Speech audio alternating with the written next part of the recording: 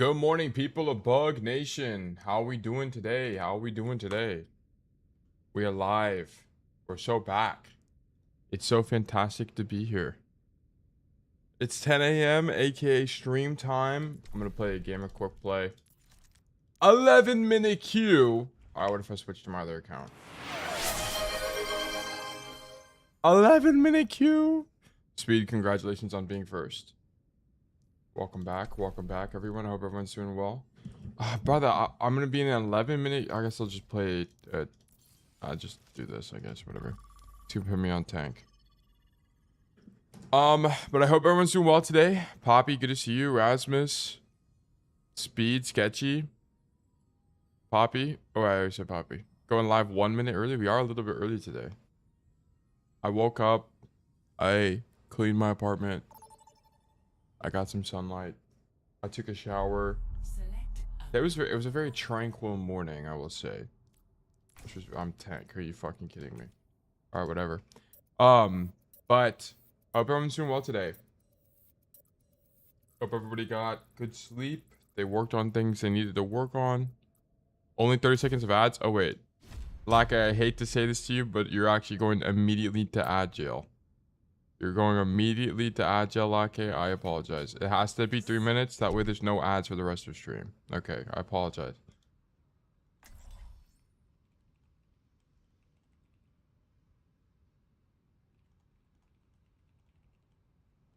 What map do we get? Atlas. Okay, I'll just play Zarya, I guess. Okay, so excited for today. It's just gonna be a coaching day. A new Spylo video did come out about matchmaking, and it is with Gavin Winter. So we could watch that, but it's really long. Okay, it's like an hour and a half long. So I'll actually put up a poll, new poll. Watch 1.5 hour matchmaking video with Spylo. Yes, no, maybe. Okay, new poll has just dropped. If you think that would be interesting to watch, please respond to the poll. Because if I watch that video and I also comment on what's happening, it's going to take like 2 hours. So it's like watching a damn movie. Okay, so just keep that in mind. Oh my god, what the fuck is that guy doing? But just keep that in mind as if we did watch it. So I think the goal for today is just to do a bunch of coaching. Okay, let me also turn this down. I just want to yap. I don't really want to have to think. We should Spylo will make a shorter version, or someone else maybe wait for it. Yeah, I don't know if we'll be able to react. It's just a little bit too long, a little bit too damn long, because it's a full interview basically. So it kind of makes sense as to why it's that long, but I just don't know if it's something that's reactable. Or maybe what I'll do is, like, after stream, I'll watch it, and then I'll basically just sum up the most important parts, and then go from there. Okay, dude, am I just playing with... Like, what is going on? Why is my team, like, insta-dying? Brother, this guy is just dying and coming back on cooldown. Like, what is that guy doing? Oh my god. Oh, I thought I had a bubble. That's my bad. Let me swap heroes. Good morning, Nay. Hope you're doing well. Or watch Cager PGE cast video. Oh, I didn't even know that was a video. I'm going Roadhog. Yeah, we can maybe do that later. Bro, what? Is this guy... Okay. Alright, whatever. But yeah, so... Nothing crazy today. Just business as usual. There's some things I'm personally going to be working on this stream. That I've... What? Doesn't hit? That I've mentioned before, just in terms of performance, I should say. Okay, I'm going to go this way. But nothing unusual. I would like to have more unique VODs today, if possible. So if someone has, like, a Roadhog code, for example, that would be kind of epic. I'd love to take a look so we can learn more. But if it's cast as well today, that's fine. No big deal. No, imagine. Oh my god, bro. Are we serious? See our Reaper gameplay in plugs? Dude, my Reaper was him. What do you mean? My Reaper was good. What are you talking about? I played Sombra and did nothing.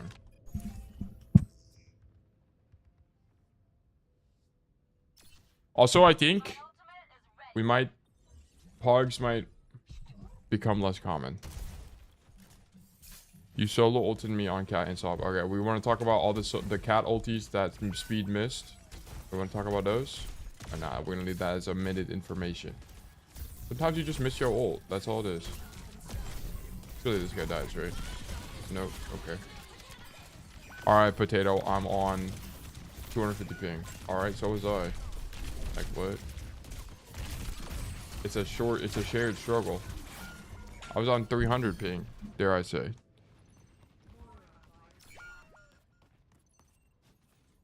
I was on 2 million ping. 30? No. Check the VOD.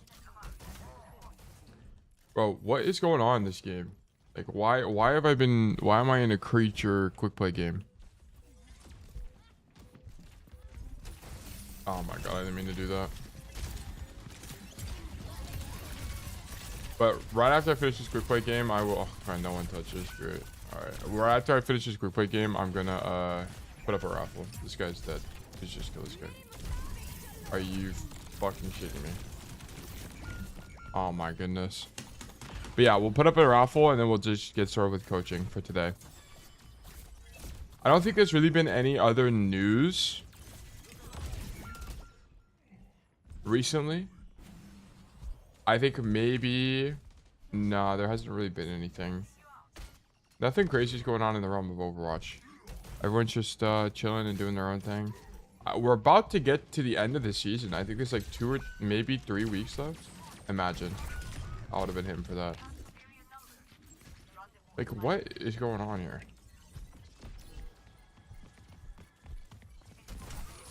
Motherfucker, I thought he was gonna go left. I'm down. But one thing I was thinking about is I think we're gonna do pugs less often, by the way. I don't think we'll do them every week. And it's more so, I mean, there's a few reasons for it. But I think if you guys are wanting to do something weekly, it might just not take the form of pugs. It might look like something else. But I really think there's a little bit too much competition in the pugs. Or at least the way that it's going on. And it's not as casual. Low-key chop the 5v5 and 6v6 and replace it with elims. Yeah, I think if we did pugs every week, it would switch to elimination only. Because the problem is, like, I think the serious vibe of the pugs is just not really what I'm looking for. Like, I don't know. Like, people are trying a little bit too hard in the pugs. It's supposed to just be fun. Yeah, I don't really know what happened this game, bro. But what an insane game. But yes, I think we'll still look at it. Wait, are we still having pugs this weekend? Probably. Yeah, probably to wrap up the WORMATHON, but afterwards, probably every other weekend. Yeah. Okay. Alright, what an actually clusterfuck of a quick play game, but that's fine. Okay, so the bot is up. I'm gonna go ahead and run a new raffle here. Exclamation mark new raffle. For 300 seconds. If you're here and you'd like a code reviewed by me, go ahead and do exclamation mark enter to enter the raffle, or you can do exclamation mark claim to claim a ticket to be more likely to win in the future.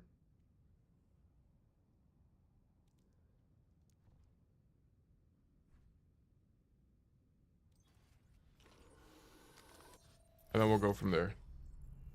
Damn, I just realized the ads are just now ending. Holy minute, that was 3 minutes of ads. You like missed the entire quick play game because the quick play game was fucking ass. Holy moly. But I hope everyone's doing well today. I have no option but to try because everyone is high ranked. Well, yeah. I think random elim is just so much more casual and I think more fun for pretty much everybody involved. So I think if we did pugs, I'm not doing like 5v5 competitive settings anymore. It's just not really what I'm looking for. It's not what I want to do. Like, guys, let's be so for real. Why am I going 19? Do you guys think I'm really trying to win if I'm going 19 and 20 in a game? No, absolutely not. I'm trying to have fun. But like when people are just sweating, it's not really that fun. Permanent Discord role for Grom. Grom, I will get you that Discord role. Let me actually do that right now. Let me get Grom from Grom. Thank you for being a true bug. Let me go ahead and get this for you. True bug. Boom. Well, how long ago is this? That's 2 days ago, right? That's just 1 day ago. Okay, we'll wait another day and then we'll ping. I'm a castmate and I just found your channel earlier today and I've already seen huge improvements just from your videos, man. Thank you. I'm sure they're gonna be sticking around. I sip Zans, of course. Of course, I'm glad I could help. You've welcome to the promised land where you learn a lot about Cassidy. What's really nice is I have hundreds of hours of Cassidy coaching that you can go through and learn from. So there should be plenty of resources to be had. And we do have coaching live currently, by the way. iSubzan. So if you want to do !enter to enter the raffle for free coaching, or !claim to claim a ticket to be more likely to win in the future, you're more than welcome to do so. We would love to have you. It's been rough because I'm hard stuck, bronze stuck alive, but I'm over level 60. Oh yeah, no problem at all. That's okay, man. I've coached bronze players. I've coached every elo, every single elo. Bronze, champion, top 500. And the funny thing about it is it's the same game. It's all Overwatch is the same game in every single elo. You do the same things. It's just the things, your approach to Overwatch is the exact same. It's just how things shake out that looks different. Right? Whenever you're in higher elo, spaces will be contested. Whenever you're in bronze, they will never be contested, basically. It's very interesting. But yeah, I recommend you do !enter to enter the raffle. We'd love to have you. For free coaching. Free coaching.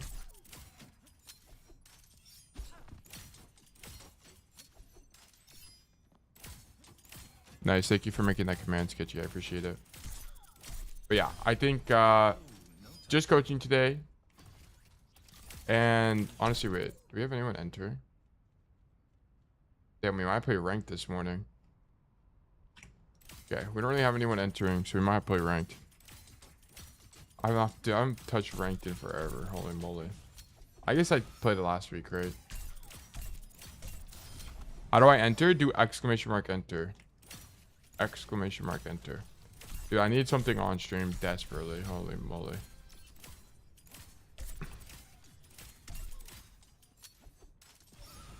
$1v1 for VIP reward. Could you explain what VIP gives you? It doesn't give you anything. It's just you get a cosmetic role on Twitch. I think if Speed is here, yeah, Speed has it, and so does Flubus. It's just the diamond. It didn't do anything. It's just like a cool badge. That's it. The only redemption that does anything is the Discord role. Yeah. And then you 1v1ing me in any game. So like if you want to 1v1 me in chess, for example. But that also just gets you VIP. It's the same thing. Bro, ignore me twice. What did you say? Check art Tato. Okay. Guys, I'm not ignoring you. If I don't respond to your chat message, it's because I literally didn't read it, by the way. Oh, what the fuck? Wait, this is actually epic. This is like a fucking thumbnail. How did you make this? Wait, hold on. Is this like a, wait, hold on. Let me open up Epic Pen. Is this like a chalkboard? Okay, it's definitely like a chalkboard asset, and then you put like a text layer over it. And then this is just like the top 500 logo. That's actually really cool. I didn't even know you could do that in whatever. This is awesome. Nice job, man. Thank you for doing this. This is really well done. Also, yeah, you can make thumbnails for people. Like, this is amazing. You know what? I actually get DM'd, not super often, but occasionally by thumbnail artists. And you could do that if you wanted to be. It's actually awesome. Nice job.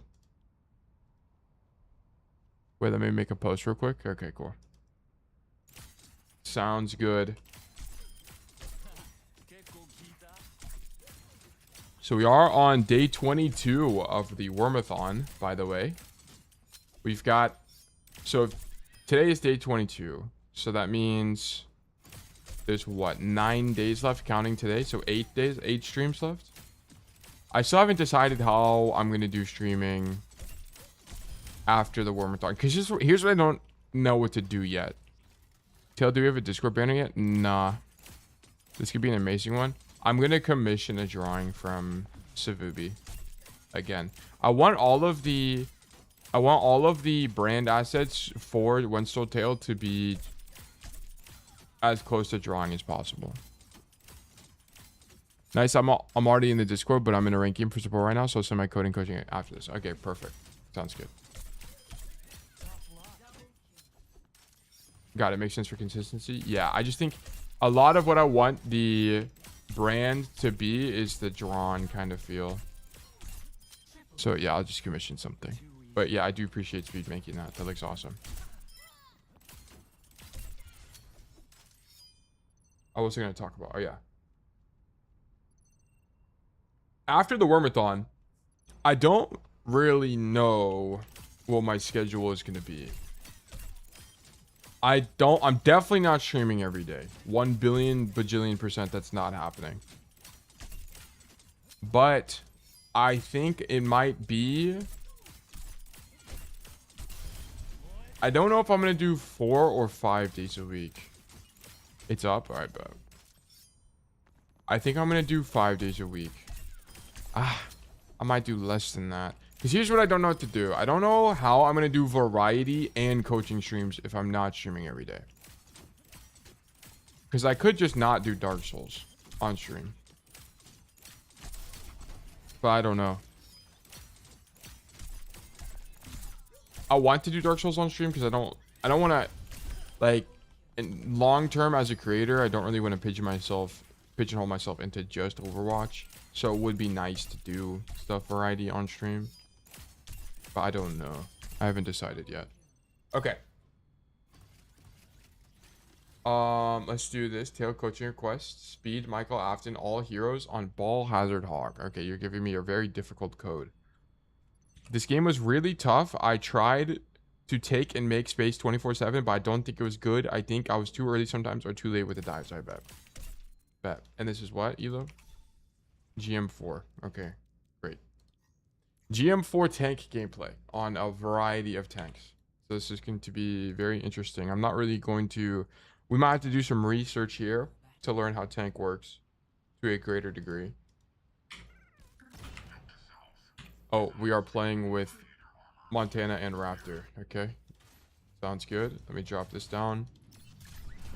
Okay, so we are on Wrecking Ball. So Wrecking Ball is basically you play super flanky as Wrecking Ball from everything we've seen. Okay, 3 stack of Doom. This might be the 3 stack of Doom. I also need to move this over here for that. Okay. So instantly we roll out on Ball. We are early, but we roll out to mark the tracer on the angle. This has to be good, but I feel like I wonder. Hold on, let's look up a. Let's do some research here. Firefox. Let's go to YouTube. We can actually go to Twitch. We need to do some research on Ostrix. Is he alive? No. But I want to see some 29-hour stream. Are you serious? It's going to be near impossible to find a Colosseo game. Because there's just so much. Gib.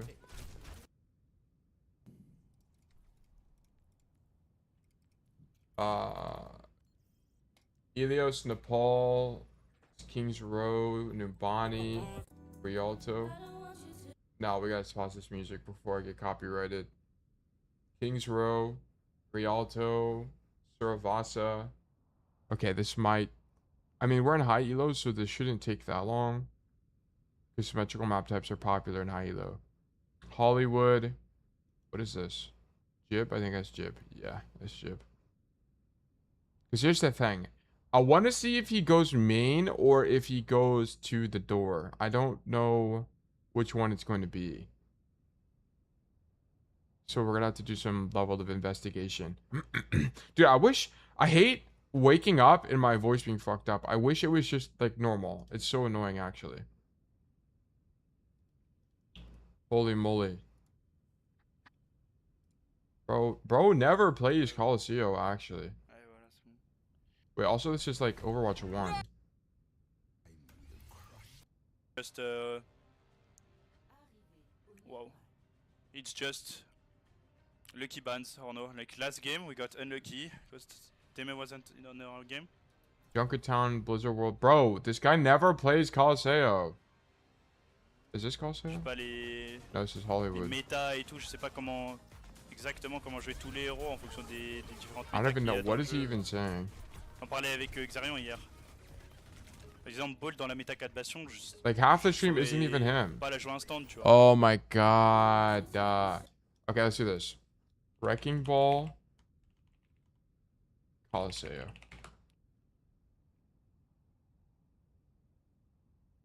Oh shit.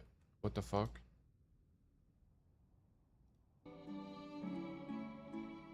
Please don't copyright trick me. For the spawn rollout, you want to ignore the center wall and grapple on the left side, and this will allow you to go straight down the middle into the fountain area where you want to be. Okay, did we do that?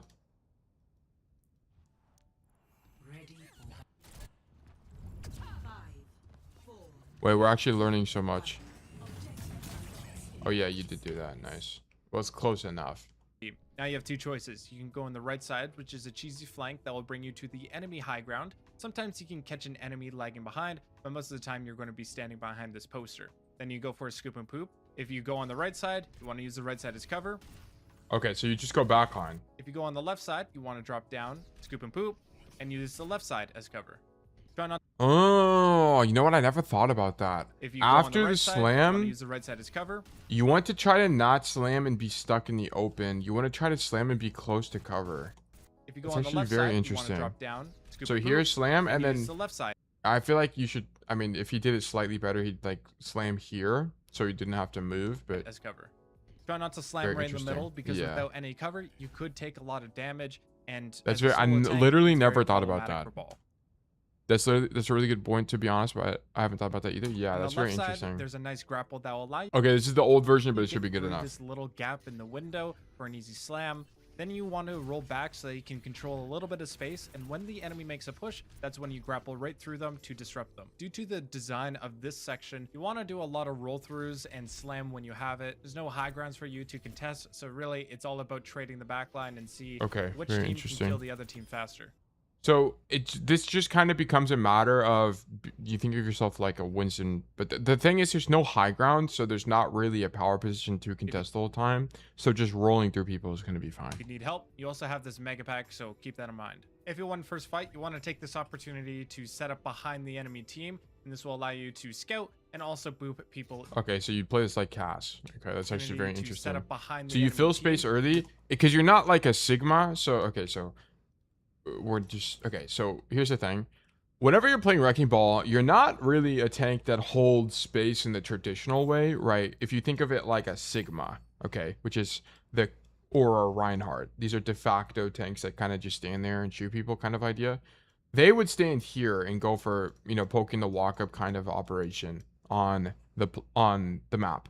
But you can't really do that as Wrecking Ball. So what you do instead is you stage back here with the idea. I guess your idea is just to roll forward and like boot people off or slam them as they drop. Is the idea. And then you stop them from using this lane, because you have to think about it. On the attack, the defenders, whenever they come back from spawn, they want to do this lane and this lane, so they have two lanes of control against the cart down main. So if you're here as Wrecking Ball, preventatively, you just stop them from using this lane here, lane A, versus lane B. So they have half the space control they'd want to retake this point. That's kind of the idea. Kareem, good to see you. Hope This you're will well. allow you to scout You're a make space machine on ball. You can make infinite space if you get and that also time. boop Yeah. people into your team. Okay, yeah. So you actually wait for them Behind to the walk enemy past team, you. And this will allow you to scout and also boop people into I feel like that's gonna be kind of your situational. team. Same thing for the Okay. bridge. There's a nice little grapple that you can swing through. And Oh, this is a must-know grapple. You have to know this one. This is a must know. This is very important. Colosseo. Because this boop is probably the boop you get more often than not. It's this one. Hold on. Let me check this out real quick.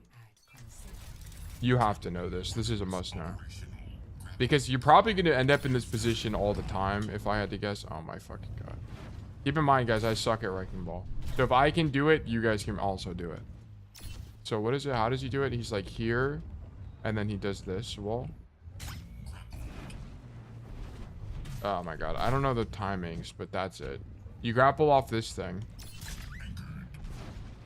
And then you make it up top. Okay, yeah. This is definitely a must know. You have to know this one. The other one to just boot people off the high grounds or whatever, but this is... Because you need to be able to boot people this way onto your team. It'd be way better. Yeah, being further back works there.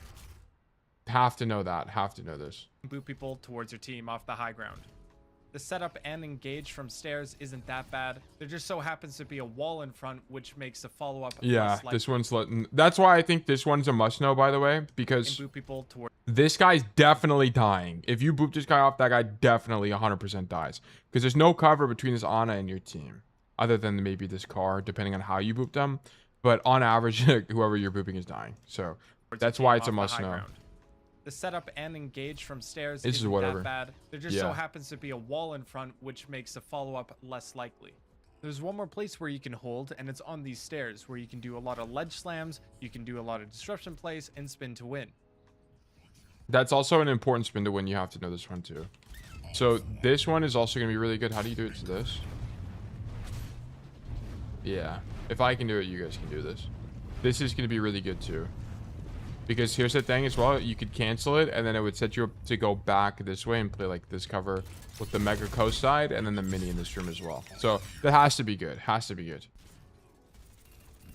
If you're wondering how to boot people off the map, it's very unlikely you'll do it with a single boop, so the only way is a double boop. Yeah, this is before the rework. Lamppost that you can use the rework made this map so much better. It's insane. You can LOS boop.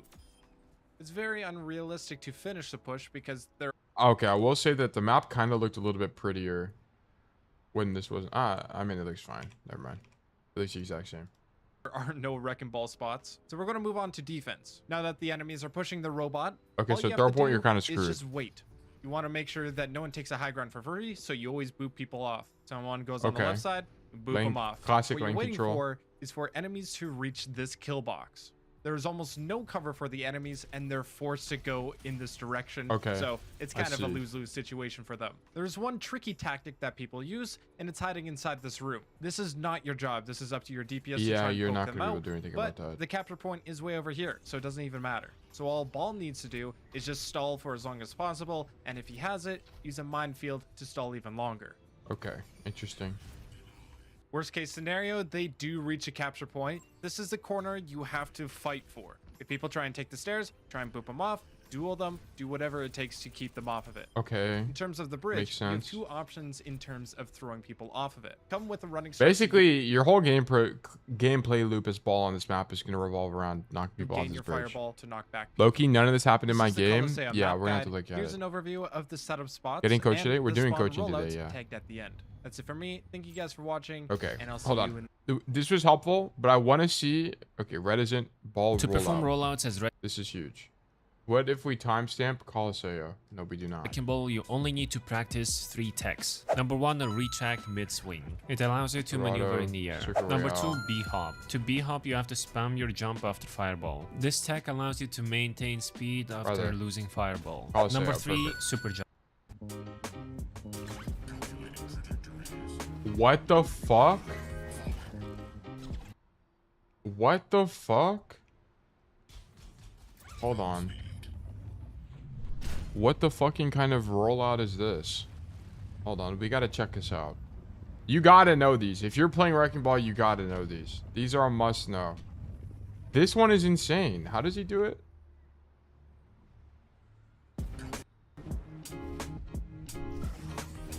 I feel like every ball VOD we find something that explodes my brain. Dude, this is actually true. What? Okay, wait, hold on. Where does he grapple here? He's in the main door here. And he does the top right. Okay. I'm very interested in this. So it's like this. Motherfucker. Okay. So you gotta like get this angle for this. Oh my god, I just barely made it. That's really insanely good. Okay, the reason this is insanely good, by the way, is you don't have to roll through main where you're gonna take 10 million damage. You take way less damage if you do this. You're gonna get to the fight with like 300% more health, or sorry, 300 more health, which is really important. You take no damage here. That's actually so important. Holy moly. Okay, great. Okay, but this still isn't even what we were looking for. That we got off track. Colosseo is the best Wrecking Ball map. Wait, perfect. Am I bowling here? Fuck it, we bowl. I think. Oh, Zeta, thank you for the follow. The skin is a problem, guys. I ain't gonna lie. I gotta go back to my roots. Okay, please don't give me copyright, bro. Okay, this is what we wanted to see. Roll out, and then you come to the door, and then you grapple up top, and then you flank, okay? And then what do you do from here? You just slam backline? Or do you just roll through or something? Slam backline. Notice this, he didn't even use with the spot the other guy was talking about, by the way. He rolls in, and then he just slams in the open. And then we press E early. That's a really early E. Oh my god, how the fuck do you do that? Hold on. Hold on, hold on, hold on, hold on, hold on. How do you bounce off the wall like that? Okay, you gotta know, you guys gotta know how to do this. He gave shield to his Sombra. Ooh.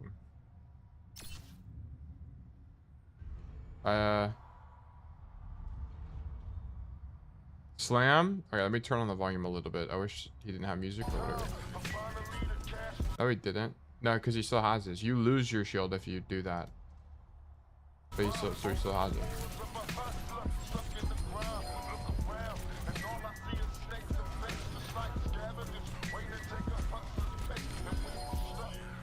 What the fuck? Okay, wait, hold on. So you can... Did he do the tech? Or was that the... What, did he bounce off the... I mean, you definitely can't do it with... Oh, yeah, you can. What? How the fuck? Oh, I got it. Wait, hold on. I feel like... Dude, why is this tech so damn hard to do? I can't even get it. Wall jump into power driver? I don't even know how he did that, I'm gonna be honest. That's true ball player. Okay, we have a good idea. We don't have to watch more of this. Okay, let's just get into the actual VOD. Okay. So we roll out. Already made a mistake. We're not going this way. This is the wrong rollout from you. You need to go through main and then grapple up here so you can set up for backline. This is already... We already messed up. It's already wrong. Okay, never mind. You do go this way. Lol, my bad. Okay. Now we fight the ball. We kill the ball. And then... Yeah, but we're never doing this ever. This is not good on Wrecking Ball. If you're rolling towards someone and taking damage, you're playing the ball. You hear it wrong. Like, if you're going to grapple anywhere right now, you're grappling up top. And then you're looking for the slam on backline once your team pushes up. So this is a misplay. There's no way we're rolling toward the Cassidy. This guy's also just going to flashbang us and it's cooked. It's cooked. Okay, so this is poor. And you need to be up top right now because these guys are going to make the rotation. And if you don't go up top now, you might be late to contest them. Okay. So their whole idea right now is to do this or this through the mini room. And you need to be here to stop either one of those from happening. And then if anyone's isolated along the way, you could like swing up top and then pile driver from the skybox, which would be really strong. So I need you to I need you to be up top earlier. Yeah, rolling through, especially when they're playing on a cast, cannot be good. Also, you don't lose all shield when you press E, really? I thought you do.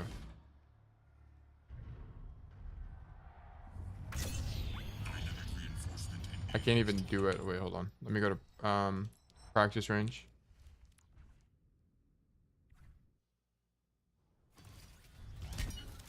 Wrecking Ball. Roll over here. Okay. E. Yeah, you do. You do lose all of it. Maybe it's like a certain amount. It might be a certain amount. So let me get more people in my LOS. Is there a way to get more than 3? Can I get 5? Like over here, maybe? Yeah, there's 4. Let me roll over here. Oh, yeah, you lose a certain amount. Okay, I see. Rotato, go to... What does that even mean? I don't even know what you're saying. Oh, yeah, minus 50. Max transfer self. I see. And then plus 75 per ally. So depending on how many allies you're giving it to is how much you lose. I see. I understand it. Okay, I get it. I get it. Makes sense. Yeah, you need to be here earlier because look, now you're here late and now the Cassidy's already marking you. You needed to be here before the Cassidy showed up. So this is too late. Too late. And now we don't grapple. Now you need to grapple up top. I think fights like this, by the way, are like designed to be losing. But you're never supposed to win these fights. Like, I think you just slam the cast and then leave is kind of the idea. Or maybe you don't even do that. Maybe, hold on. I wonder if... Okay. Oh, shit. So we just rat here. Slam. Okay. So I wonder if... What I don't know is if Reticent is going to... When people are like on this high ground and you're late, are we slamming this or are we going for the honor right now? That's what I don't know. I think it's likely that Reticent is like grappling here and then slamming Ana and then living in backline. I think that's probably the most common thing here. All in there while they have Sombra is a mistake, I think. I think so too from what we looked at last VOD. I think also they didn't realize ball was up top. Yo, Taylor hit 2 new PBEs these 2 past days. First GM3 and GM2 today. I'm looking forward to expert role in Discord. Phillips, congratulations. Congratulations on GM2. That's fantastic. Nice work, man. See you in champion. Holy moly. Yeah, I think we all in this honor. Probably, if I had to guess. So I think that would look like... Let me actually pull up Colosseo. Yeah, by the way, guys, if we're doing heroes that aren't Cassidy, it's going to take me a lot longer because I have to learn the heroes. So just for clarification, it will take me longer. Let me move to attack here. Ball is such a fun tank to use. Yeah, he's cool. I don't personally enjoy playing ball that much, but I understand why people do enjoy playing ball. Because you have a lot of freedom. You can kind of do everything. It's not easy to do everything, but it's possible. So I want to see, is this possible? So like, if I grapple, how would I get to the Ana if I'm here? Oh no, we're actually on the high ground. Let me see. Oh, you can just jump across. I think it's just this. Yeah, it's just this. That has to be your best play, I think. I think going for the cast is kind of pointless because if you get slammed or if you get flashed, you're kind of screwed.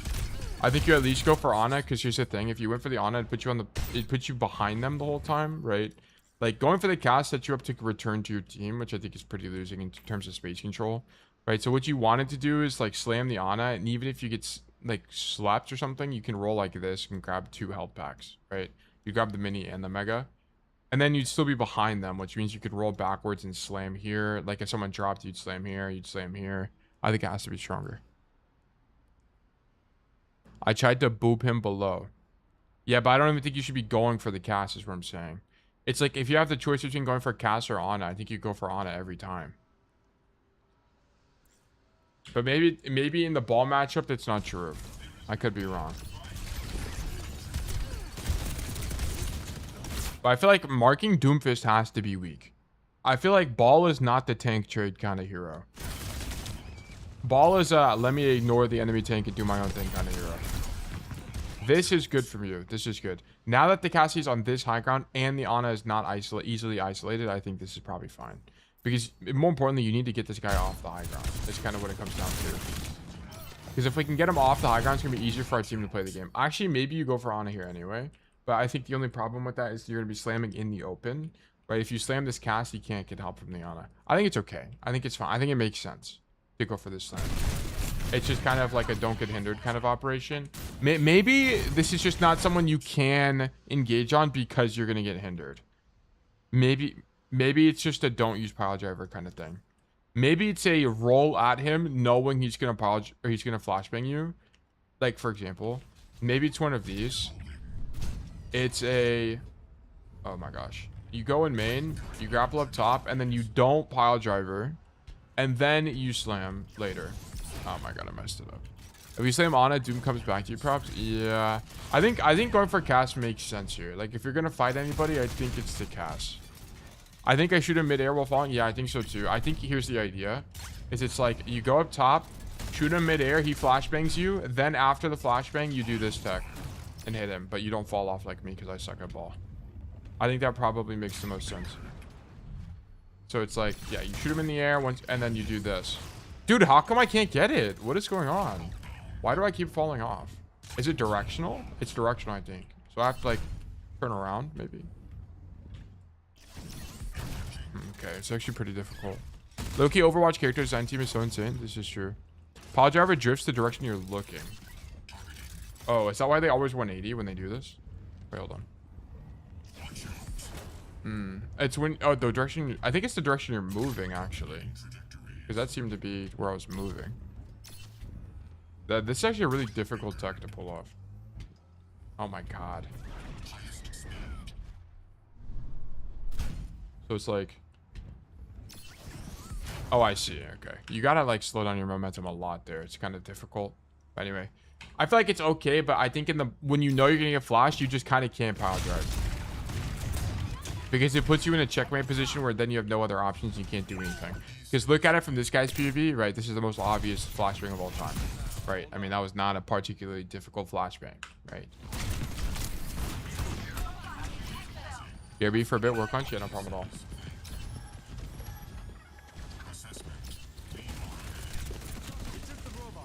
I think if you find yourself playing defensively on ball, you're probably doing something wrong, right? In this type of situation, I mean, now our teammate's dead, so we have to wait. But if you find yourself coming back to your team, I think you probably made a mistake.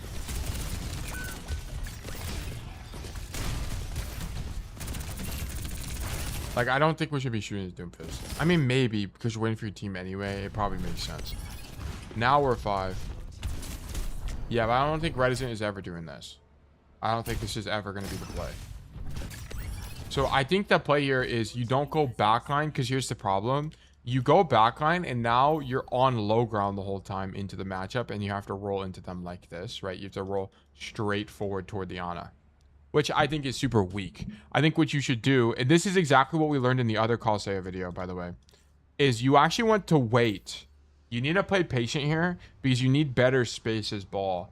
You need them to take space like this so you can like pile drive from the high ground. So you actually go in too early here. This is bad space for ball. Because if you don't wait, right, do we really want to roll forward toward the Ana? No. I mean, you actually just see this in action, right? You will get stuck on the floor and then get slapped in. You're probably going to get hindered. And you're probably dead here, actually. Yeah, you're dead, right? Yeah, you needed to wait, right? Just wait for them to push the cart. It's fine. Bait them into open space. Then you're going to slam them once they're in open space. But here, you can't do anything. So this was a mistake. Now we're on Hazard. I don't think Hazard is better here. Hazard is really bad in the Ana matchup. I hate Ana as Hazard. It's so bad. Okay, let's study some Mint Thief on Hazard on this map. Mint Thief. Mint Thief is the #1 Hazard 1 trick, by the way. So we will study him on how he plays Colosseo. What if I sit here with 0 happiness? Right. You know, oh, happy thoughts, I see. I'm pretty sure one of my main account as well. I need Colosseo. The audio sounds really weird. Helios. Circuit Royale. Circuit We all Royale. know and love the song. Runasapi. I guess. That's King's Row. We should be able to find one. He plays a lot. This should be pretty easy. And Colosseo is going to be popular. Yeah, basically just, yeah, I told him how to. Li Zhang, Oasis. Wait, he's also playing DPS here. Himself. What rank is he on DPS? I'm actually curious. Probably like mid-GM if I had to guess. Yeah, mid-GM. Sounds about right. Most really high champion players are mid-GM all roles. Minimum. Okay. He's playing DPS again. What's up, chat? Hello, guys. Who missed me? Busan. Myself. Servasa. King's Row. Oh my gosh, dude. Rialto's Cass. Rayon Havana. He's been playing mostly DPS recently. Rank 1 has. Okay. Lijiang. Oh, found it. Perfect. This is brilliant. TikToks. Yeah, it did not take as long as I thought, which is really nice. Okay, so I just want to see how he holds space on this map. I'm very curious. All you have to do is stay. Wait, W song. Wait, insane song. Okay, so we go main. We do not roll out left, by the way. We go main here. He does a team check. W team check. Yes, you know what level. So he marks the hazard on this angle. You know what, But we are fighting Yo, for the we're side of like- the map, which sounds We're alright. playing Cat Bastion in GM2, Okay. bro. Brother. Cat Bastion a bit insane, I will admit. Wall off the overextended tank, and we go for the tank trade. One thing you do as hazard pretty often is tank trade, because you do a bajillion damage in the tank trade. And you can wall them off from support. You think of your wall as a barrier for healing as well. Not only will it do damage, but it'll also stop that player from getting healing. Very important. You do that on Sigma as well. Yeah, my clock is tickled. Then we go for Ana here. And we just fumble. The clock is ticking. Okay. Let me turn it down a little Yeah, bit. my clock is ticking. I'm trying to figure out. Okay, so he obviously can't trade out the Bastion that's flying in the air. That's impossible. And then the hazard is already past him. So instead of looking for either player that's past him, he just goes for the one guy he can actually probably kill, which is the Ana. Like, bro, why is the cat serve? And then the Jetpack Cat just peels for the Ana. Yeah, and we're dead. Okay. This can't be a good matchup. This has to be a bad matchup for him. True Ana.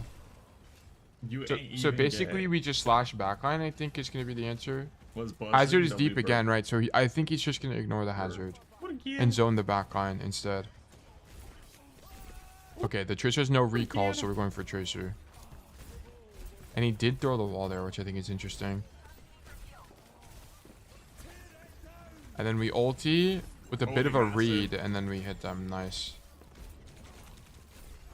I think one thing all the best hazards do, by the way, is whenever they pop their ulti, they always turn their camera. They almost always turn their camera with their ulti. They never just do it in one area. They turn because it's harder to dodge. It's way harder to dodge. You have way less time. Massive. Okay. It seems like he uses his wall for damage quite often. How much damage does the wall do? Let me actually see. Back to lobby, exit. Yes. Practice range. Hazard. If you're in it with me, It does 50 damage. So it's like... Oh, I killed him. Okay, well. I see. Yo, da, bro. So let me actually skip a little bit. Probably not, though. So we ulti people that are overextended just to kill them. Sure, makes sense to me. It's like Freya Bola in that regard. My team shooting or just me? Let me know. Let me know. Blank Bastion. Yo, heal me, bro. Sigma. I kind of need him to fight for different space here because he plays the same way on this whole point. Okay, so Fire for space, guys. Can you tire the Bastion and you're him? No, I can't. No, you gotta go for it. You gotta go for it. Go for it. Go for it. Go for it. Go for I mean, it, you kind of just do your own thing. Okay, Oh. going for that wall is a bit insane, but okay, Well, now you can say you tried at least. You're not pussy. okay. You can shoot this guy. So we're in Deadeye right now, so he's trying to slash him into the open for the Deadeye. By the way, it's very aware. Okay. There's not really a lot to glean from that, to be honest. You kind of just play it like any other tank. You kind of just fight whoever. There's a bunch of, I think Hazard, there's a lot of subjectivity. I'm not sure there's always a right answer on this hero. Okay, clear the high ground. Okay, we get gripped. And now we go back. Yeah. So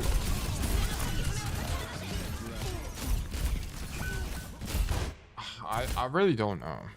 I'm gonna be honest. This whole sequence, I don't really know what you're supposed to do here. So we swapped to Hazard, which I think sucks here. The Doomfist is in our spawn, so we try to kill Doomfist. I feel like Mint Thief would also shoot the Doomfist. And then here's the thing, is like would we be slashing on the Fury here? I mean, everyone is dead anyway, so you kind of can't do anything. Get grabbed out.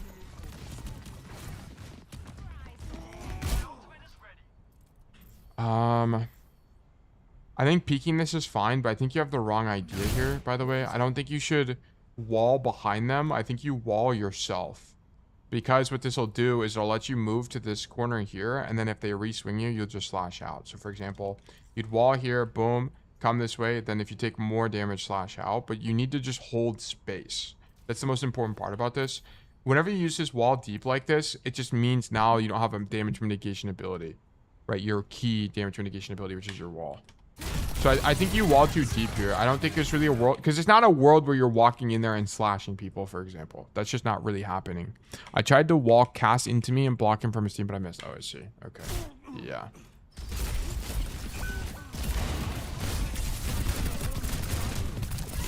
Yeah, okay. So here. Yeah, here this should have been a wall way earlier instead of a body block. This should be a slash him in, wall now kind of thing. So you wall too late. So that way you were stuck in the mini room and not in the open. Because now you're in the open against everybody. What the fuck is this grip, by the way? How did that even hit you? Oh, he's in the room. I didn't even see him. Okay, my bad.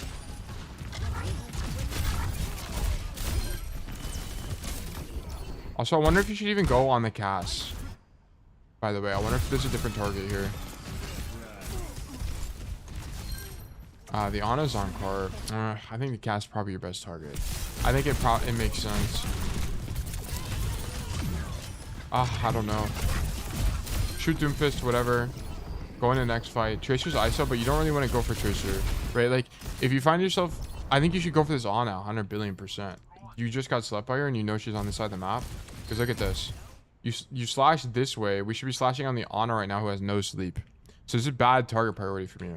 You knew the Ana was behind you. I don't really know why we're slashing on their front line. Just let your team deal with this. You definitely 1 billion% kill this guy. This guy dies. 100%.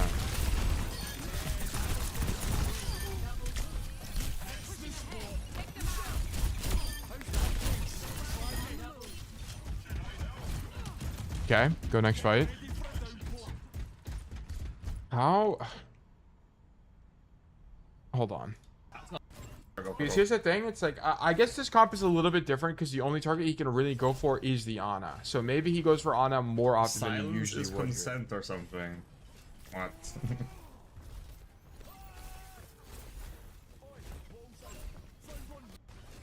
Okay, why are people being weird in his chat? One. It's been 20 minutes. I've played one.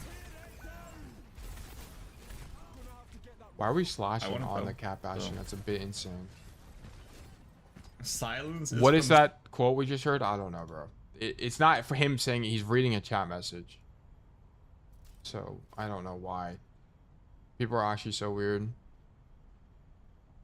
Yeah, so we kind of play our own game and we look for ISO duels on the supports. Yeah, like I think you should definitely slash Yana. 1 bajillion%.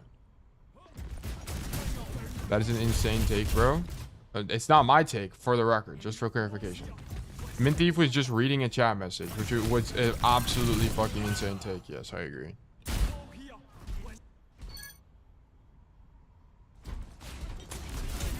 Also, what is going on? Why is it like glitched out? There's like no walking animation. It's like glitched. Like his gun isn't moving. That's so weird. Anyway, I don't think Mint Thief is doing any of this.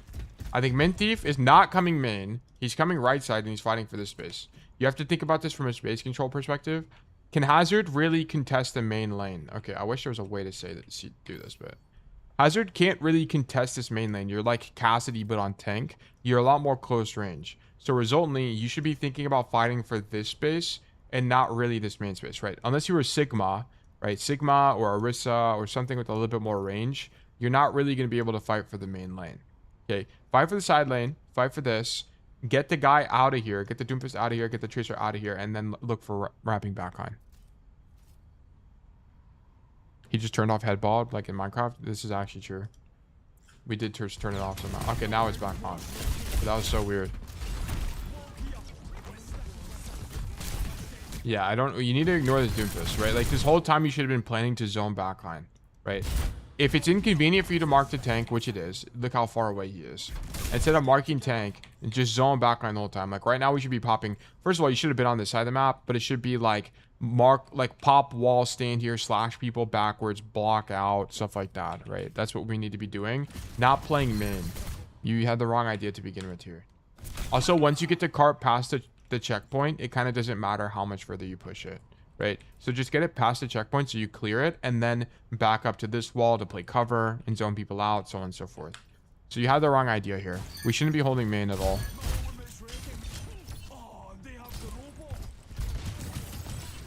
Because it's just not really in your effective range, for clarification. Like, this is good for me, right? Clear right side and then come to clear the fight. Or come for the fight in main. Great. Great. But yeah, Mintief is never walling that, right? Why are we walling this? The only time we're walling people is when they're low HP, right? We're never walling this. This wall, because even if you hit the wall, right? Even if you hit the wall and it boops both of them back, you're not killing those guys. You need wall for this is when you need wall. You need wall right now, right? Wall this, you would be walling this or something so you could wall climb and stand up top or something like that. Also, I think you probably should have been standing up top way earlier this fight.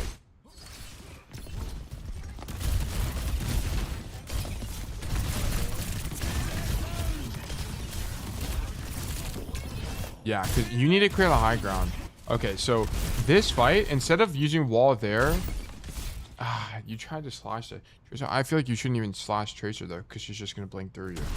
But if you hit it, it kind of makes sense. I think the ulti makes sense.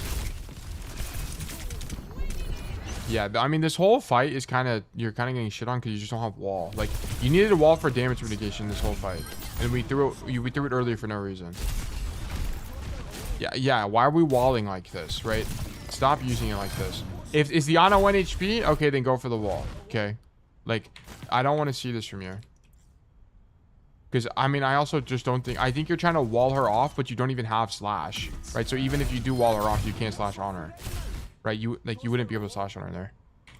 Zone her out, Tato, bro. That's cope. Because you need. Look, she's not even gonna get zoned out anyway, right? She's here. She's back. This is cope.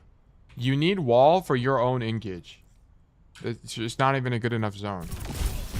Like, the only zone that would work is like if you're zoning her in this room. If she's in here somehow and you zone her in the room, then it would make sense, right? But not this wall. I don't like this wall from you at all. Because you need wall here. This is what you need wall for. You needed wall to kill this guy.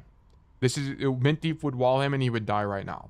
But we don't have it. And we don't get the kill because we don't have wall. This is exactly your problem. You keep using wall for these really aggressive things when you can't. Number one, you can't even capitalize on it because you don't have slash. But you're just walling to. I don't even know what your idea is really. I guess to cut people off a lot. But wall is a way more dynamic cooldown. You need to be using it to save yourself as well. Like, we don't have wall here. Why do we not have wall here?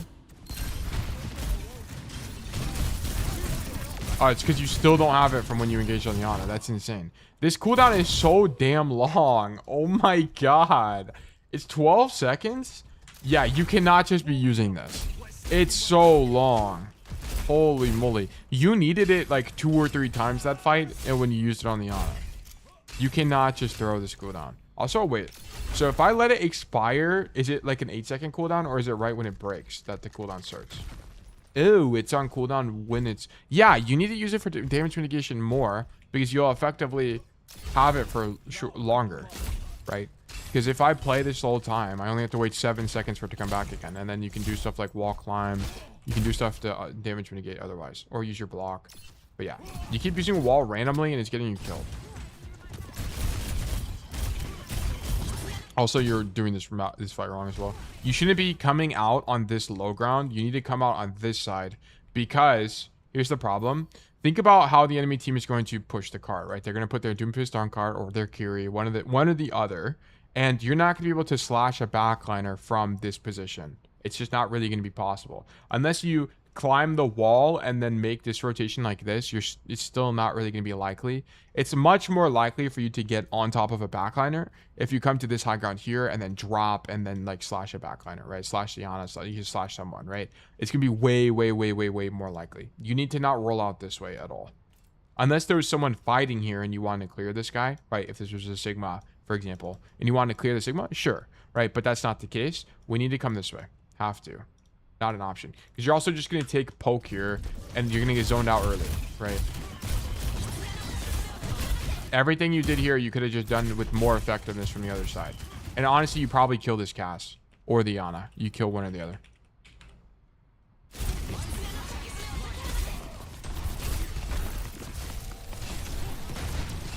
If you're looking for my peak rank, it's Champion 5. That was in season 20. I haven't played the game in like 3 seasons. I play casually now because I just coach. Okay, you kind of tossed this fight, I won't lie. I feel like you kind of didn't do very much.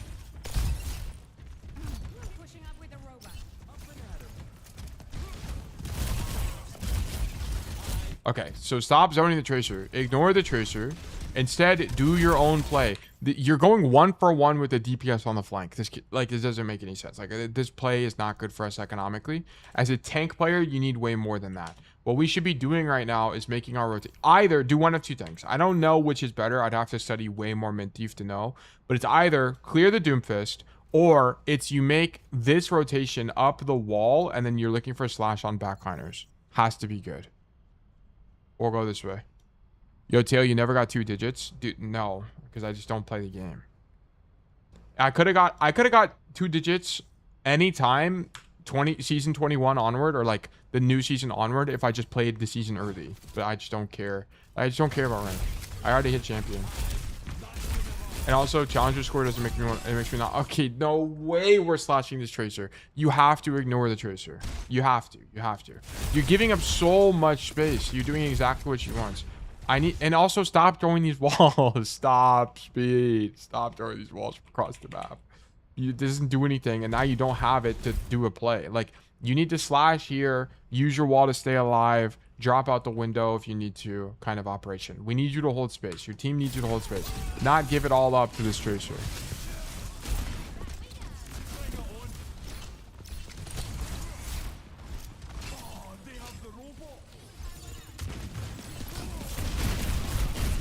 Okay, this wall is a lot more excusable. I understand what you're trying to do, but I don't think Mint Thief is walling like this.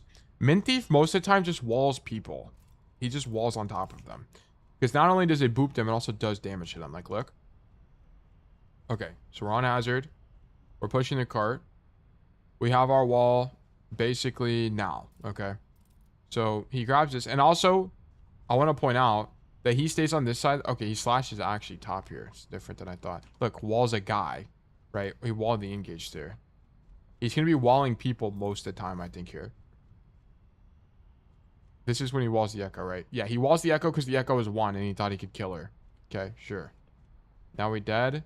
Let me go back. Let me just... I mean, we can just see any gameplay here. It'll be fine. Okay.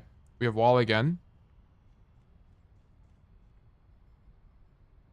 Wall the guy, right? He's walling the floor behind them. He's not... Like, I think most hazard players would wall this, but instead he's walling the floor behind the Orisa, or at least trying. Okay, the shield comes out. Sure. Walls himself for damage mitigation. Nice. Okay, walls back on cooldown, off cooldown. Okay, yeah, the jump tack on hazard is really easy, by the way. You just hold space once you're in the air. You don't jump when you use it. You just wait for the near. Boom. Look, wall's the guy. He does this all the time. He does it all the time. All the time. Wall people. Not their rotation. There, he's trying to rotate, get the rotation out, right? But this is very obviously a situation where walling the rotation out makes sense. It's a very telegraphed... He has to go that way. There's no other option for him. Yeah. Okay. Slash this guy. Wall the guy, right? He's walling the guy all the time. Okay, so that should be your play. Wall the guy. So this wall is bad. You should have walled the guy. Yeah, you did. Also, by the way, the tech they're talking about is, so whenever you're playing Hazard, you can hold slash, you can hit slash, and then if you hold a jump anytime you're in the air after your slash, you will basically jump, right? So here, boom, I'm holding space, and then I can slash again after a second jump. It won't work if you jump and then slash, because you've already done your jump, right? Basically. So make sure you're not jumping and slashing. Make sure you're just slashing and then holding jump afterwards. And it works every single time. It's really consistent. Showed on Doom Punch. Okay, Doom Fist. I don't know how to do it. I don't play Doom, so it's like, I don't even know how to do it on this hero. Is it the same? Well, Doom Tech is a little bit different, because it's like you do it like that. You jump at the end. It's not really the same idea. You have to actually do a jump input. Because if you don't do it, it takes actual timing, because if you do it too early, it'll cancel your punch like that. You have to get to the end of the animation and then hit jump. Right. It's a little bit different than the Hazard one. It's not as easy where you just hold it. The only other hero you can do it on, Monkey, I think, right? Yeah, Monkey, you do it as well, right? You jump. But if I just do it normal, like if I jump and then do this. Oh no, it's the same thing. Never mind. Monkey, you can just get it no matter what. Okay, anyway. Let's keep going.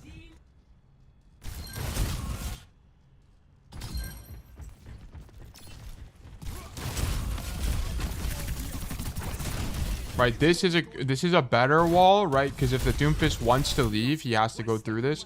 But you should know, if a Doomfist is playing this aggressive, he has ult. I mean, this is kind of like a monkey inting on your backline. If you see a monkey inting on your backline, they're gonna have ult, right? So we should just assume that they're gonna ult you. Permanent Discord role for Bashy Overwatch. I'll give it to you in just a second, Bashy. Thank you so much for supporting the stream. Much appreciated.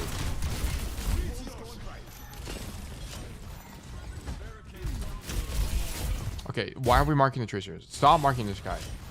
Instead of marking the tracer, take space and stop card progress, right? This, not a big fan.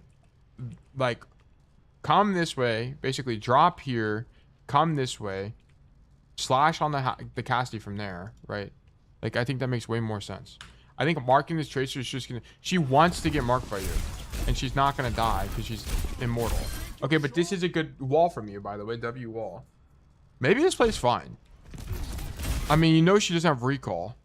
I know, no, this plays fine. This plays fine. You know she doesn't have recall. You just saw it happen. So going for the tracer play makes sense, and then walling on her is fantastic. So nice job. And then W ulti. Nice job. I actually like that play from you.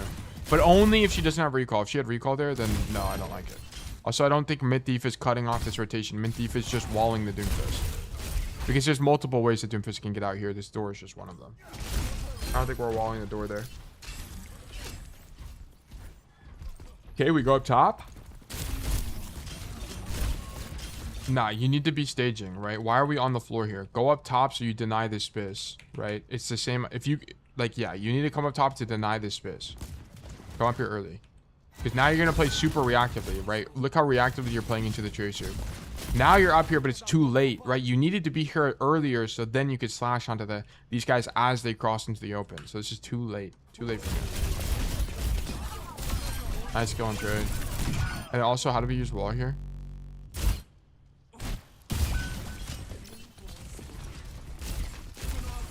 Speed, stop walling like... Dude, I'm telling you, if you stop walling like this, you're going to go up to... You're going to be... You could be champion Hazard or something, probably. Like, these walls are so bad. And I'm not trying to be mean. You're just GM. We can't wall like this. I walled her so Raptor can snipe her. No. No. Just let... Raptor should just be pushing this guy. Raptor is misplaying. Look. Raptor's on the flank. Go push the Ana. You know she's on the staircase. Just go push her. Raptor's the guy misplaying, not you. I mean, you also misplayed. You should have been there way earlier. But why are we walling a dude across the map? We, not once in all the Mint Thief we watched, wall the dude across the map. He never did that ever. Right? That was just not a play in his playbook. His walls are always like this. People that are overextended or to save himself. or to cut off a rotation in select instances. Sniper wall? Yeah, we're never sniper walling. It's not a play in your playbook. Right? He might have walled that guy if he had a slightly better angle, but that's it. Also on Hazard, the best thing to have, by the way, is go to your hero settings and then go to Hazard. Where's he at? And then you want Jagged Wall uses pre-placement controls on, and then you want it ability to release. So what that will do is that you can hold E and it will show you, and then if you let go, that's when it shoots it. So basically, the reason that's good is because if you just want to use it instantly, you can just press E and then it'll send it. It's really nice. So it gives you the best of both worlds. Grom, thank you for the Prime resubscription. Much appreciated, man. Really appreciate it. Thank you for the support. But yeah, okay. Deadass, stop sniper walling. It has to stop. It's not good. Shoot cast. Okay, whatever. We're dead. W, Mr. Beast. This is true. I'll let you play something else other than Hazard and Ball. Did you go Roadhog or something? Okay, this is also a bad rollout from you. So just stand on the high ground the whole time, right? Come right side. Oh, I guess you're taking the cart back. Okay, never mind. Sure. Yeah, okay. But I don't think... There's no way you're going on that cast. I think that slash is actually probably fine. I don't really know what you're supposed to do. Like, I think probably blocking to... I think if you're blocking to do damage to somebody like this, it's probably wrong. I feel like Mint Thief isn't going to do this. I feel like Mint Thief is just going to shoot to Kiri. Let me actually just see. Okay, here's a perfect example. Okay, never mind. They won the game. Okay. But I feel like you should really only save your thing for damage mitigation. I feel like if you're using it to do damage, you're probably playing Hazard incorrectly. It's like the idea. Okay, let's see. Okay, let's turn our audio back on. Slash the monkey. Monkey, just to hold space. Now they got checkpoint, so it's kind of worth it. I'm using it to reload too.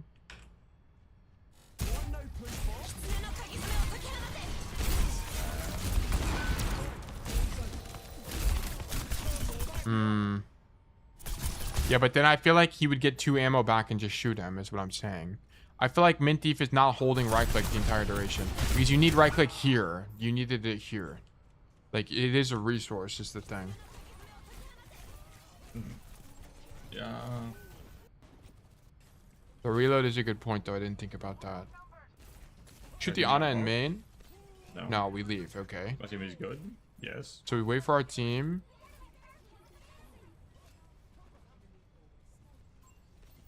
Just like you. This is a wall. Yeah, this is an obvious wall to cut this guy's rotation off, right? If it's like a room like this, you'll wall to cut people off. Yeah, it makes sense.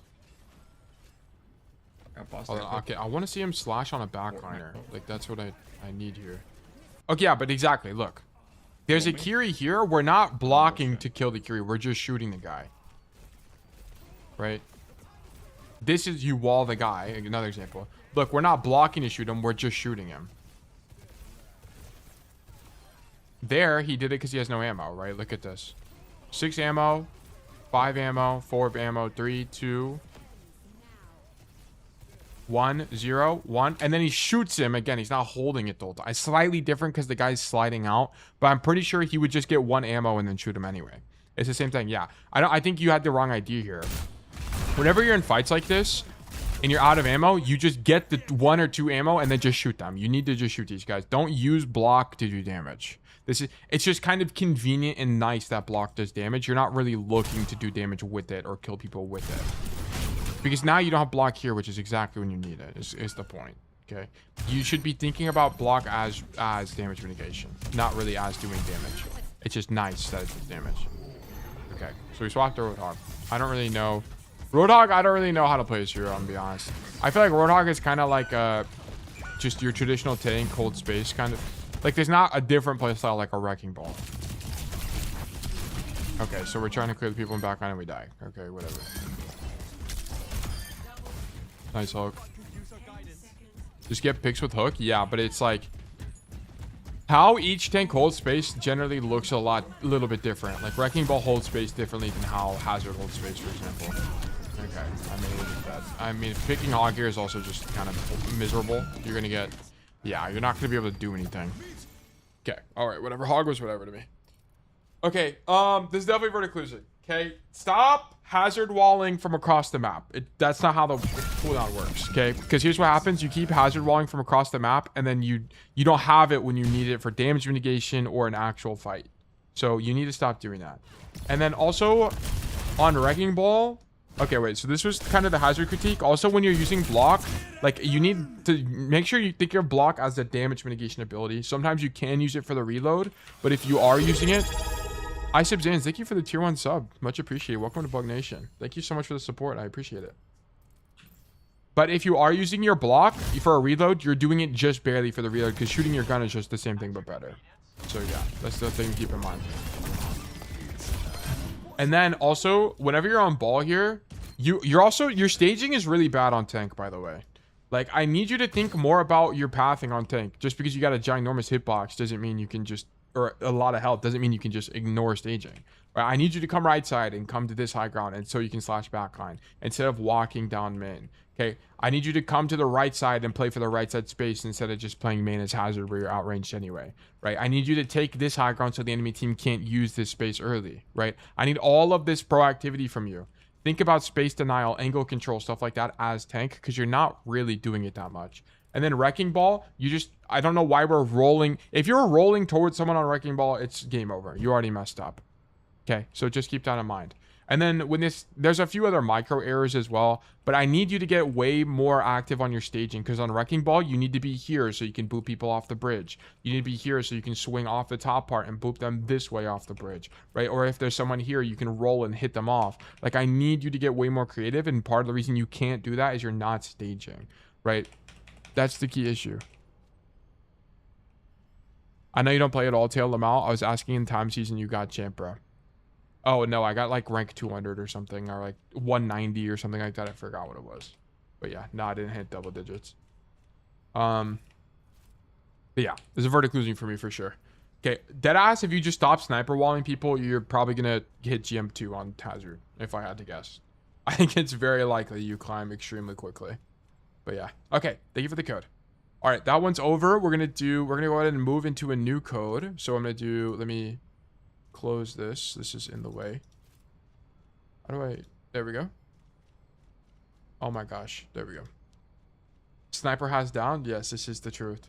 Exclamation mark resolve. We're going to do exclamation mark new raffle 300. Guys, a new raffle has been created. If you want to get free coaching from me, please do exclamation mark enter to enter the raffle, or you can do exclamation mark claim to claim a ticket to be more likely to win in the future. So we'd love to have you guys get some free coaching today. Also, while that is running, I will run 3 minutes of ads. Don't worry, guys. You're not really going to be missing anything. So bear back. Where's my ads thing at? There it is. Okay. 11 game win streak on main or unhorsed year. We love that for you. This is fantastic. Congratulations. See you in Diamond.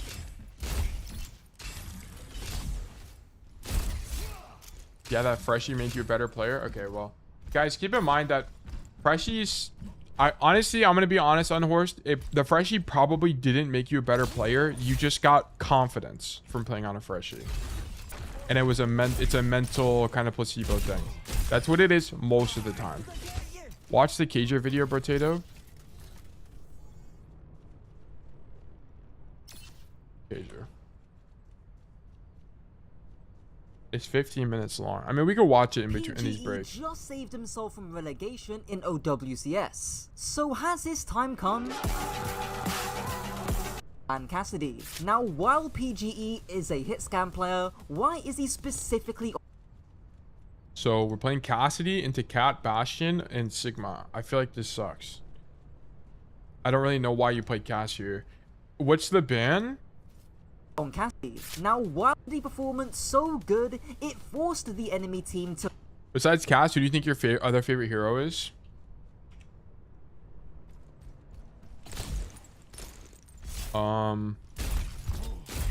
Probably Hazard, or I really like playing Hazard. He's a lot of fun. I like a Lori. Probably Hazard. I really enjoy Hazard. Ban Cassidy. Okay, wait. So Now, while PGE is so what? good, it forced... So they banned Diva. Okay, so they banned Diva. Wait. So I don't know if they banned Diva or they banned Lucio. If you ban Lucio, Cassidy makes more sense because you can play Brig. So, okay, they banned Lucio with the idea of playing Brig Cass. And then the enemy team banned Diva because Diva counters Cat Bastion. Or it's one of the better tanks in the Cat Bastion, I should the say. enemy team to ban Cassidy. Now, while PGE is... Makes sense. I kind of low-key feed now. However, it makes me realize my mistakes easier. That is exactly what happened. I got hard punished in Diamond. In my gold lobbies, I'm in their spawn sometimes and don't get punished. However, no, this is just cope. Guys, this kind of idea where it's like you don't get punished or you don't learn kind of thing is cope. It's so cope. Because you can, here's the thing. You can figure out that this stuff is an issue ahead of time. And also I coach you guys so it's easier.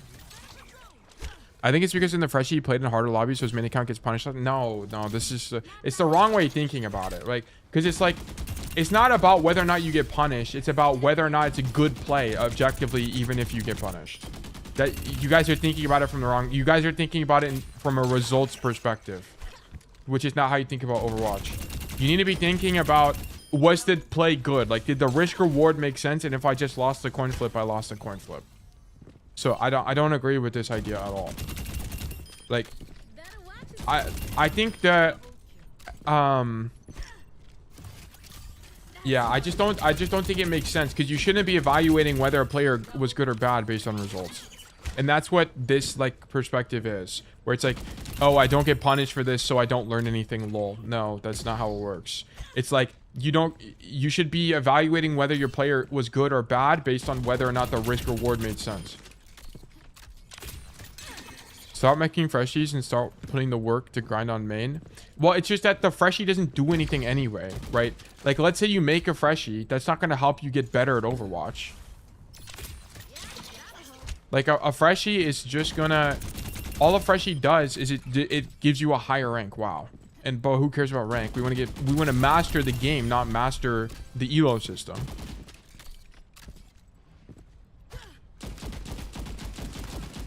Like, it's not, who cares about the vanity of your rank, right? What we care about being good at Overwatch.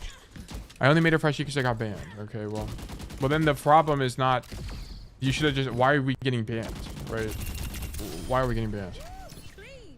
If you do well in your quick play matches, you would get high in placement matches. I mean, yeah. People are making freshies to see a PG. Well, I think people, if you're making a freshie to play on a freshie, it's just like we have a confidence issue. Like, you care about your rank. We need to stop caring about our rank. It doesn't matter. If you're making I know it's easy for me to say because I'm champion or GM player or whatever, right? Like, of course it's easy for me to say that. But you have to understand, your rank doesn't, it's never, if you're always obsessing over your rank, even if you're on a freshie, you're never going to climb. You're just not. That's not how it works. You're not going to be able to let go of losing. Because losing is just going to matter so much more for you. Because you care about your rank and you don't want to be a diamond player falling back into platinum or whatever. Tablecloth, good to see you. The person who loves walking will end up further than the person who loves the destination. Yeah, basically. It also is just the person who's like, if you're so, you just can't draw your confidence from your rank, guys. Like, that's just not how you're going to climb. It's going to be so difficult for you to do anything. What if I just went to try playing in a higher rank to see what it's like? Get there. Earn it. Earn it.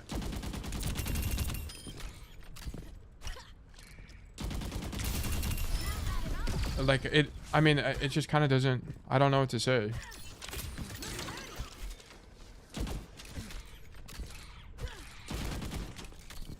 Overwatch withdrawals are real? Yeah, I don't know. Okay, Grom, congratulations. You've been selected for coaching. Let's do fantastic things. Let's do brilliant things, I should say.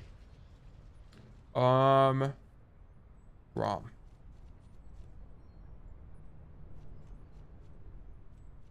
I don't agree with freshies. No, yeah, you're good. It's not like if you play on a freshie, it doesn't make you a horrible human being, right? It's not the end of the world. It's just like it kind of defeats the purpose is all it is.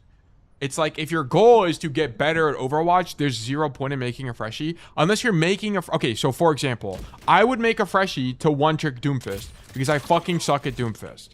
And if I play Doomfist in GM, we are definitely losing and it's pointless, right? I am a platinum at best Doomfist player. I fucking suck at this hero, okay? So if I wanted to learn this hero, making a freshie would make sense because I'm horrible at Doom. Making freshies for stuff like that makes sense to me. Because you're genuinely bad at a hero. But if I'm a Cassidy, if I'm a champion Cass player and I'm making a freshie, what's the point? Okay. We all know that, Tato. Okay, guys. Also, don't stop randomly DMing me. Options, social, text chat, receive whispers off. I'll gladly stay in gold until I put the work in to improve. Yeah, exactly. It's also just a... I want to give you guys more confidence to know that you climbed out of that rank and it wasn't a fresh account that got you out of that rank. Not, oh, the system is fucked. I need a new account to get me. It's the system's fault I can't get out of the rank. It's the system, guys.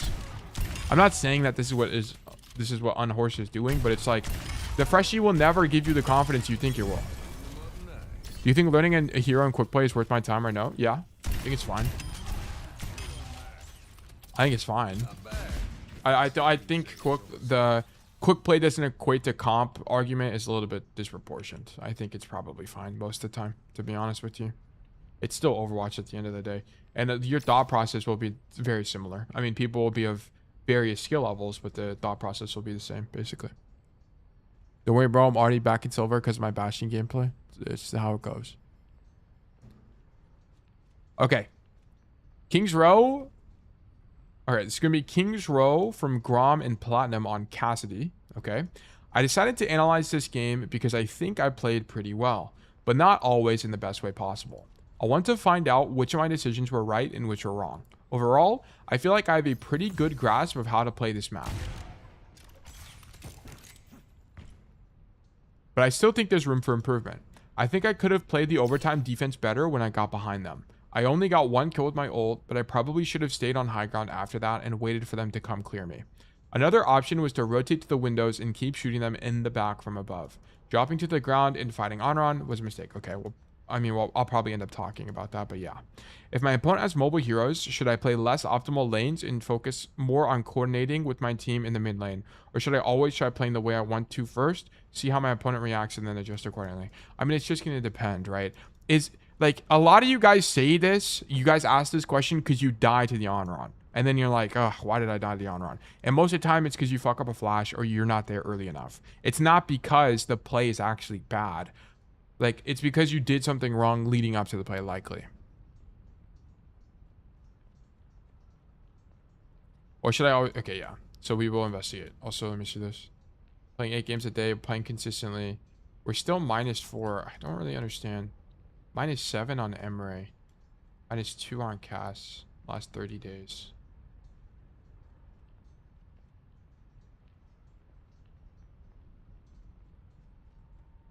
It's this game on Cass. I heard someone say deal with the tank first, but what if both enemies mobile tank? Okay. Bad timing in this game. I need to rotate before the fight starts and avoid committing until my team is actually ready. This game felt like the enemy team was weaker. I could see their mistakes and try to punish them. They weren't really checking flanks. I take it safe. Yeah, okay, yeah. I decided to try Ash on this map because I feel like I've already lost here on every hero. And right now it's probably my worst map. Okay. Okay, we will see. Also... Nah, I mean... Your hero pool is fine. We're losing on Dorado. You have very clear, like, maps. You also have enough games where the map breakdown. Grom, can you send me the map breakdown on your spreadsheet, but filter it by all seasons, and then send it, in this thing, by the way, and then let me know when it's there. Because I'm interested on your all seasons breakdown for your maps. Replays, import, bang. I'm trying to pick up Tracer, but I know if I queue comp, I'm gonna go triple negative. Yes, exactly. That's what I was. And that's a situation where I think making a freshie would make sense. Because it's like, especially difficult heroes like Tracer, like Doomfist, like Genji, you're just gonna, or complex heroes, you're just gonna run into issues. Okay, rollout main. So this is one of the best rollouts on King's Row. You have two options. You can either walk to the left side of the bus, hug the wall, and then cross through the choke when your tank is screening or making space like this. Or you can walk out top theater, drop through the window, and then look to flank for the high ground rotation behind point. Both those are good. See my screenshot in the post? Where's my Discord? There it is. We lose on Icon Wall. The reason you lose on Icon Wall, by the way, is your hero pool consists of no heroes that can get past the Icon Wall choke. Also, losing this much on Legion Tower is very interesting to me. Midtown, you win on a lot. Icon Wall 512. Okay, very interesting. Yeah, there's not really a lot to glean from that, but I was just kind of curious. This is okay. So your hazard dies. Okay, wait, hold on. Let me see this again. So we walk main, shoot the Reinhardt. Okay, so we leave after a hazard dies. Sure. Ads in progress. Oh no. Oh yeah, ads are in progress. Let me remove that. My bad. I keep forgetting to remove that. Okay. Thank you for the reminder, tablecloth. Okay, so here you just get pinned on by Ryan. Whatever. You needed to not flash you on, but honestly, that does whatever to me.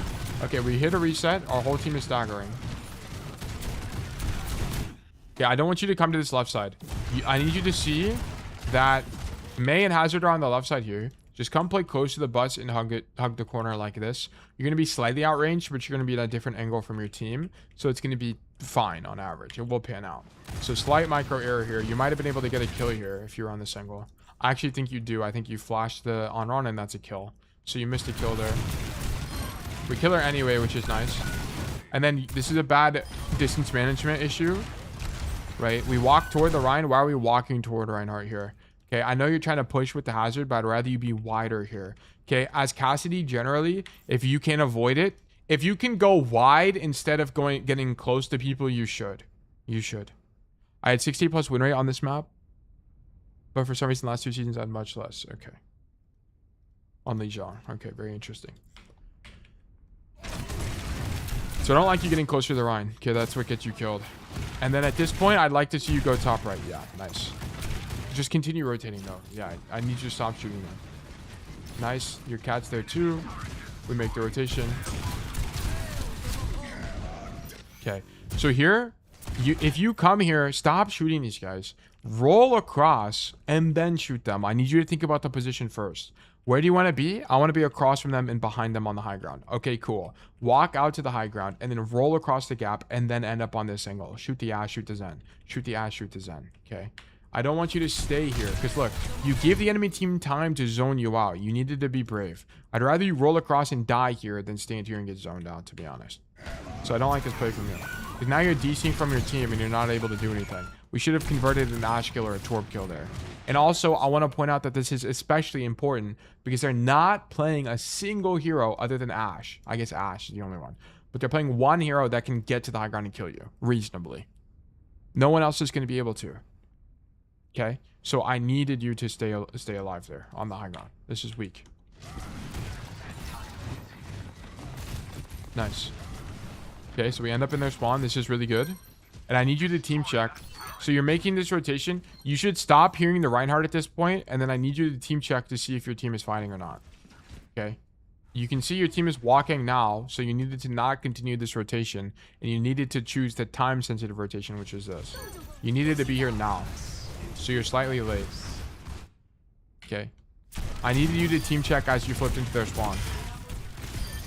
I thought they were following me. Misheard? Yeah, you need to hear. It's information through negatives, right? You hear the Reinhardt. Now you no longer hear the Reinhardt. You can assume he's no longer chasing you. Okay. That was it. Information through negatives there. Nice. Okay, now we go up top.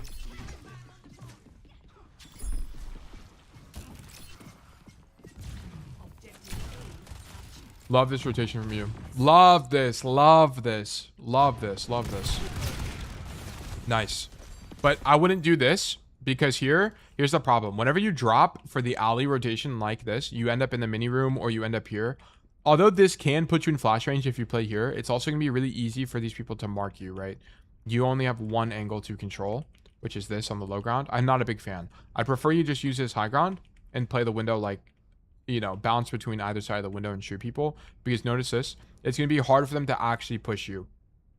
It's easy for them to push you in the mini, right? Because they can just walk and then fight you here. They can't do that on the higher ground because they'd have to walk all the way around. And then by that time, you'll have enough information to mark them, right? You'll have more time to do that. Okay, I actually don't mind the idea of the Deadeye, but just do that same Deadeye from up here. Okay, same idea, but better. I love this flank from you. This is super winning, by the way. Super, super winning.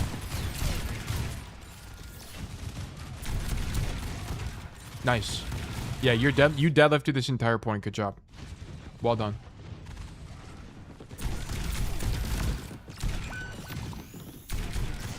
The only thing about this is we kind of just don't need to flip into their spawn. Right? You know what? It's okay. You think your Ram's pushing here? No, okay. You need to not make this rotation because they just use Bob, which means, okay, if you're this Ash, or sorry, if you're anyone on blue team here and your team uses Bob, what are you inclined to do? It's to walk forward with the Bob, right? Take space against the enemy team. So you need to have the idea as a defender, okay, they're going to start taking space with this Bob. I'm not going to flank because the rotation is just going to take too long. I'm just going to stand here and shoot them as they push forward. So you had kind of the wrong idea. You misread what the enemy team is doing. Although this flank is good on paper, it's not great in this specific situation because the enemy team is just going to rotate away from you. So let me just show you, for example. So they're using Bob right now. The enemy team is likely going to push forward and you are going to make this rotation. Okay, so I want to point out that if you think of it at any moment in time, they're going to be moving further away from you, right? You needed to just stand here and shoot them in the side. And I want to point out that if you were up top here, you would have been set up for a great play because you would just stand here and shoot them the whole time. Or if you wanted to wrap back line, you have this rotation, which is shorter. So this is the optimal position. The core issue is that, well, number one, you could have identified that they were going to push here. But number two, you just needed to be up here. You just had to be. It's just the same position, but better. You'd have a shorter rotation when you went for backline. You wouldn't have gotten marked by the Emre, and you'd have more uptime in the mid fight. So we just had poor position selection, and that's what led to you doing less here. But great idea, right? The idea on being on an angle like that is very strong. If I expect we lose this fight, can I just try to kill 1 to 2 from their back and join the team after I die? Yes, that's fine. So for example, right? So what Grom's talking about is what if his whole team died here? Like they all just died in this fight and we didn't pop Transcendence. Okay, what your idea would be is just walk forward, flash, and try to kill the Zen with a Phantom Hammer. Rank is missing. Oh yeah. My bad. My bad. Rank is platinum. There we go. My bad, guys. Okay, yeah. You could just walk forward on the Zen, go for Phantom Hammer, and die. That's fine. No big deal. Okay, but that fight we could have had. You did do a lot there for the record, right? You almost carried that whole fight, but it could have been slightly stronger. Okay, going into the next point here. Go high ground, shoot the Zen. Zoned by Moira Orb. I needed you to be braver here. Okay, you don't want to get stuck on the right side. Shoot the Zen and cross. Okay, cross to this side because you're just gonna do the same play again. I would just do the exact same play. Just cross. Don't get stuck because you don't commit to the idea and you get stuck on the right side after the Moira Orb comes through. You needed to be on this side so you can continue rotating and then end up here.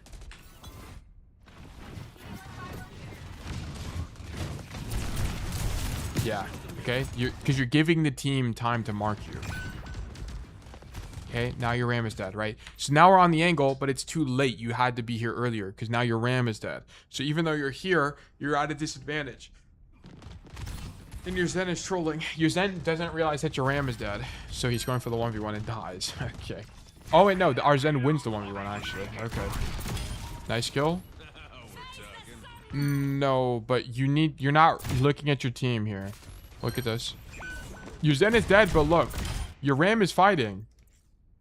These guys are fighting. You have to be conscious of how your team is playing the game. You need to look through the wall to see your Ram is fighting.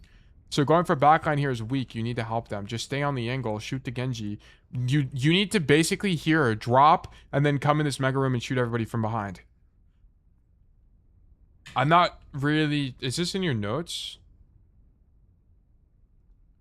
Here I thought I can catch someone from the spawn and also distract Genji. But this is, it's not, you need to not think that way because your team is fighting right now. You need to help your team. Or I feel like I think I could have played better the overtime defense. Okay. Yeah, I don't think you have notes on this. You just misread your team's intentions. No, in the notes about overtime defense. Yeah, okay. This is not it.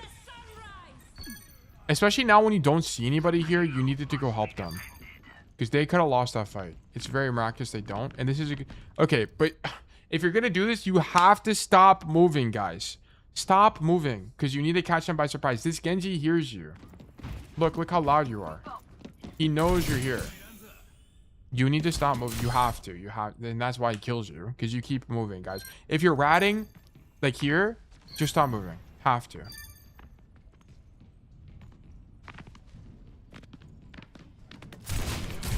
Okay. 60 seconds. Good rollout from you. Big fan of this. Dropping is fine. Yeah, okay. So as you're walking back, whenever you realize your Mei is dead, you should be able to identify that this fight is probably lost. You probably shouldn't have dropped here, to be honest, but whatever. Also, you need to match your team's intentions. Look, what's your team doing right now? Your Ram is backing up. Your Ram is backing up. Back up with the Ram. I don't want to see you take space when your Ram is backing up, right? Because now you're going to be desynced from your team. Okay, you're holding it. Look at what your Ram is doing and look at what you're doing. You are not reading your team's intention here. Your Ram is backing up. I need you to play a further back position. Like, if you're going to play here, I expect you to be back here on a safer angle. You're still deep angled, right? We're still all the way over here. But play the cover way more aggressively. Or defensively, sorry. You're waiting for your Mei here. You're taking this angle way too early. Your Mei is still walking back from spawn. And then you get cut off and die here. Yeah. So you shouldn't have been taking this angle to begin with because your Ram was backing up. So your core issue right now is you're not thinking about your team. You're kind of just doing plays based on what you think is good on the map, which is fine. But you consistently have, I guess you can view it from this lens. You consistently have bad timing because you're not looking at what your Ram is doing, what your Alari is doing, what your Zen is doing, if you have a teammate that's dead or not, so on and so forth. You're not considering the fight state. Okay, so you take this angle too early because your Ram is backing up. Now you're overextended and it's easy for the Rhine to kill you because you're isolated on an angle. Okay, all right, go next.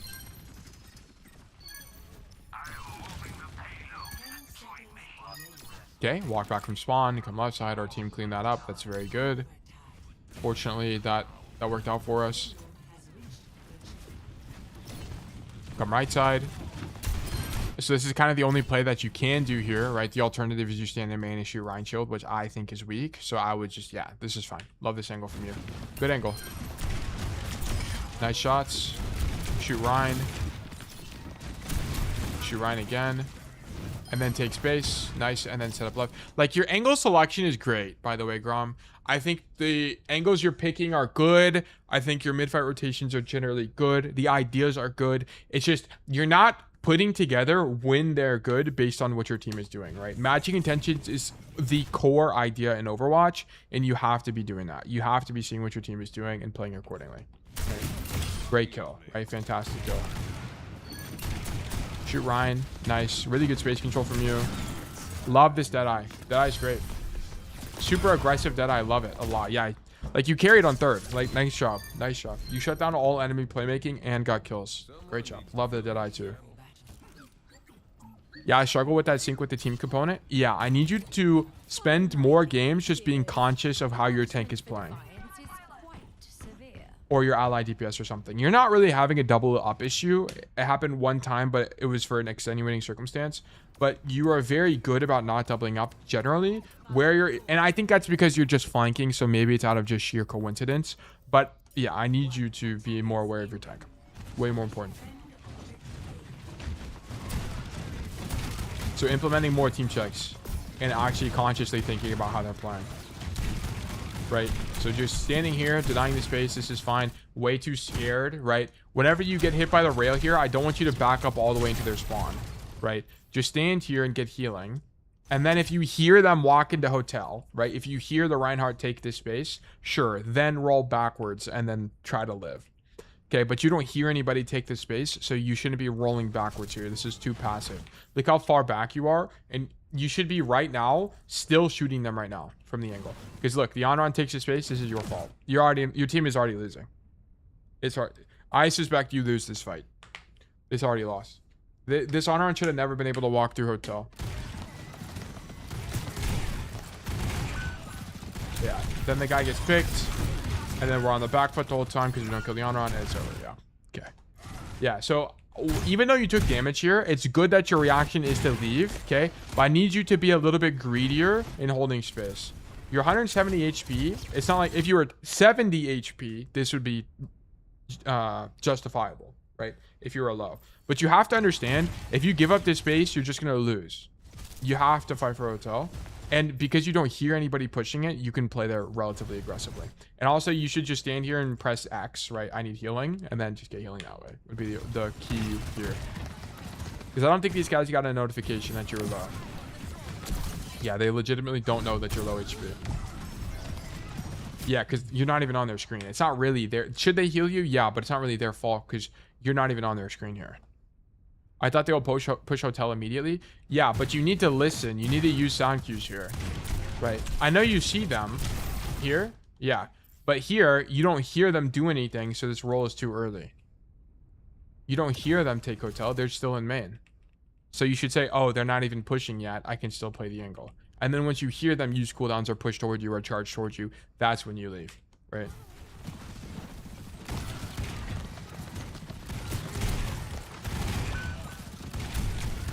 Because here's the problem, like, you shouldn't be fighting on when she's in hotel. You need to fight her as she's walking through the door of hotel. Like, this is not what we want generally. You want to fight the on here. It's way more winning for Cassidy. You don't want her to have this space. Because then she can just grab the mini. It's way harder to clear her. She has cover. That's not really the same case whenever you're fighting in the doorway. You want to stop her from taking the space to begin with. But yeah, okay, anyway. Going into second point. Go high ground. Okay, love this from you.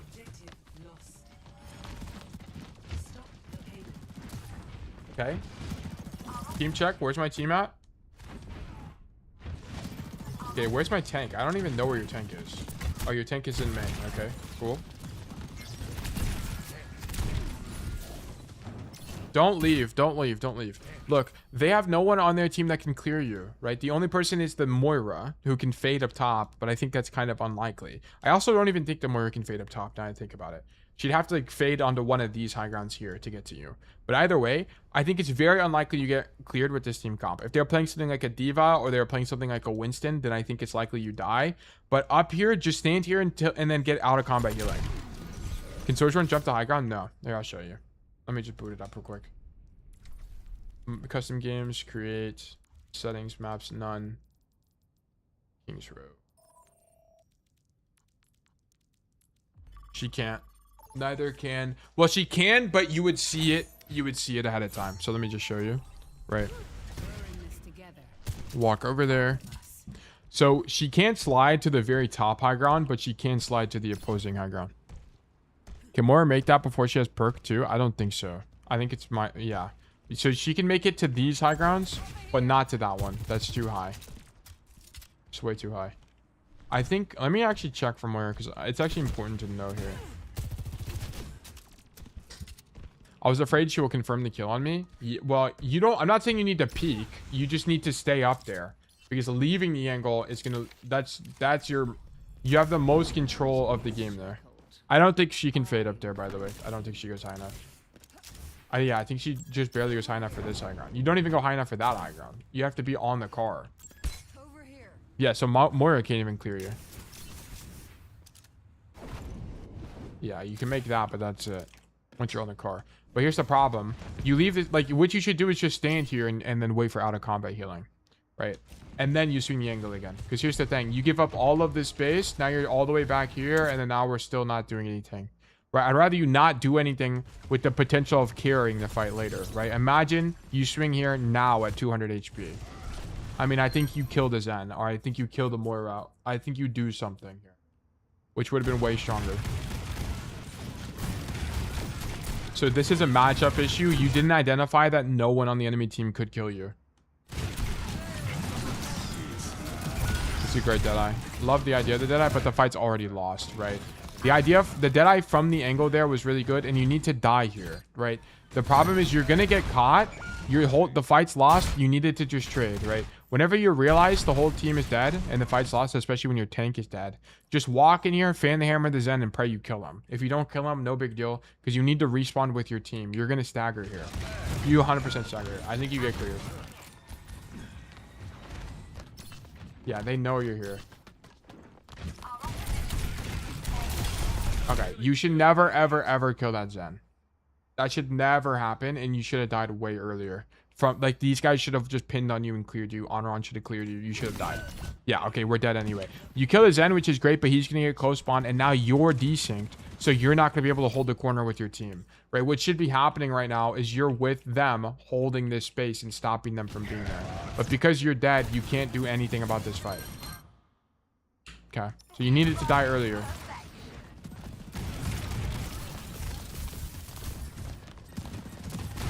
Love this angle from you. This is a great angle. Where's your Dom? She's holding the space here.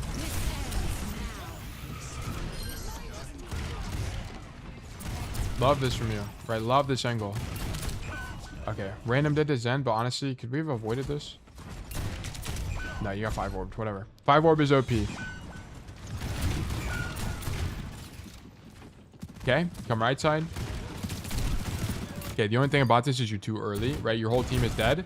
Instead of walking out of choke right now, you need to be able to read the fight state. So you walk out here. What do we see? Our 2 people are dead. Our Zen and our Ana are both dead. Our Zen just respawned, but our Ana is dead. And then more importantly, we see that our Dom is low HP and your Junkrat is low HP as well. And they're backing up, which means that this fight is definitely losing for your team. They're going to die, right? They're dead. They both died. So you need to not walk out of spawn, and you need to not make this rotation, because you're just going to be isolated in a 1v5 as your team is respawning. So you're coming out of the space too early. You need to just stand back here and fight people as they walk out, basically. Like, if someone comes this way, you need to just fight that guy. Going for this is way too risky, because better players will use this space and they're just going to kill you, right? A better Honoron is taking this space early. A better Sojourn is taking the space early. Might be a low elo take, but I feel like even though Zen doesn't have the best healing, he shouldn't be able to one tap with the 5 orb. I think 5 orb is really annoying personally, but it's just how Zen is balanced. The only utility that Zen brings to his team is damage. Like, that's it. That's kind of like how his whole support is balanced. So it makes sense. He also has no mobility, right? Which is the other thing. But yeah, you misplay here. I think Zen is really... My complaint with Zen has nothing to do with his damage, but the fact that he has no footsteps. That actually pisses me off beyond belief. I hate the fact that Zen has no footsteps. I hate the fact that Sigma has no footsteps. In a shooter game, they need to have footsteps. Like, come on, guys. Information is everything in these games, and if I can't hear them, it's actually feels so bad. Good rotation from you. Love this.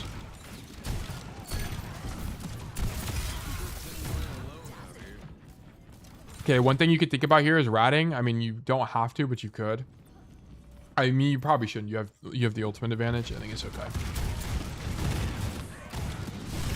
Also, I don't really like... Yeah, okay. That's actually funny. You get punished for this.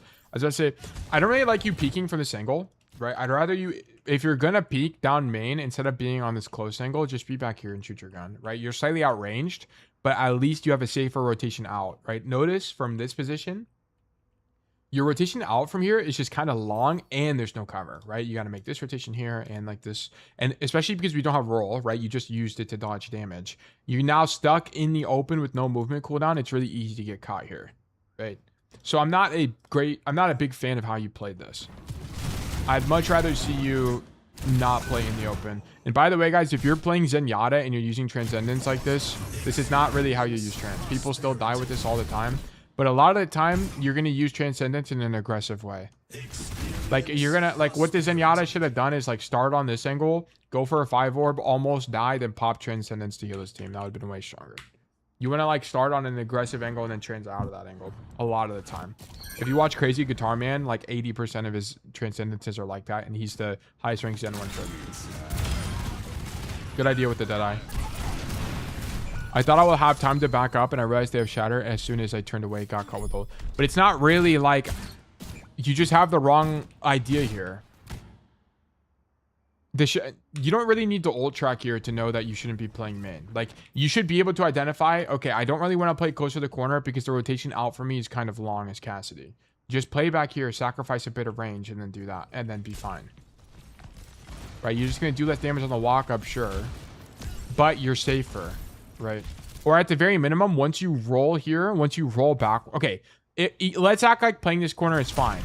Sure, no big deal.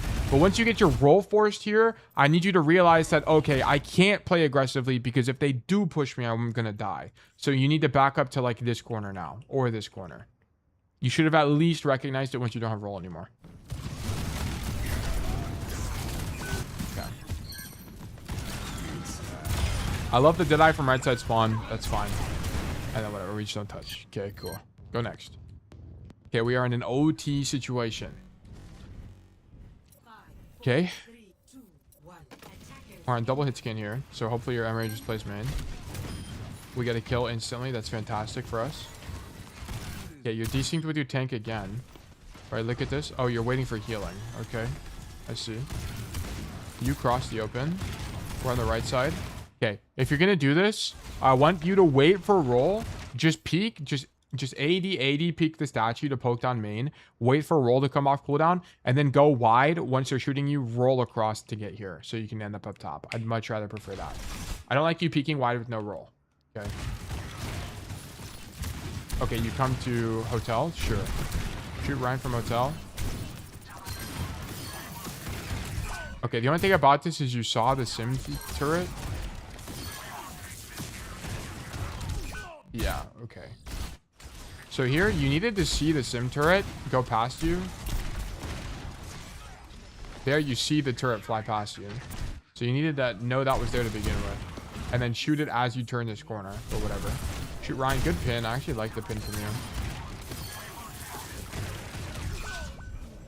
Yeah, you kind of just panic once the turret's there. I have a problem in OT. I feel nervous and do stupid things because of that. What can I do to play with the calm head? Okay, you need to just... Here's the simple answer. Okay. Why does OT matter? Okay, why do we feel like OT matters? It's because you need to win OP. You need to win OT to win the game. Win OT to win game. So the reason you feel nervous during OT is because you care about winning. That's the problem. Like, why do we care about winning? Who cares? Like, this is the core problem. You have to let go of the idea of winning, and you have to think more about the idea of learning. How can you learn more from every game? Okay. Is there a new play you could have tried on King's Row here? Is there something you could have practiced this game that could have make you better at Overwatch? Because you need to think about getting better at Overwatch, not as in winning more games, but just raising your skill floor. So at any time, but you can act like it's a bar graph like this, where at any moment you can operate within some kind of a range of skill. So this is the skill range.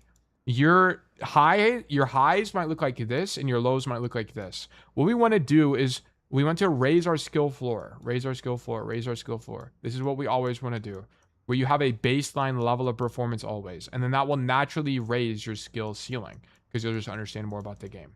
Okay. So we don't like OT shouldn't make you nervous because it's just more Overwatch. We don't really care about the outcome. Sure, we're playing to win, right? Like we're making plays that are winning plays, but we don't care about the outcome. You don't judge yourself based on the outcome of the game, right? This tells me that you're tied to your rank. You draw some level of confidence from your rank. It doesn't matter. What you should draw confidence in is your process, right? Draw confidence in your process. Draw confidence in your approach. Draw confidence in the fact that you are showing up every day and giving it your best.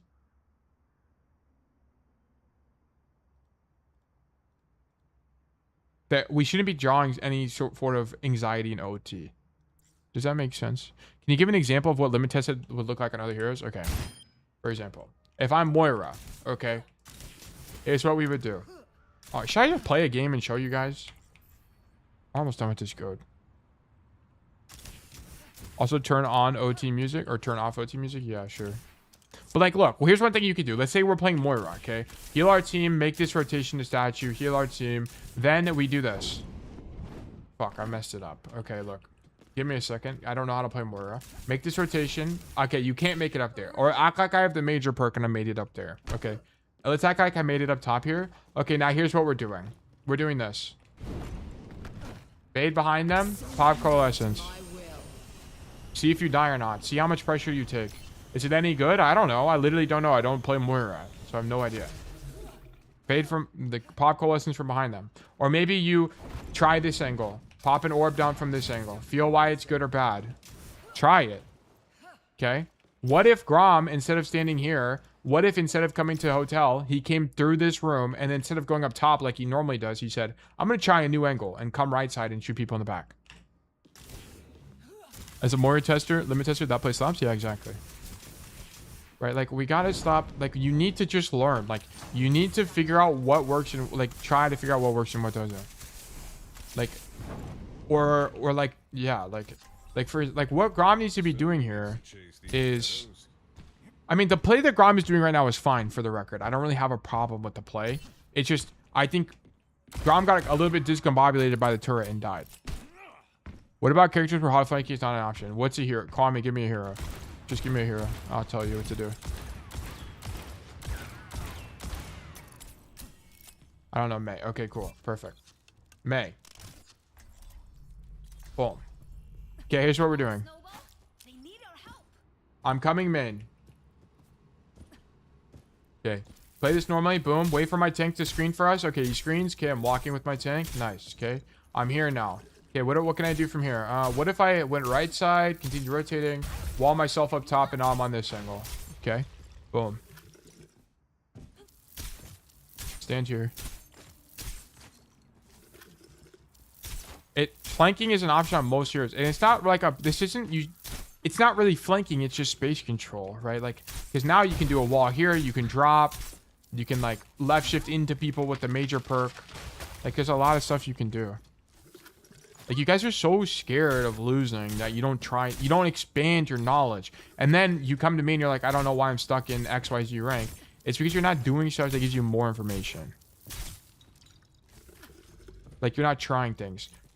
Like here, for example, like Grom is so scared of dying on this hotel angle that he backs up way too early.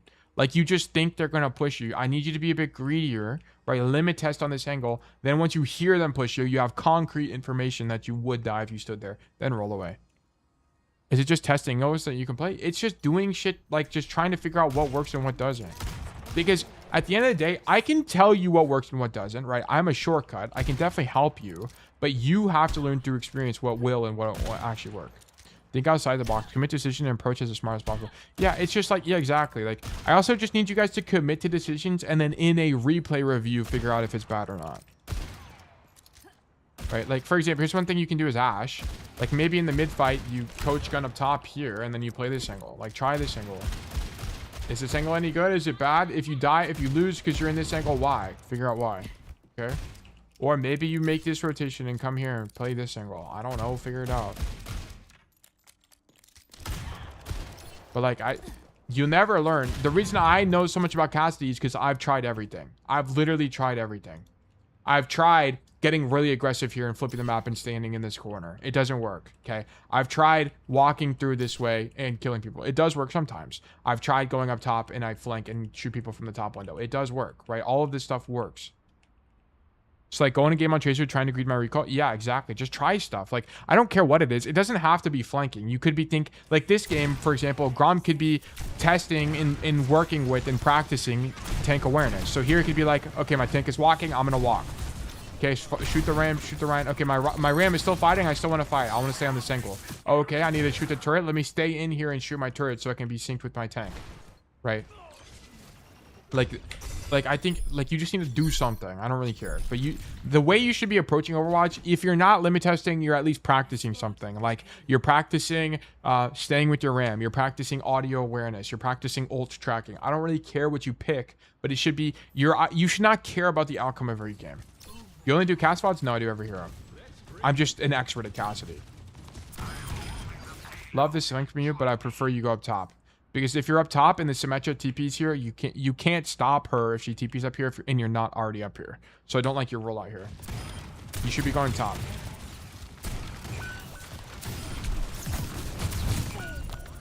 Okay, yeah, like I want to point out that if you were up top here, you never die this on run.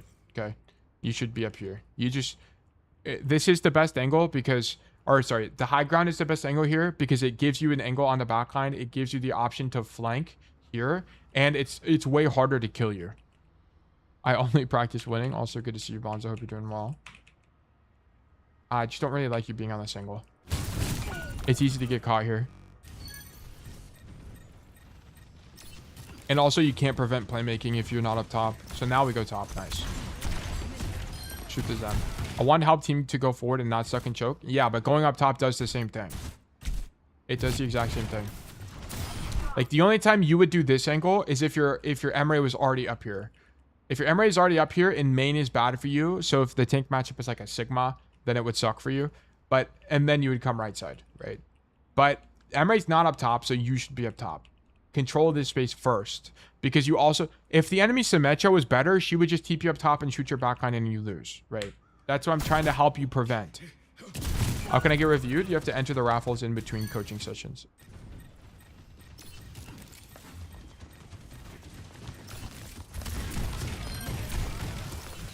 Shoot Moira. Roll forward. Shoot. Okay, kill that guy, whatever. Go to the angle. Like, this is good.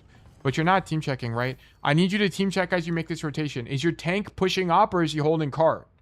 He's actually AFK on cart, so you have to play pretty passively here. But the problem is you just don't have that information. This is why team check is so critical, guys. You have to do it all the time. All the time. All the time. Need you to team check.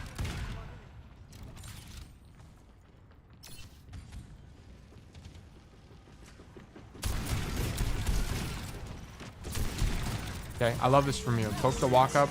Deadeye his own backline. This is fine. It's a little bit early, but it's fine. Idea is fine. Okay, and then you die to Zen because he has no fucking footsteps. I hate this hero. It actually pisses me off. I hate this. It's not even your fault. It's the game dev's fault. Why is this in the game? Remove Zen, no footsteps. It's so stupid. Why can't I get one shot by a hero that I can't hear? It's so annoying. And then you can say something like, oh, but you can hear all fire. But look at this. Tell me how Grom is supposed to hear this. There's not even a sound cue. There's not even a sound cue. You can't even hear it. It's so unbelievably quiet. I'm never going to hear that ever. He's floating, usually supposed to be far away, still don't. Yeah, it's just stupid. It doesn't make, I don't care if he floats. Like, he should still make a noise. It's just in a shooter game. Why are there heroes with no footsteps when there's no other way for me to get information? It's so stupid. It just doesn't make any sense. I don't care if he's floating. Like, that's what I know. You're not saying this. I know you're mentioning it as like a way of rationalizing it. But there are people that whenever I mention it, they always were like, "That's so stupid. Zen floats." I'm like, I just don't give a fuck. We're playing a fucking shooter game. Second Echo too pisses me off. Yes, it's so annoying. Echo a little bit less so because she makes noise when she hovers, but it's just like there shouldn't be heroes with no footsteps. It doesn't make any sense. In a shooter game where there's no mini map or anything like that to get information, it's really annoying. Anyway, coming right side was fine, and then this rotation in the fight's good too. And then you just don't greed here. Don't roll toward this guy. Just shoot him from the high ground so you can continue rotating like this. That's it. Echo makes a bubbly noise like Juno. Yeah. And it's kind of loud too, which is nice. Like, Echo is my least, the person I complain about least. It's Sigma, Domina, and Zen. Why do they all make no footsteps? Really annoying. 5 orb is not an aggressive enough sound cue. Yes, I also agree. I think 5 orb, I think there's like bugs with 5 orb. I just don't, I think the audio cue for that ability just doesn't work properly. Dom, no footsteps, never. Yeah, she also has no footsteps because she floats. Hate that component. You have to, okay, you had to flash as she turned the corner. You had to. Okay, here, because you need to hold for the space. Flash now. Flash while she's walking toward you. You have to. So you're late on the flash because the reason you have to do it early there is because you need to fight for the space. I like you waiting. Like, if this was a normal Dom matchup, or sorry, a normal honor matchup, it's fine to wait this long. But the problem is it's really important that you hold the space on defense. So I wanted to see it earlier from you and at least try to fight for it. But it's like, I can't, you either need to hold it forever or throw it instantly. One or the two. You're throwing this way too early. This is way too early given what you're doing. You needed to wait. Because she just pops E. Now you lost control of the space. You took a bajillion damage, and it's losing for you now. You don't have flash. You have no cooldowns for that matter. Right? It's just fortunate the enemy team didn't push with the space the Onron made. I don't really know why either. Onron actually pulls 3. But this guy decides to swap off Orisa. Okay. Then they... Like, if they push forward, the Onron would have done everything there.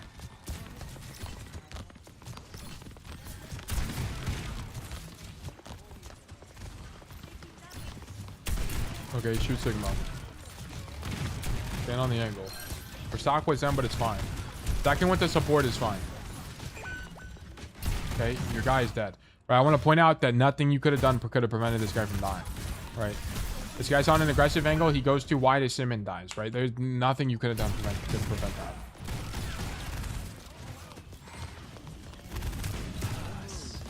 Okay, that's fine.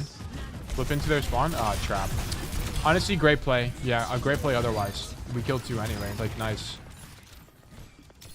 I didn't even see the trap, to be honest. Well, I'm also watching in 2 times speed, so it's a little slightly different, but whatever. Don't play here. Don't play here. You can't play here. I know there's a TP, but now you're doubled up, and your team doesn't have... You don't have hotel control, right? Like, they're just going to shield... They're just going to shield you and then make this rotation. You just lose. It's over. This is poor macro. We're doubled up here. I know you took the like, just don't take the TP. Just stay here. You have to understand that controlling the side of the map is really good for Cass. Also, the problem with this position is now your rotation out from here is really long. You're probably dead. You're probably just dead here, if I had to guess. Let's see. No, you almost die, though. If you get rocked, you die. I decided to try the angle and then come back to hotel. Okay, I mean, like, look. Here's the thing. If you're like, I want to try... Tail always says doubling up sucks. I want to try it consciously knowing that it probably sucks just to see what it's like. Fine. I have no problem with that at all. But you have to understand, when you guys give me codes, I have to... It's in my best interest as... Or it's in everyone's best interest as your coach for me to give you what I believe the objective best play was or a potential alternative play. Okay? So if you're going to tell... If you just want to say, I wanted to try it, Tail, fine. I have no problem with you guys trying things at all. Zero problem. Even if it means you're going to insta lose. But I, as a coach, I'm just going to tell you this was bad for this reason. Okay. So no big deal. Right. If you just wanted to try it and see like, what does it feel like? Sure. And I hope you can see how it feels pretty bad too. Because the rotation now is kind of long. It's, if they push you, you just die there. It's pretty hard. Hard to execute on, I should say. Love this from you, okay? You fumble here, but love the idea. I want to point out, look at how much more confidence you had in the Zen fight versus when you were fighting for Hotel, the other defense, right? You hit the Zen once, you know he's there, you try to dodge it, you don't quite dodge it, but you're still fighting for the space. This is the type of shit I need from you guys. This is awesome, right? Because you could win this. If you hit the flash and just hit 2 good shots, you could kill him. It's good. I actually like the fight. Okay. Also, if you got healing, if you press the X button one time, I think it's very likely you get healing here. It's actually unfortunate you don't get that nade, I won't lie. But whatever. I don't mind this, right? I would have just prediction flashed here, by the way. I would have just flashed this corner and prayed I hit him, by the way. And if I don't hit him, then I'm rolling backwards and giving some space. But if I did hit him, I'd swing him and get aggressive. Okay. But I love this confidence from you. Okay. Go up top. Nice. Okay. Our sim is also up here. It's okay to double up here. It's not ideal, but it's okay. Because here's what you do. If your sim goes up here and she stands at this door, then you just play a different window. You play this window. Or even more aggressive, you go into their spawn. Because once again, no one can get to you. I don't even think the on-run can get to you. Hold on. Let me actually check this. Bobby's doing something. Let me actually check. Run back. Switch to Onron. Where is she at?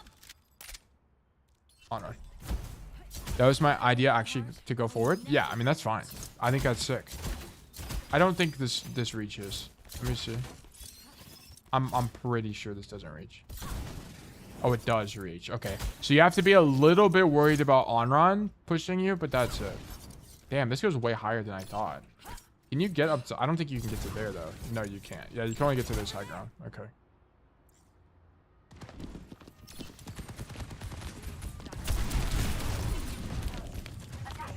Damn, you got set on fire instantly. What? Come to the window.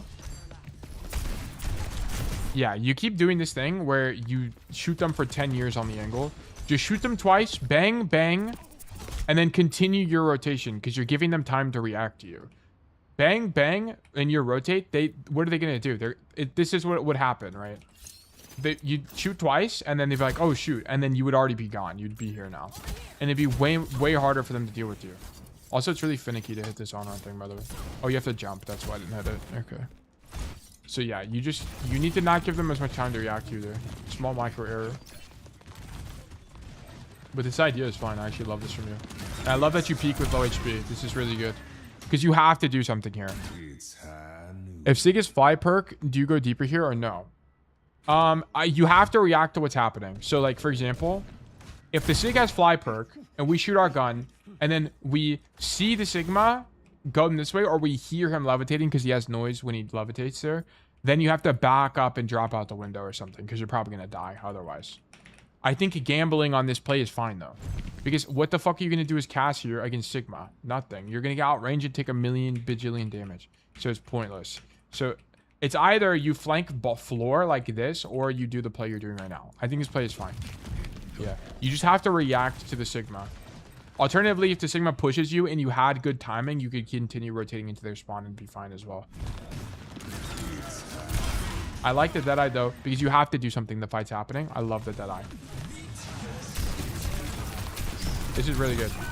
Okay, the only thing about this is whenever you take the angle, okay, here, you need to be thinking about it from cover. Notice this time. Notice as you swing here, you have no cover. And you walk forward toward the on as well. Your idea should be to play back here. You just need to live back here. Shoot them all in the back and worry about uptime, right? You're in a really difficult position for them to clear. So the problem is you gave the honor on the opportunity to kill you. You just needed to be back here the whole time. That was it. Just play cover. Idea was fine. No problem with the idea at all. Okay, this is so winnable for your team. Team check. How long do I gotta wait? Team check. No, why are we walking this far forward? Your team is nowhere to be seen. Right, this guy just respawned. You're way too aggressive here. You're not team checking at all. That is the moment from the notes. Will it be better to play on the high ground? Dropping was fine. No, dropping is fine though. You just need to play cover. You could have played high ground too, but I think flipping into their spawn is better. I think your line was good.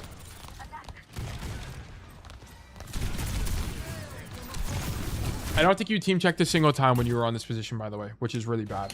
You need to know where your tank is. Yeah, I have no idea where your tank is. Zero idea. Oh, she just happens to be there. Okay, this is not good. You need to get visual confirmation of your team before you do stuff like this.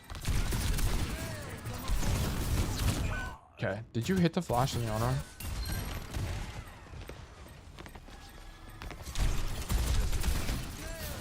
Okay, one thing you could have done here is instead of fighting on this angle, you could have actually rotated to the high ground and done the same thing.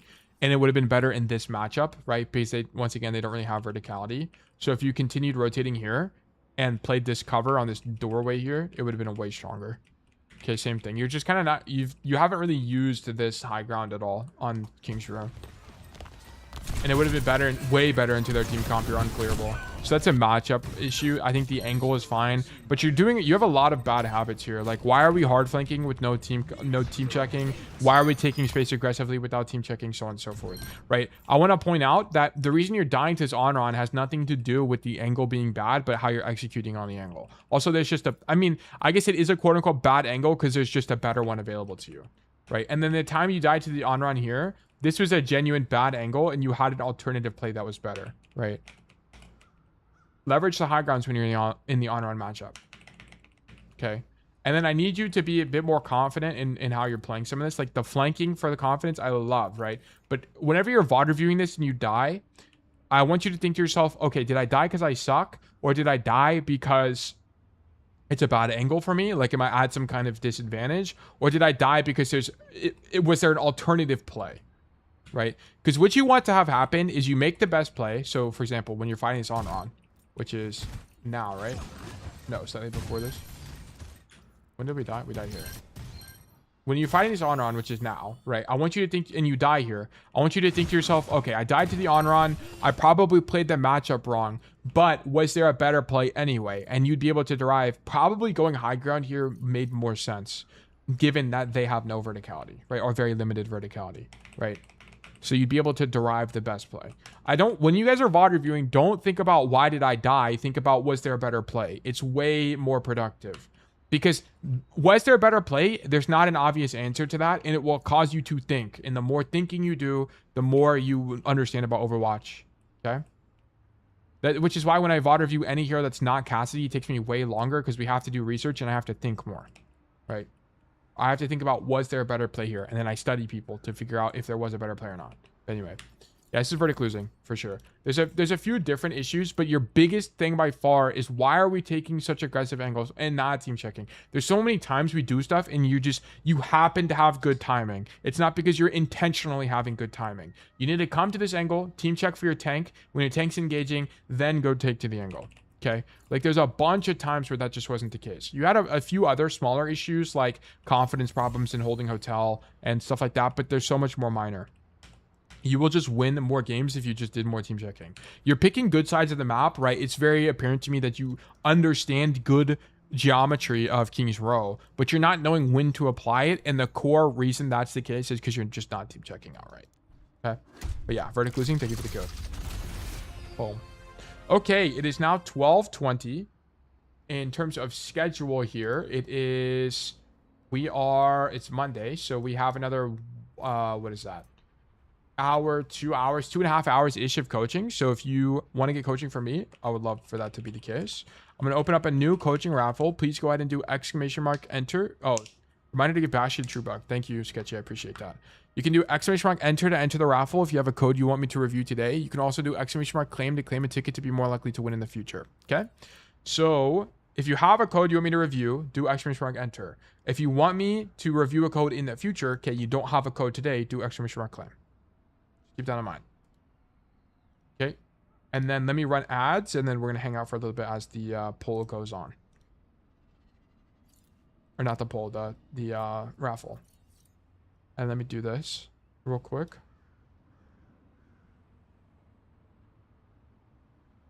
Okay. And then let me give Bashy Overwatch the thing. Bash from Basti. Bang. Click on this. Click on this. Click on this. True bug.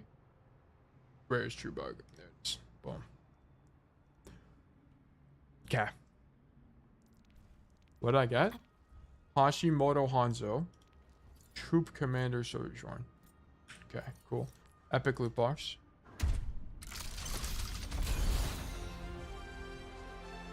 Starship Engineer. Imperial Guard. White hat. I guess I didn't have white hat on this account. Okay. I mean, I don't really like the skin. I don't really like the yellow-y white. I like the more bluish white. I think it looks cleaner. That's a cool orb. Yeah, I don't mind it. Well, I got 2 legendaries for my normal loot boxes. That's kind of epic. Talon Widow and Fiend Orisa. This is nice.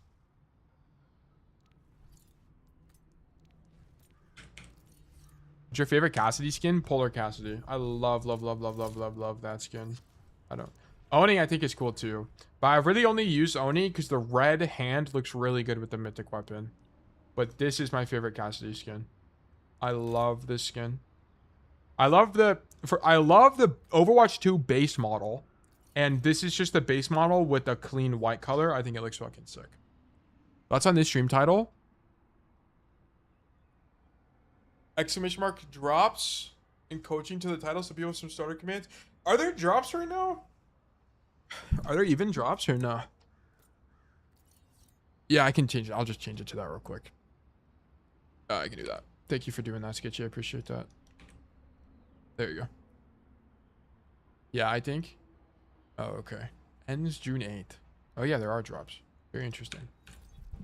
Okay, so you guys get drops for watching stream. This is epic. This ram skin is actually so sick.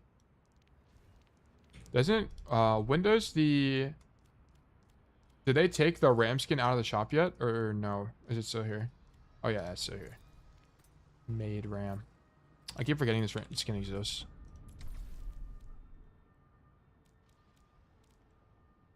How are we looking on this? We have 103 seconds left, by the way. 100 seconds left for coaching. I think you probs cleared it from the title when you swapped to Dark Souls, since there's no Dark Souls Remastered dropped. Yeah. I just didn't... I'm going to be honest. I think it's just because I didn't realize there were drops going on, which is just my bad. I could have left it up the whole time, but it's fine. I don't think it really... I mean, it probably makes a difference to 5% of people. I mean, but that's not 0, so sure. But yeah, Polar Cassie's my favorite cast skin. And then I like Oni. There's a bunch of skins that I like as well. I need to back to lobby here. Being able to run 2 instances of Overwatch is so unbelievably nice. Holy moly. It makes it so much easier to explain stuff.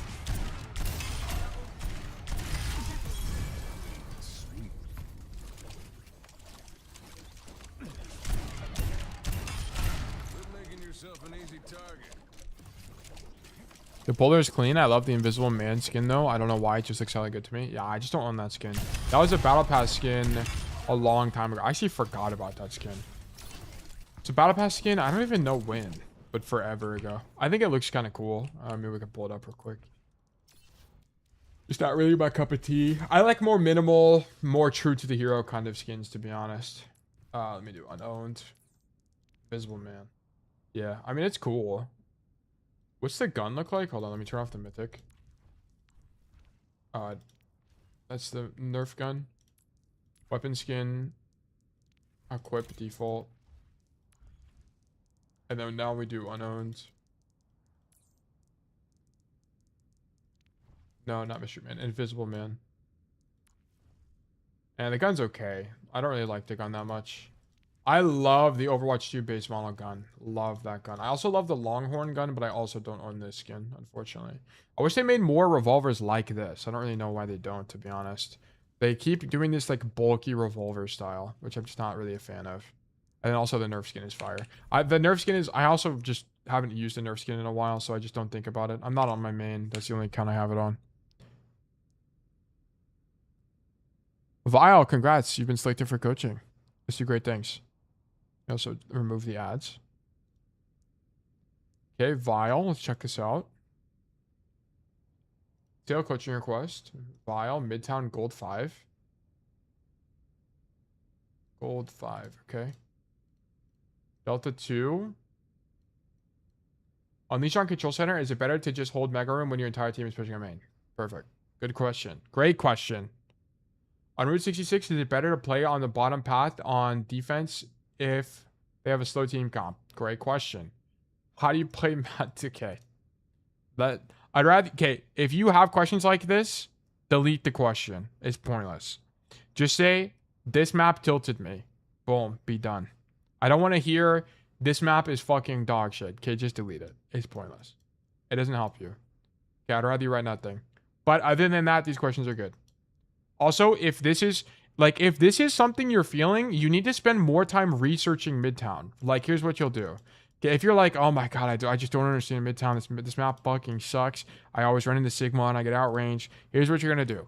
Especially if you main Cassidy, you're going to look up Once Told Tale. You're going to go to my YouTube. You're going to go to the search bar and type in Midtown. Okay, and then these will give you all of the Midtown VODs or videos that I have. Okay, this one in particular, I talk about Midtown. This one, I talk about Midtown, right? Sometimes you'll have to actually scrub for them because like in this, sometimes I don't make videos out of them. So you could spend some time going through these and finding a Midtown VOD. But long story short, you should be doing the research if something doesn't make sense. That's the only thing I'm not a fan of with the Mythic is that it starts bulky, but then when it breaks off, it's so clean. I just don't really like the Mythic that much. I think the gun's kind of ugly. I only like the animation. Sorry? Yeah, dude, it's no big deal. Don't apologize, right? Like, it just... also, it's not really something you need to apologize to me for. It's something, like, if anything, you should be apologizing to yourself for. Because it's just not helpful to you. Like, you should be doing things that are helpful to you. This is just not helpful. Right? This is admitting powerlessness and that you'll never get better at Midtown, which is just not true. right? If there's any game you needed to take notes on, it was this game, because now you don't understand. You still don't. Not only did you lose this game, but now you still don't even understand Midtown because you didn't take any notes on it. Does that make sense?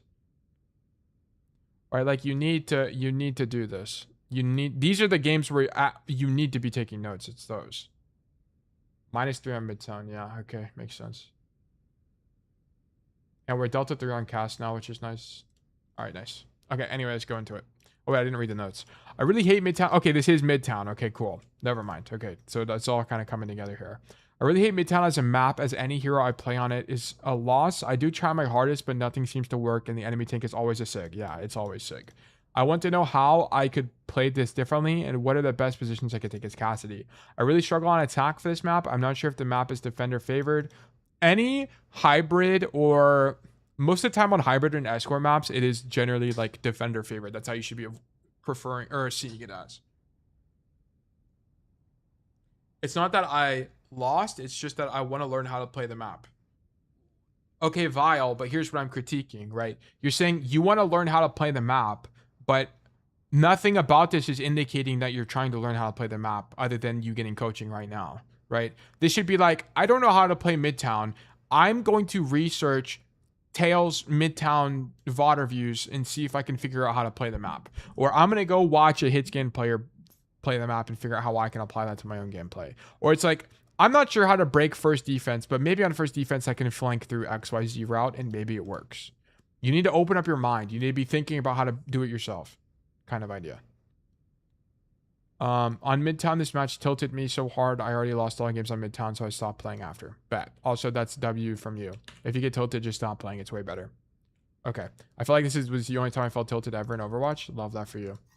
This is fantastic. W maturity.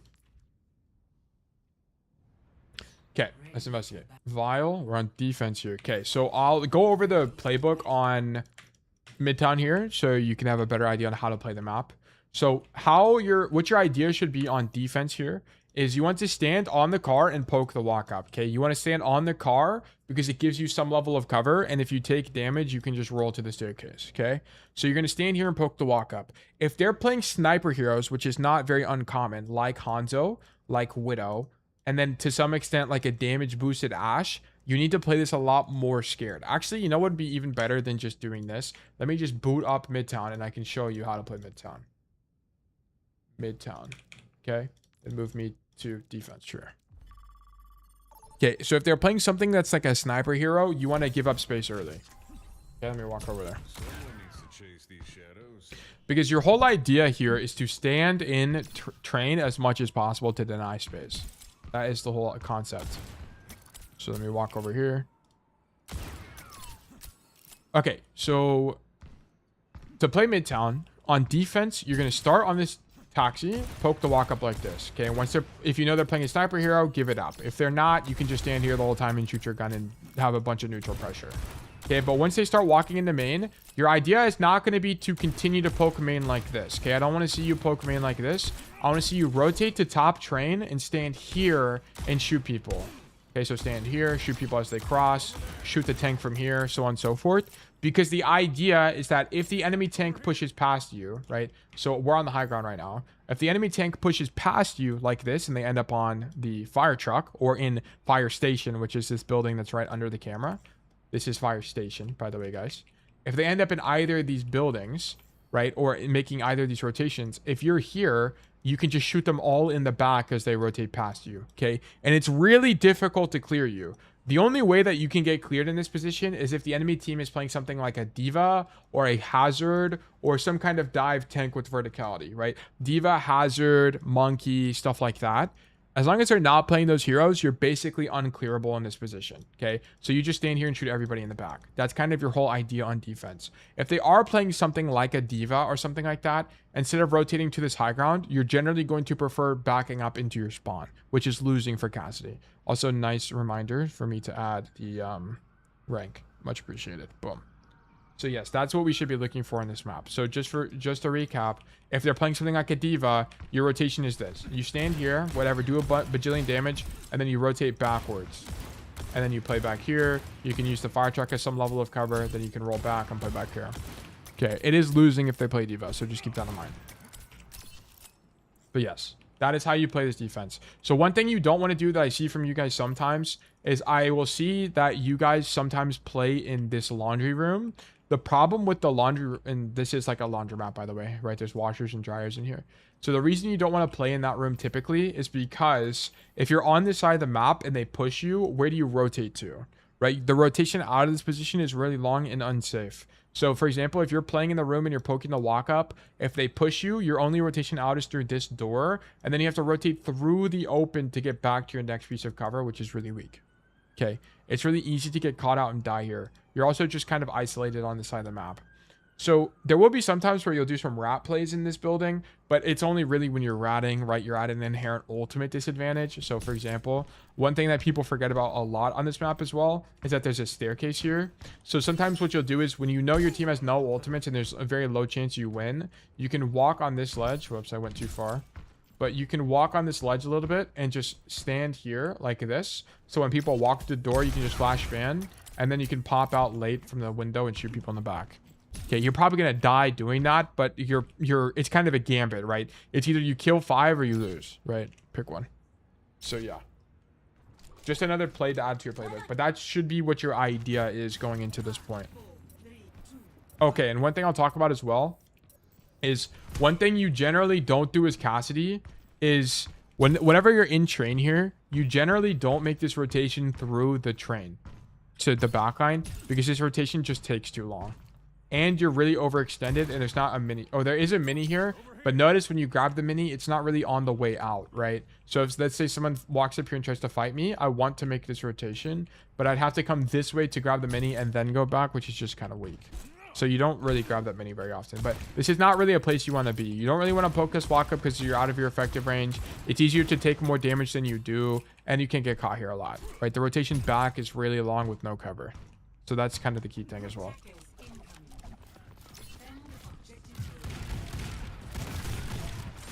Okay, shoot Sigma, right? This is all fine, right? Just poke people from here, it's fine. Play a little bit passively into the Hanzo, but the rotation up top is also good. Nice. Just don't, I mean, it's fine. Dropping is fine. It's no big deal. Fight the soldier, nice job. This is all good to me.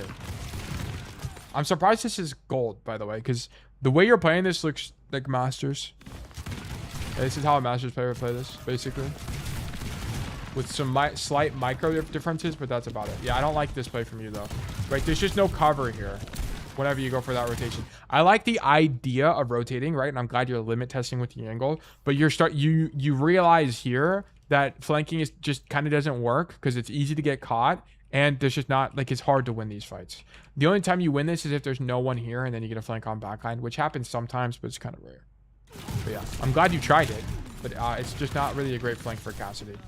Because also, I want to point out the opportunity cost here. Because also, I want to point out, right? Like, you kind of want the soldier to push you. Because if the soldier's here and you shoot him and fight him, he has no cover, right? Like, he has no way to win the fight. Like, if I'm soldier right now and I'm pushing the Cassidy, the last thing I want to do is get hindered. Because, like, what cover am I going to use? This thing? Like, it's not going to do anything for me. Like, I'm going to die. So you don't want to stop the soldier there. You want the soldier to be halfway through the train so he has no cover as you fight him. Right? It's actually good for you if you get pushed. But I want to point out that if you didn't make this rotation, you would be standing here now, and then you'd be able to shoot the Hanzo, shoot the Sigma as they cross. Like, you'd be able to stop this rotation. And then once this soldier does inevitably push you, you'd be able to fight him in a more advantageous fight. So you needed to be more patient here. Okay. Love the confidence on this fight from you. Honestly, this is fun. Nice. Love you staying on this angle. Just stay alive. You don't have to do anything crazy. Okay, that's fine. I would, if you were gonna do this though, I don't like you walking to point and exposing yourself, right? Like, look at this. You're open to spam from Sigma. Just do it from the deeper angle because you're not spammable, right? You'd be way too far away. So good idea, but I just don't like the direction you chose there.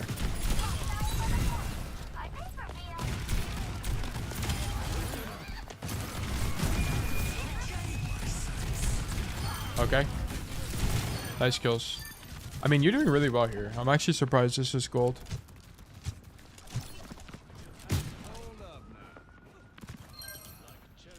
Okay. I would prefer you poke the walk up a little bit, but it's okay. I don't like you poking the walk up from this angle, right? It's going to force you in this long rotation out. Good kill on the Reaper, though. Nice zoning on the Mercy for the res. Okay, your team fumbles here, which is a bit unfortunate, but that's fine. Yeah, this fight's lost. Okay. I mean, you played extremely well here. I'm actually very surprised this is gold. I've really liked a lot of your gameplay. Really, really liked this first defense from you. You did great. You should be proud of yourself. Yeah, 9-1. Yeah, makes sense. And a ton of damage. Yeah, nice. Could have been slightly more optimal, but that was a winning defense from you. Very winning defense. Love this flank from you, too. To come left here. Love this idea. You should see the Reaper TP, by the way, whenever you swing this angle. And you have to recognize that the Reaper's TPing onto you. Okay, so you see him there, right? This is the cue where you're like, ah, shit, he's TPing. And you should hear that it's next to you, right? You can just barely hear it, but you can infer he's TPing onto you just based on what you see. Also, why do we get the, why do you get this perk, by the way? Why do you take the roll perk?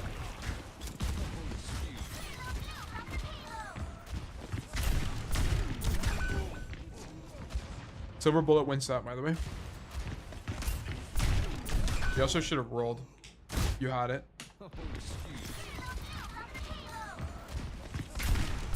Yeah, you seen a roll here. Roll to the left so you don't take damage. Sometimes I just don't get heals. That's not really how you should be thinking about it. Because if you need healing, you did something wrong. Okay. That's how your perspective on Overwatch should be. Because you can't depend on your people healing you. Like, you need to just have better cover usage, play around minis, play around cover, whatever. Like, make it where even if you die, it's high value, right? That should be your idea. So you shouldn't be picking this perk because you need healing. That's not a great line of thinking. You should be picking Silver Bullet because it does more damage. And you have more pressure, which means you'll get more kills. And you can just carry more. Silver Bullet, this roll perk on average doesn't do anything. It's just, unless you're keeping it to keep Fan the Hammer, then sure. But this is not a matchup where we need Fan the Hammer. We don't need Fan the Hammer into Sigma. Okay, anyway. You need Fan the Hammer into Winston, Hazard, stuff like that. Like stuff where you have to fan shit. Like Roadhog, Wrecking Ball. Like, it's kind of subjective, but those are better, more favorable matchups for Fan the Hammer. But I think you're a little bit passive here. I would just stand on the angle. Until you get TP'd on by a Reaper, there's no way you're getting cleared, right? You just saw the Ashe use Coach Gun. So we need to continue this rotation. Just stand up here and shoot them in the back. What if it's like a Roadhog? Yeah, if you can take it into people like Roadhog, I still don't think it's better because a lot of the time you shouldn't be fanning Roadhog anyway, right? Just shoot him. But, I mean, I think it's a little bit subjective. I'm not going to act like Silver Bullet is 100% better. But you say you like Fan the Hammer, but I can guarantee you would get more value this game from Silver Bullet than you ever would from Fan. It's just worse. You should prefer taking Silver Bullet over Fan the Hammer. Because if you're relying on Fan the Hammer, like a Silver Bullet here would just do more damage. Silver Bullet here on the Ashe would be useful. Like, you're not even, this is a fan situation and you didn't even fan, right? Like, I just don't think that... Yeah, and I don't think the perk heal saves you here either as well. 110. You got a 152, so you healed 40. It did save you, actually. You did get saved by that. But although the perk saved you here, you shouldn't be here. And this is why I think this perk isn't that good. Because the times it would save you, you're probably doing something wrong anyway, right? Like, so for example, why are we dropping onto the Ashe? Just stay up here. Just stay up here and shoot your gun. You can come this way, you can jump on this thing, you can shoot them, right? Like, we shouldn't be dropping. This is why I don't think this perk is any good. Because when it does heal you, it's just like the healing, you could have had a better play to begin with. I feel like Silver Bullet is almost always better choice just because of how short cast drop off is. It's just more damage is always better. Like, more damage is so nice.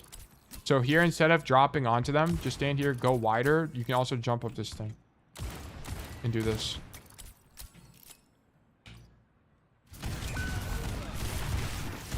But yeah, although you get saved, you really shouldn't be living here. You deserve to die here, basically. Honestly, and it would have actually been better if you died because you wouldn't have forced your ulti. Kekai Sanctuary.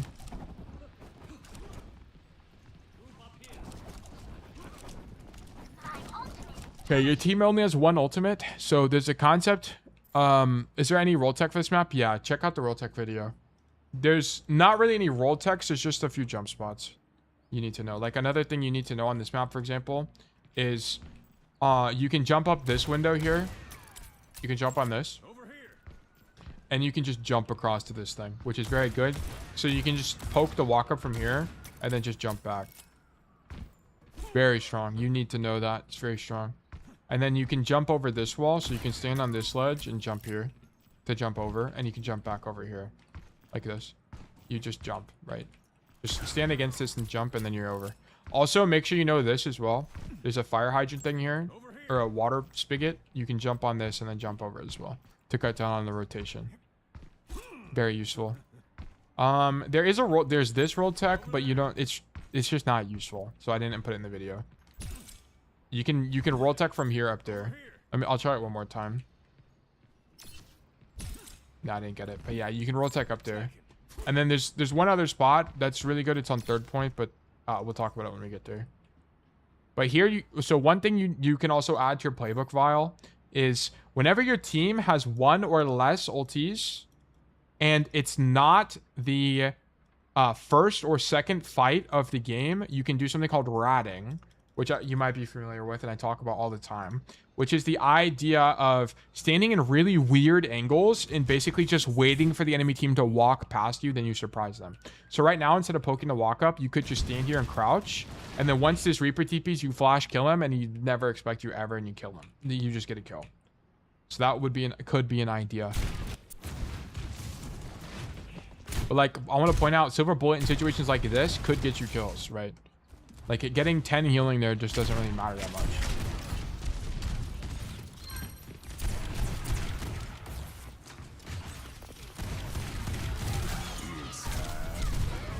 Okay, so the only problem with this Deadeye is that you want to use Deadeye whenever the enemy team is committing to a play, right? So I don't really like this Deadeye from you because these guys can, number one, just shoot you and kill you because you don't have any cover at all. But also, they can just drop off the high ground and live, okay? So you want to use Deadeye when they're committed to a play, for example. So like an example of this would be, imagine the Sigma standing right where my ping is. Then you pop Deadeye because look, he has very limited cover. He has to move, like he's stuck, right? Way stronger. I do sometimes choose the wrong by accident. Okay, then that's fine. Playing cast in the big 26 just feels like you're farming Silver Bullet, then you get to actually play cast. Yes, exactly. Precisely. Yeah. So I don't really like this Deadeye. Also, there's a thing called Deadeye hygiene, right? Which comes up pretty often, which is bad 3C. So whenever you use Deadeye, you want to do 6 things. Number one, you don't want to do blind Deadeyes. So one thing you want to see is, do you have visual confirmation of the enemies? And you do, right? You can see the Sigma, you see the Mercy, whatever, right? That's good. Then you should think, am I on an angle away from my team? You should prefer being on an angle away from your team. You're not really on an angle, right? You're kind of just tacked with your team in main here, which is okay. It's not the end of the world. And then you should prefer having distance from the enemies. Do you have distance? Yes, you're far enough away, okay? Then there's the 3 C's, which is the first C is, do you have cover in your ultimate? This is the most commonly violated part of bad 3C. You have no cover here. So look at this. You take a 10 bajillion damage and you almost die. We should not be almost dying, okay? And then the next last two are cooldowns. So do they have any cooldowns that can cancel your ulti, right? In this case, it's Shield, Sigma Suck, and Rock. All of these things can cancel your ulti, so you need to be very careful about those. And then cancel any bad ultimates. For this Deadeye, I thought Pharah would fly up. Okay, if you want to Deadeye the Pharah, you need to see her boost up and then Deadeye her in the air. Okay, that's when you do it. Not right now. You don't do it preemptively. You need to wait for her to be in the air, see the visual confirmation, and then ulti. So just wrong approach to the matchup.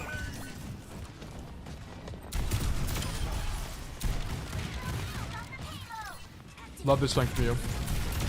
Nice go on Mercy. Just don't roll forward toward this guy. Just shoot him. Okay, if you're going to roll for uptime, don't roll toward him. Just roll laterally, right? Maintain distance because this guy could just rock you and you'll die or whatever. Right? Or he can just shoot you and you'll die. You just expose yourself. You're in the open. I think your team might see 9 here. No, we cap. Okay, nice. Good defense. Okay, you guys lose this? Do you get full health on first? If your play is reliant on the enemy team doing something, then it introduces an extra variable out of your control. Yeah, exactly. Exactly. This is why I don't think playing main is good on Cassidy, by the way, because a lot of time it depends on the enemy team making mistakes, which I think is weak. I think that's why the Tail School of Thought is so proactive. It's very proactive. Okay, so the best rollout on Midtown, I guess I'll talk about the attack here. So the best rollout on Midtown attack is that you walk up this room and clear the room, okay? You will just win games, by the way, because you just come up here and there's a Venture up here or a Tracer up here or something. Then you flash them and they die instantly. So come clear this room and then drop out this top window and then come top left if you're going to do this.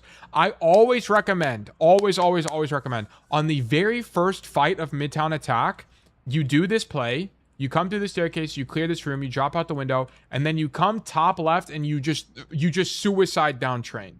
Okay, just send it. Just send it. Because if you kill someone, it can very often just let your team walk and you cap first. Okay, just come top train. Unless you're getting marked actively, right? Just come top left, kill a guy, come wide, try to get a second one. Okay, if you find the opportunity to live, sure, then live, whatever. But I would just send it and try to kill people up top on first fight. Okay, other than that, if you're not doing top train rotation, the best rotation very often is Cassidy, is to make the rotation all the way through alley and flank like this, or you go through laundry room and flank like this as well. You need to open up space for your team, because what ends up happening, most teams just lose because they put 5 dudes in main here and they never send a guy into this room to do this, or they never send a guy into alley to do this rotation. Okay, you have to do one or the other. Have to do one or the other here. Oh, I might have lagged out, by the way. Hopefully I didn't, but I might have. Okay. Okay idea, you just take a bunch of poke and die. Okay. So here's the thing, whenever you rotate out into the open like this, I would prefer you just walk until you get shot and then you roll. Okay, but it's okay, it's not the end of the world.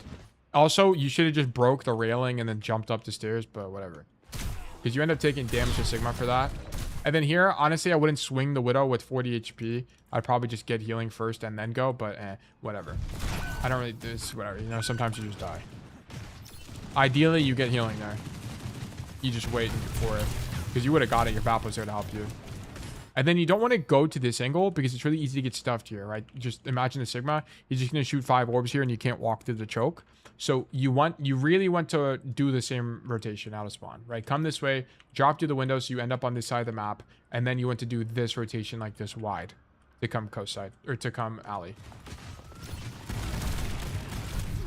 Yeah, that happens later. Okay, well you should have done that now, right? Even if it happens later, you just shouldn't be coming here anyway. This side of the map is not good for Cassidy, and you feel why, right? Even though you're here, you just get spammed out by Sigma and you kind of can't do anything. And that's the problem. Yeah, okay, we're dead. Yeah, same thing, right? You're just gonna get spammed out. You're outranged by the Bastion, you're outranged by the Sigma. You're kind of not really understanding Cassidy's effective range. You're not gonna be able to do enough in these positions. Okay.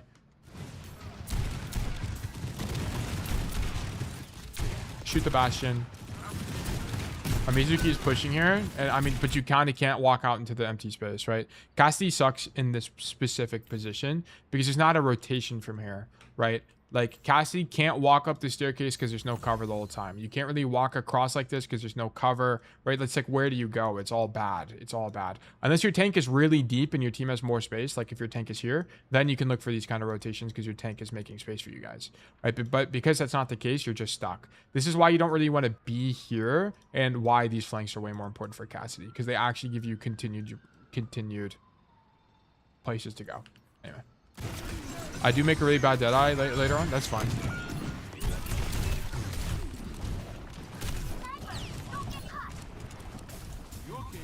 Okay. Reset the fight. You hear the Widow on your left. You could peek her if you want. Yeah, that's in your effective range, so I don't mind that fight if you took it. Go top. This is fine. Okay, so you... this is not a bad that I actually like the idea, but the only problem with this is you don't team check before you do it. Okay, I know you die to this Deadeye. But the idea of doing something high variance to break you out of the choke is totally fine in how you should be thinking about Overwatch. Whenever you're stuck in places and you can't break through the choke, doing stuff like this is fine because you also learn. But I wish you did two things. Number one, I wish you team checked, right? Because you'd be able to realize that even if you do this Deadeye, your team isn't quite taking space yet. You needed to wait just a little bit longer. Yeah. Wait, I think he team checks his D.Va.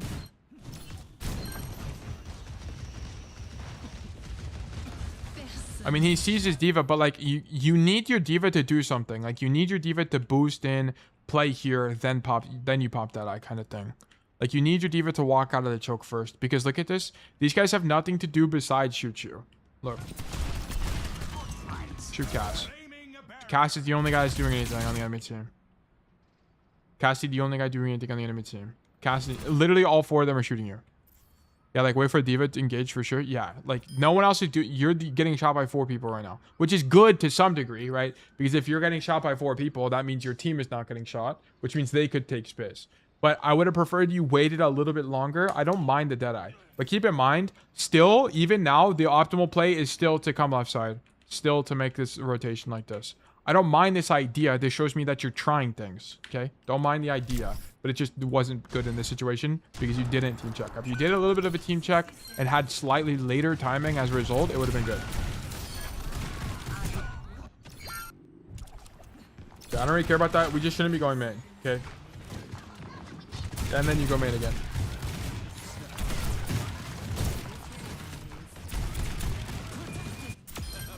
I mean, I kind of just don't care about any of this. Okay, yeah, you just don't understand Midtown, which is fine. No big deal. Okay, I guarantee you, Vile, next time you play Midtown, if you just make this rotation and come this way, and then the idea from here, by the way, is to continue rotating into this building and work at this angle with the idea of maybe you come up the staircase and shoot people from here, you will win Midtown, okay? You just don't even think about this side of the map. That's the problem, right? You can also rotate through this room and do this, which is also good, keeping in mind there's a mini here. But this is super common. I see this in metal ranks all the time where students on Midtown, they're like, I don't know how to beat Midtown first. And they never use this side of the map. You just have to. Nobody expects the alleyway rotation, by the way. Yes, exactly. You'll kill people here all the time. All the time. It's so... I don't really know why. Like, this part of the map is so important. And people just forget about it. I keep forgetting that's an option. Yeah, you need to just do it. You need to just come this way. It's super strong and super important on Midtown. Okay? It's good on 90% of heroes because it opens up more space. Because here's the problem. Like, your team, here's what's happening right now. Your whole team is walking into this space, and look how easy it is to shoot people in that box. Boom, boom, boom. It's so easy, right? They can just play in super defensive positions and shoot you the whole time. Because you also have to cross this open space, which is basically impossible to do.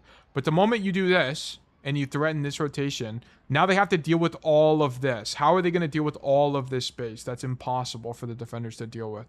Right? They can't possibly mark everything. Right? And that's why the rotation is so strong. You just control way more. That's because the point is to the right. Nobody wants to look to the left. This is actually probably true. Even I know you're... I don't know if you're joking, but I think that's legitimately probably it. People just think we have to get to the point, and it feels like you should be able to just walk the point and win, but you kind of just can't. Half memeing, but I think it's genuinely true. I also think because this area of the map is so dark, people just don't think about it. Like, you just kind of don't look this way is the thing. You just don't think about it is all it is. There's probably legit psychology to it. Yeah. I think if they made this area brighter and more open, like if I think this was a taller doorway, people would use it more. And also if they angled it differently, like I feel like instead of if they didn't make this like a right angle like this, but instead they made it like a diagonal path that just goes straight, people would use it more as well. But because it's this like weird right angle, you don't really use it. Big flashing neon sign that says free flank here. Yeah, they should also do that. That would be wise from the dev team. We would actually love that. No, I swore I saw it was blocked off when I like first started. Yeah, that's what I figured. Like people just, I think it's, I don't know. People just think it's not a thing. But once you use it, you'll never start unusing it. It's really strong. Need yellow paint. This is true. Also good to see you, Yumi. Hope you're doing well today. But yeah, okay. Verdict losing. Thank you for the code. Boom. You should win next time you play Midtown. I can almost guarantee it. You're gonna win.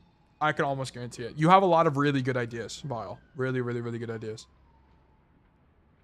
Yeah, and I'm not gonna give you homework there because that was kind of like legitimately map knowledge problem. You just didn't even know that side existed, so you kind of just didn't even know what to do. And also like the creativity you had there when you couldn't break the choke, I love and is conducive to great play. So nice job.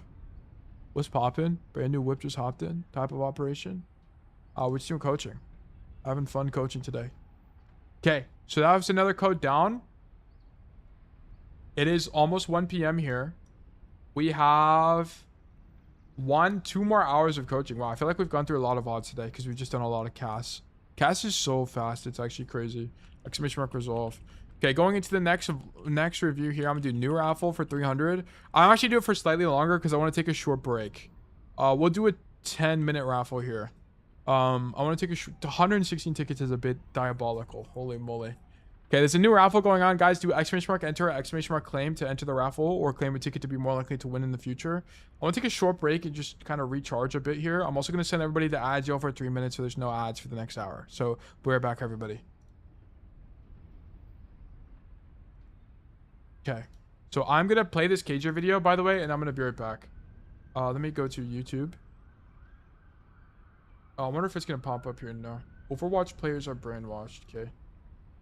Cager, not Cager. Greed, clickbait as usual.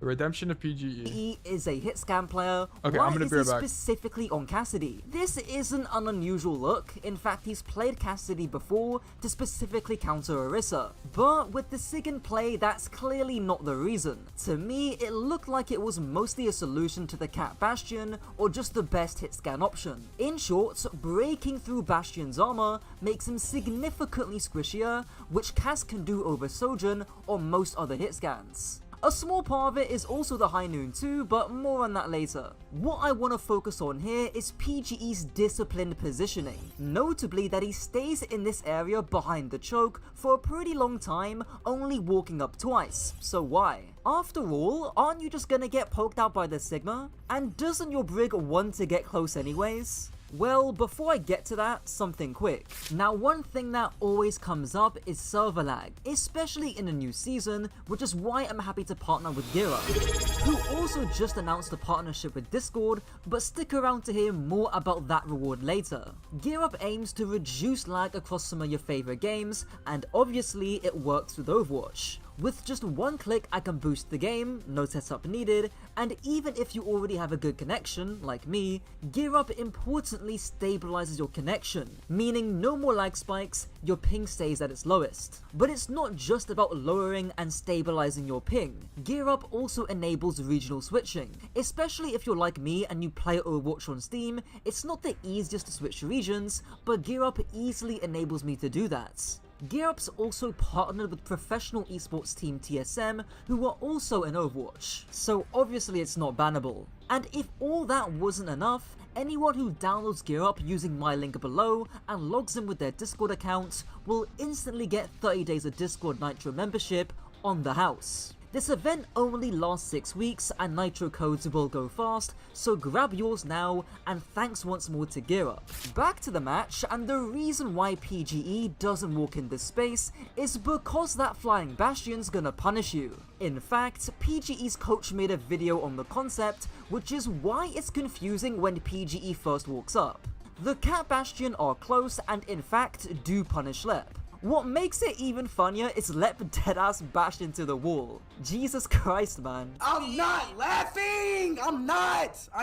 Thankfully, a clutch Suzu by Skyle bails out PG for another attempt, which looks a lot better. The Cat Bastion are super far and can't punish PGE, who rolls to reload his gun and keep the pressure on. And after that long ass first fight, he's farmed up that High Noon, but how does he get value out of it? Especially considering 2 months ago in that relegation match, it was a massive problem. Yet it seems like that problem's been resolved, as when Scuffed pops to Kitsune from the back high grounds, PGE responds by backing up outside and high nooning. But he not only lives, unlike previous high noons, but he also catches the Sigma too, plus a headshot onto the Cat for the cherry on top. So how is there such a massive difference in ult value? How did DSG go from losing fights with 2 of the best support ults to winning fights with one of the worst ults? Well, 90% of the answer is down to distance. PGE is as far away from Scuff's Kitsune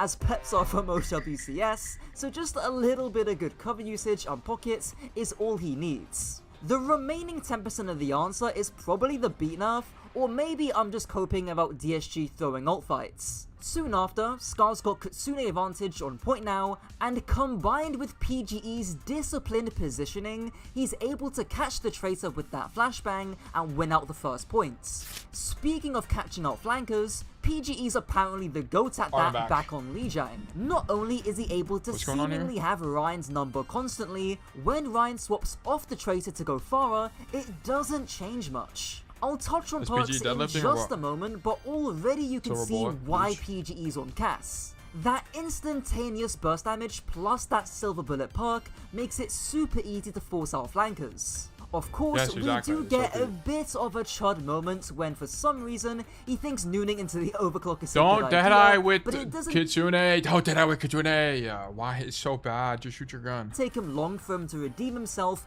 I just got into a game of Midtown right after Midtown coaching. Alright, let me know when you win. Where, once again, nobody can reach his high noon, eventually leading to the Farah kill. Also notice Tread matrixing him too, eating the Has wall and enabling PGE's aggression. And we're not done there because he's able to push up and catch the Mizuki straight after.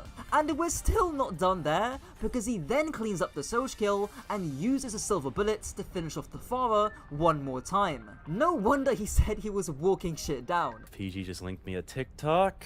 I walk shit down, nigga! Now this should be a nice segue into the perks, but I think the options are pretty uncontroversial. When PGE is forced to go to Sojourn, something you'll see if you stick around later, Cass is bad on this map and it's a diva matchup. The double slide and overclock perks are obviously superior. And for Cass, the flashbang and silver bullet perks are equally obvious too, but it's worth quickly addressing that other major. It's a bad play from PGE, look. Bullet roll forward on the hazard for no reason. Obvious too, but it's then we go wide with no roll. Quickly addressing that other major perk. On paper, 15 HP for every bullet you gain back in roll sounds good. Against Winston, you just fan the hammer, roll and fan the hammer. While this extra healing is something you shouldn't ignore, the value silver bullet gives is immense. This is exactly my take. The reason you take the heal perk is not because of the heal, it's because you need fan. That's it. I think it's the only take that exists. That makes any sense. Not to even mention how the damage also helps force out the Bastion even more. Something that also gets forced out is PGE's team on the second point. And this time, when Scuff pops the Kitsune, PGE hasn't got the high noon to clap back, and even worse, Lep decides to match it with a rally, bashing past the Suzu and dying. Again, this looks like a disconnect between Lep pushing forward you stream daily? And yeah, PGE for the next week or so. Which, let me remind you, was something very key 2 months ago during that relegation match. This will all become important at the end, but I think for now, PGE is right to not match the Kitsune. While I don't outright hate Lep's play, I don't get why you would do this when you've got good ults to respond to the Kitsune. Thankfully... Wait, what? We don't have Deadeye though. Don't get why you would do this when you've got good ults to respond. Also, no one would be critiquing a Lep if he didn't fucking phase through Ram right here. To the Kitsune. Thankfully, so like he just gets unlucky. Why you would do this? Like that Suzu is just good. So what's wrong with the rally? When you've got good ults to respond to the Kitsune. Thankfully, PGE's here to bail his team out, starting the next fight with a classic high noon. While it doesn't kill anyone, the point of it is to set up his team in good positions so that they're able to avoid Sniper's annihilation. And it works like a charm. He's got plenty of distance away from the Ram, but he weirdly chooses to walk here. While it does mean he's able to roll out of the catnap, which is a sick play, it does also mean that Sniper's able to finally take down the goats. And we're hit with even more goated gameplay as PGE pressures the Cat Bastion heavily before they're even able to get a foot in the fight after. Now you might be wondering why PGE is still 1 minute left on the Raffle, by the way. Just a second ago, he was playing a more defensive position that you'd see most players take. The key advantage I see on playing points is you can just see more while still being fairly safe. In fact, PGE doesn't hit half the it's more that they have to hard commit and it's hard to zone you, right? So like whenever you're on this angle, if they try to zone out PGE, like look at what Sniper has to do to zone him, right? Like he has to walk all the way on the point and open himself up to getting spammed out by the blue team. So this angle is just kind of better. It's harder to zone the Cass. But when PGE was playing this corner here, he can get zoned really easily by just ram spam, and he has to play untucked. So that's why this angle is better. It's hard to get zoned here. You can actually just open up more. Loki, just flank? Yeah, deadass. I think you probably can't flank into this matchup because the enemy team is just too fast. And the rotation will take you too long. Right, and the fight's happening right now. We can't. Maybe if we had time to stage for it, but also notice that Rocket's flanking already. Right, so there's not really a point in flanking anyway. We should just stay here and shoot the point is you can just see more while still being fairly safe. In fact, it's not really... Yeah, it's not really about seeing more. It's just, it's harder to get zoned. Hit half the shots he does on the Bastion if he was playing back. So what's the catch when you play on the points? Well, it's harder to kite. Not only is the point more open, so you might get caught retreating back, but these tight, choky stairways make it a pain to repush too. But none of... Yeah, it's really... If you get zoned out, it's really hard to retake space. I actually kind of agree with this. That is an issue if you're planning to hold your ground anyways. It's stuff like this that really impresses me. I mean... Also, I think the formation here is bad from Disguise. Like, well, if you're gonna play Brig, why is our Brig playing at the back of the map here? Like, why is Brig not here? It's the... I guess maybe it's Brig you're scared of getting walked on by Ram, because Ram kind of just beats the shit out of you. Yo, Tail, I just played Midtown and won. This is huge. And why did I just know he was going to win instantly? Open, so you might get caught retreating and did you do the flank? Did you kill 3 or something? I bet that's exactly what happened. Stairways make it a pain to repush too. But none of that is an issue if you're planning to hold your ground anyways. It's stuff like this that really impresses me. I mean, we can all see that the guy's got aim, but it's these fight-to-fight adaptations that only the top of the top players do. Alright, it's a little bit of glaze. Top players also love early pushing apparently. At the start of the last points, PGE pushes hard into the enemy team with Rally. But why do this? Well, I think some of the theory comes down to the Cat Bastion duo. In short, DSG are taking a clear-cut 5v3 with Rally, and the Cat Bastion are supposed to punish PG for doing this, but the Rally neutralizes that value. Rocket's also pintering behind during the whole rush, forcing Scuff to TP away. This now leaves Sniper alone on the front line, which is gonna force that annihilation. Not to mention, Grapes tries and hits a catnap but fails once again. And PGE High Noons... Also, this is a bad cat ult. Grapes tries and hits a catnap but fails once again. And I mean, you could get stunned out of that. Also, if you cat ult, like, you really want to only cat ult people that are overextended. I feel like this doesn't make much sense. Noons clearly trying to punch the cat, but he ends up catching the Tracer instead. In short, it's a smart rush by DSG because they know that, with Rally, they can't get punished for it. What does punish PGE is a nice double dink by Scuffed, but immediately in the fight after, he gets his revenge by almost hitting 3 back-to-back shots to open up the fight. Had he hit that silver bullet shot, Scuffed is he kills him. 100% cooked. Regardless, PGE re-pushes the angle, at tail, and they all obviously left on at this range, he's gonna beat a Bastion even BK, with 300 extra HP. It's the end of the but game, let's not sleep on the PGE Sojourn here too. In fact, we're already off to a banger start because he already... Yeah, cool. I missed the first map, so I don't know. Or maybe it was all these wrong? I don't know. I think PGA's cast is good, but I think there's still stuff to work on. I said tail Bastion ult. Dude, what do you mean I'm him on Bastion? I'm actually him on Bastion. Okay. No more BRB. What's the lore drop? Overwatch. I guess I'll just look up Overwatch and surely it pops up, right? Oh, this one? Oh, I don't really... If it's just this Venture Life Weaver one, I don't really want to watch it. Well, maybe I'll watch it later whenever we take another break. It's not... Okay, wait. Let me... These lore drops I just don't watch, for the record. It's not because it's a pride thing, for the record, guys. I just don't really watch these. Like, we watched the Moira one because I was eating. I've never watched the Sierra one. I just don't really watch these story time. I've never seen the Mizuki one. Just for clarification, okay? I've watched the Jetpack Cat one, but that's it. Okay, just for the record. Okay. Let me turn off ads. Or this thing. Boom. And then I think Raptor one, right? Yeah, Raptor, congratulations. You've been selected for coaching. This is brilliant. Let's do great things. I need a Raptor code. Raptor. Swag man. Here we are. Oh, is it this one? It looks like Speed already coached you on this. Jib. Okay. Yeah, Jib. Okay, I don't. Gibraltar. Rather. Oh, I spelled Gibraltar wrong. Oh no, I didn't. Gibraltar. No, I spelled it right. Okay, nice. W ping. Okay.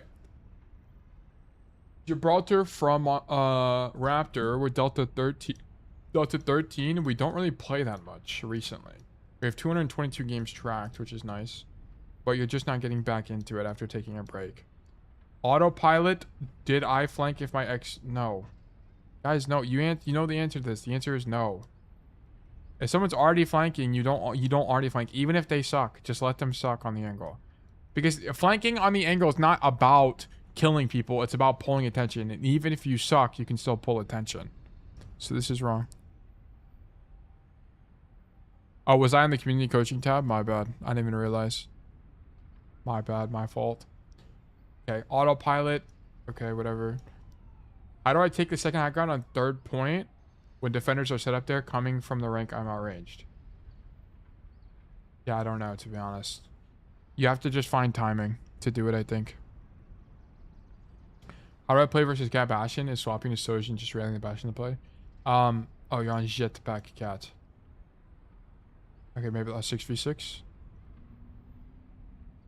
How do I play versus... Okay, I mean, these notes look generally fine.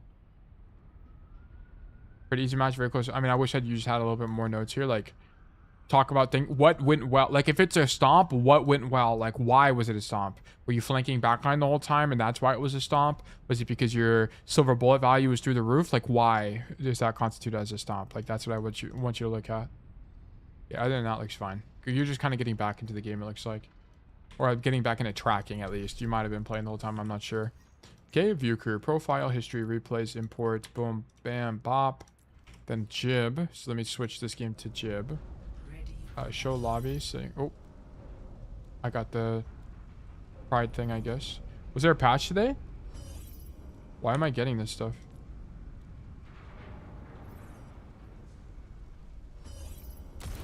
Why am I getting all of this? I don't really understand what's happening.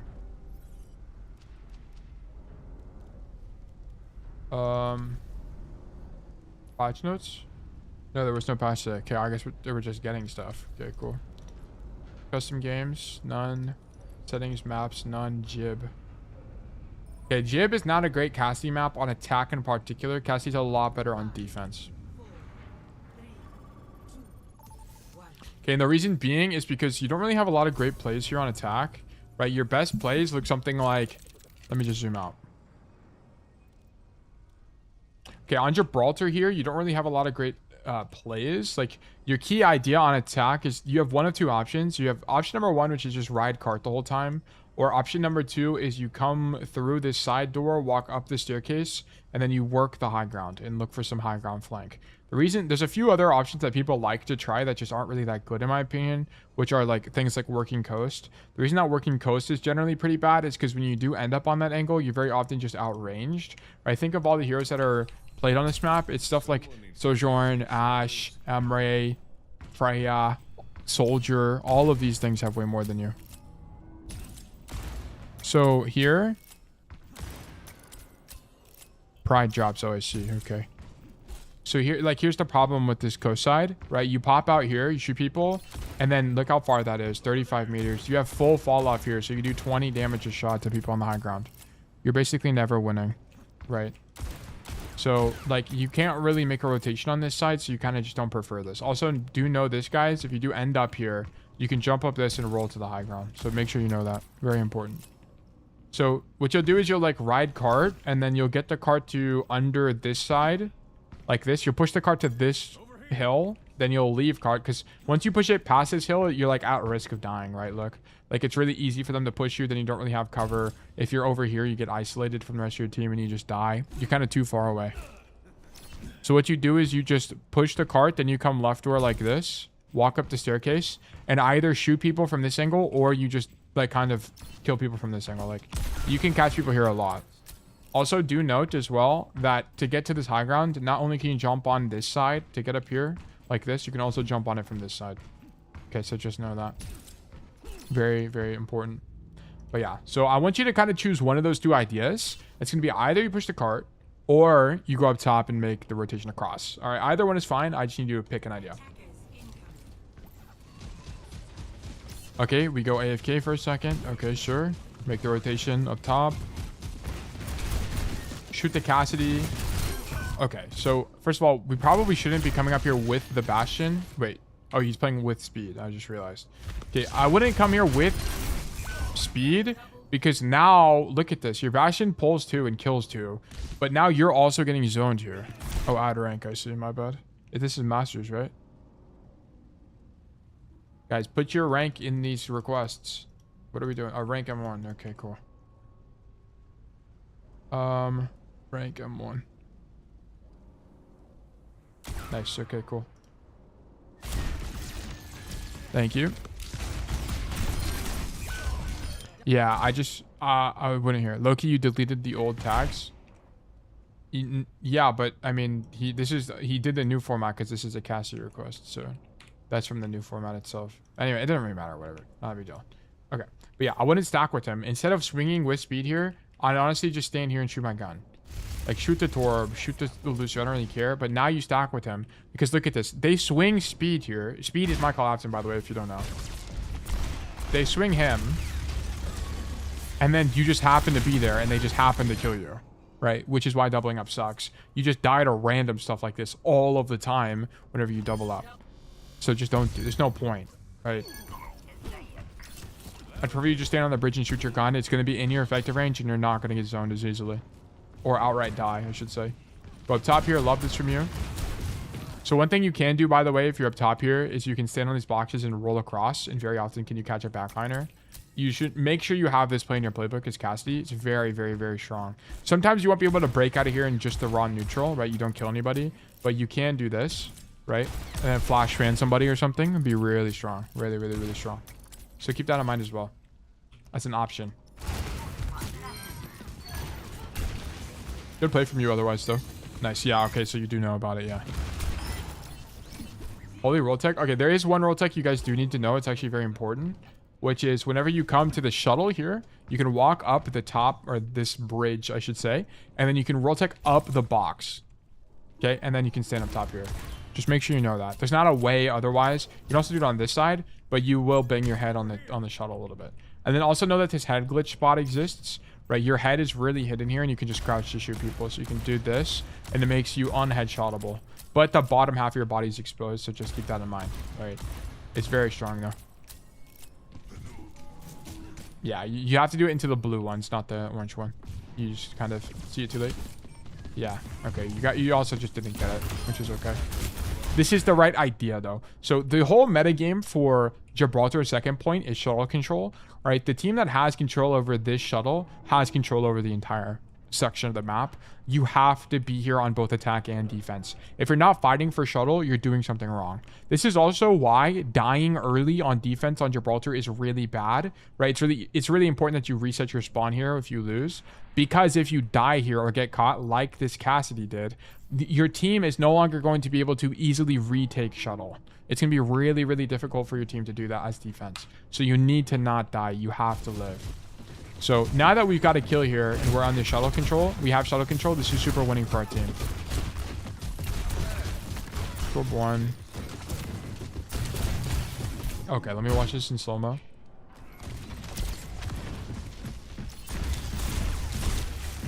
Dropping and whatever. It's not a big deal. But I would not force cart here, right? If I get forced to drop, I'm no longer on cart. I'm rotating like this to fight these guys for high ground control again, right? Once again, the entire metagame of this map is the high shuttle control. So as DPS in particular, especially if you're not playing something like a Tracer or a Genji that can actually flank actively, you're going to just be fighting for shuttle control. So what ended up needing to happen here is, sure, we drop, whatever. Then you're rolling like this to this high ground, grabbing the mega if you need it, then you're fighting there. Okay, this is the rotation I needed from you. I need you to come into this room, grab the mega if you need it, and then fight for the door on the way to shuttle. Way stronger. Yeah, nice. I just needed it slightly earlier from you, but good idea. And then also, you shouldn't grab the mega here. So you need to recognize that your team is nano boosting your monkey right now. Oh wait, no, they tried to nano Bastion and he died. Okay, brutal. Never mind. There is no nano on the field. If there's a nano on the field, you need to match your team's intention and just walk forward with 100 HP. But it didn't seem to be the option, or be possible here. And this fight's lost. We shouldn't be popping ulti. Yeah, your monkey was 1 HP as you popped this Deadeye, so it's just not a good Deadeye. Good cancel, though, to leave. You recognize it too late, but I'm glad you cancel it at the very minimum. So not too mad at that. I just wouldn't come to this side because you kind of can't do anything, right? I mean, you can walk across and walk up this thing, which is better, but I'd prefer you just walk, you know, come this way and do something. But, okay. Sure, I'll give it to you. Also, good flash on the monkey engage. Love that from you. Good kill on Bastion. Look for Torb. Okay. Break Torb turret. Continue high ground control here. Shoot Torb again. Ban monkey. Don't drop here. You can't drop. So the monkey's not pushing you. And how do you know he's not going to push you? He has no bubble, right? He used his bubble too early. So it's either he pushes you and takes a bajillion damage to both you and speed, or he leaves. And I think leaving is going to be the answer for him. You can't drop here because now you're not on the high ground for the rest of this fight, which is super weak. Right, getting stuck on the low ground here is really bad. You needed to greed the high ground even more there. You should know that because he uses bubble early, he's not going to be able to push you. Okay. So that's a matchup problem. Shoot Winston. Sure. Okay, nice. Go next point. Continue our rotation. Love this really aggressive staging from you. Nice job. So we're about to have Deadeye on the flank here, or on this deep angle here, which is awesome. So what I want to see from you is you just farm your Deadeye and then you pop ulti from this aggressive angle. Okay, so you hit 2 shots and then ulti. Love this from you. You needed to hit him though. Why do we not hit him? Yeah, and then I need you to not... I need you to... Your number 1 priority should be farming Deadeye right now. You have to farm Deadeye here. Yeah, because it's too late. Yeah, okay. You had the wrong priority there. 5% off Deadeye, and I don't mind you waiting for the monkey because if that guy bubbles you, you just die. But you needed to not shoot the Torb turret. I don't really know why we did that. Not only do you not put out pressure, but it's like you're on a deep angle where you can't rotate away from. You have to get Deadeye so you can actually do something from here. Because if you weren't going to Deadeye here, you needed to just go for the flank here or just put out neutral pressure and fight the Torbjorn or something. Either one would have been stronger.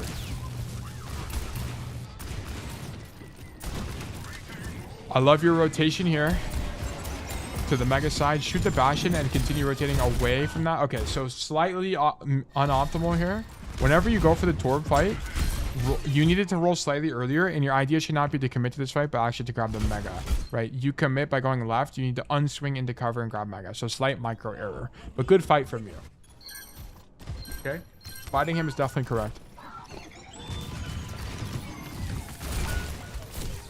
Shoot Winston, whatever. Wait for our team to come back. Okay, we shouldn't even be taking an angle right now, right? Speed is dead. You have to wait for speed. Why are we taking space aggressively? Is someone on the enemy team dead? No, they're all alive. Torb is dead, but his walk back is so much faster than speed, so it kind of doesn't matter. You shouldn't be taking space right now.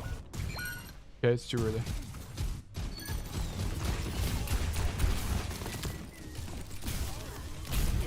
Walk him in. Shoot Winston. Okay, we have Deadeye, which is good. We need to somehow get up top. This is fine. I'm not really a big fan. Good flash, by the way. It's all right. You use it to live.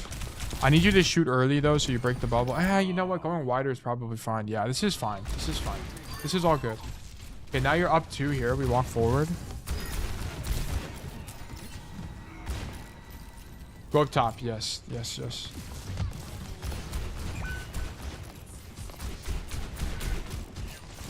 You need to just stay up here. You have to stay up here.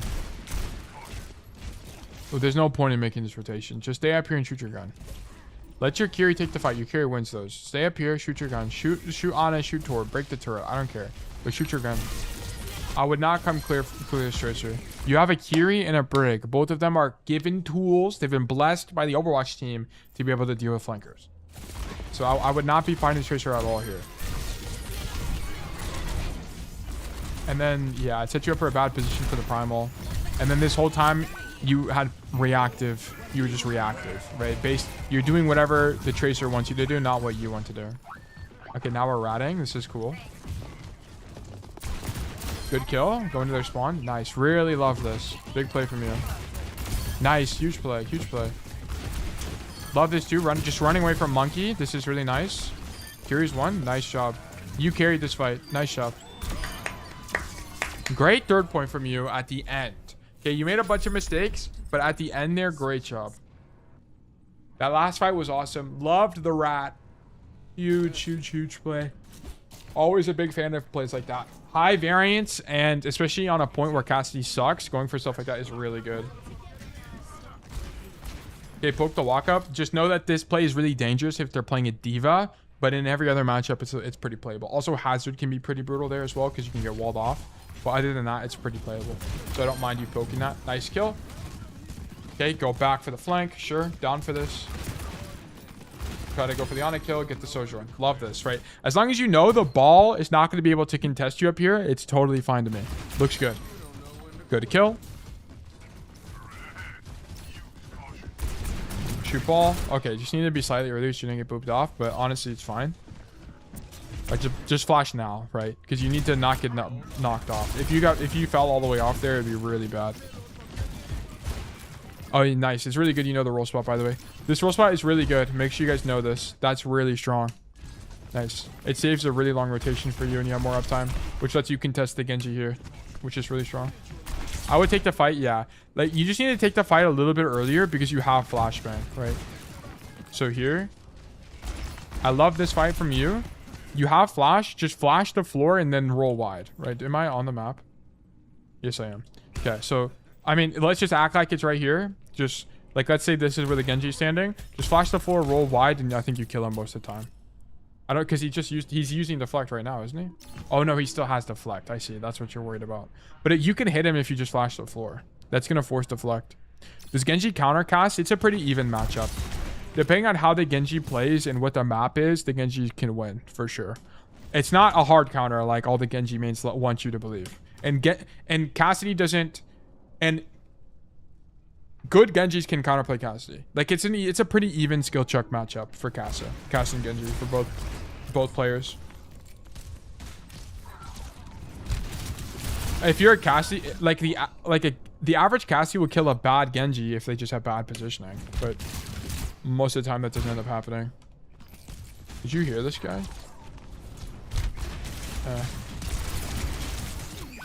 This is just kind of brutal, I won't lie. Your guy gets... Why is this guy here?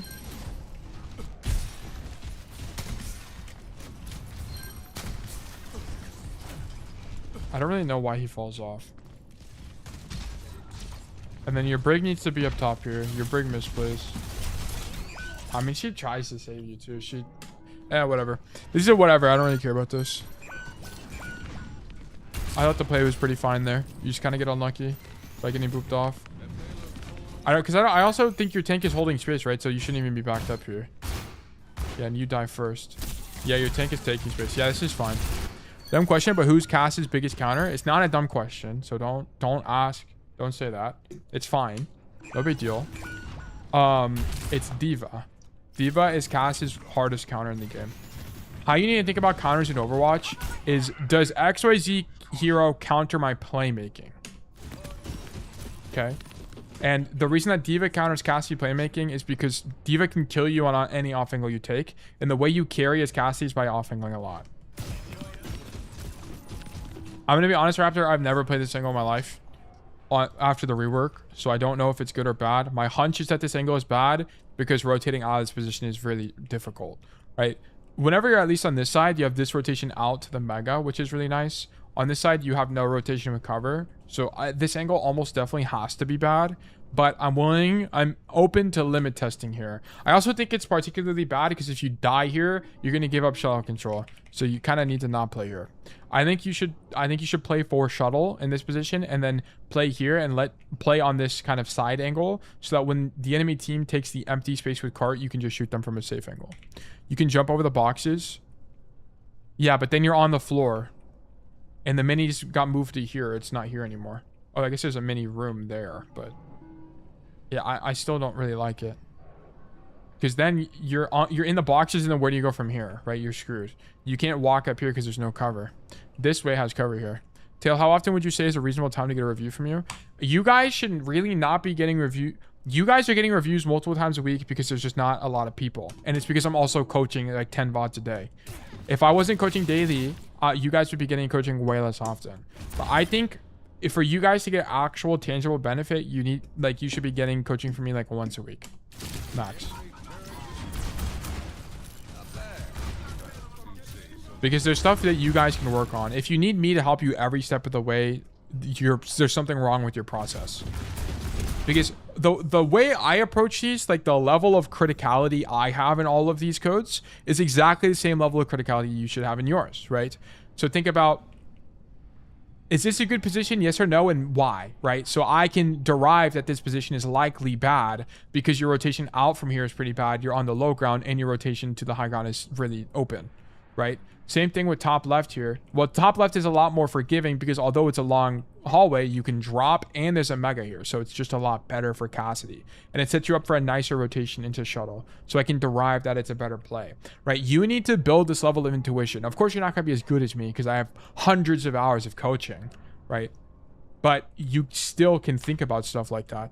Also, Flebus, one thing you can do that will also help you improve is thinking about coaching other Tracer players, because it will reinforce your perception of Tracer and why she's good or bad. Because there's plenty of times I coach you guys and then I'll be like, oh, that actually might be a good play, I should think about that more. Or you guys do something that's different and I'll be like, I feel like this isn't good, but I could see why it's good, which is something I do a lot. Which I'll be like, I personally don't like this play, but I've seen other people do it and I think it could work. So it opens up your perspective a lot. Yeah, just me looking at Kurt's gold code, give me some insight. Yeah, exactly. You should try coaching more. Coaching, unironically, is super helpful for improvement.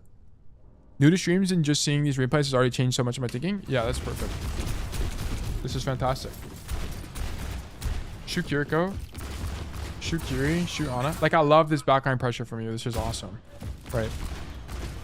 Look how difficult you're making it for both Ana and Kiri to play the game. Like, they have to play this tight cover and they even use their nade on you. Right, so you have to give space, but you're forcing them to use cooldowns and respect you. Right, they have to play in this super awkward spot here. They can't just stand in the open. Nice shot. And then stop shooting these. You need to go back and flank backline. Like this whole time, after the anti fades away, I need you to not shoot the mines. Who cares about the mines, bro? Stop shooting the mines. Walk back and shoot backline. Shoot Ana. Shoot Kiri.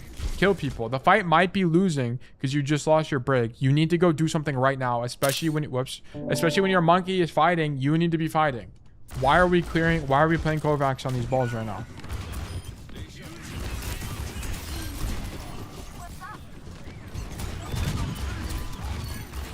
Okay, just don't drop. Is there a reason we drop?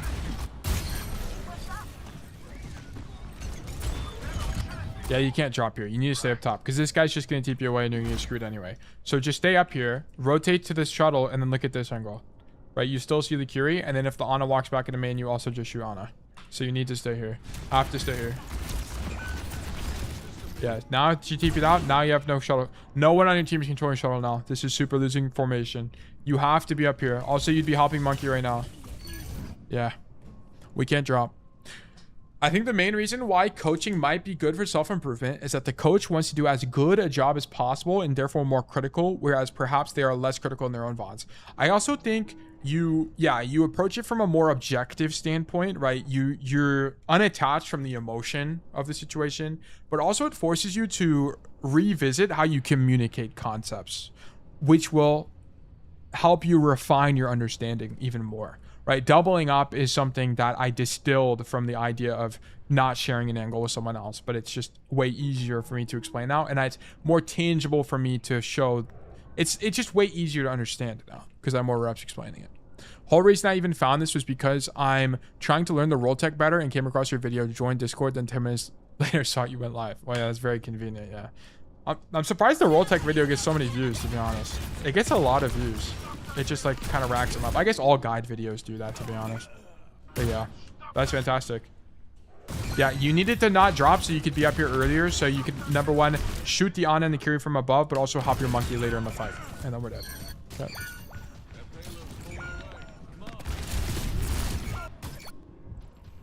Don't really care about that death, whatever. You didn't reset spawn, so you just have to run it down, basically.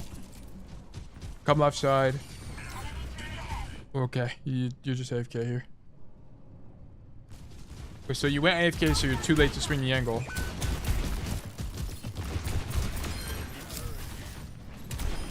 Okay. Whatever, this angle is fine. You just need to swing earlier. But because you went AFK, you were AFK for a long time there too, by the way. That's not a short time. Because we were in 2x speed. One, two, three, 4 seconds. You would have been up top and shooting them by now. Torb died. Torb 100% died.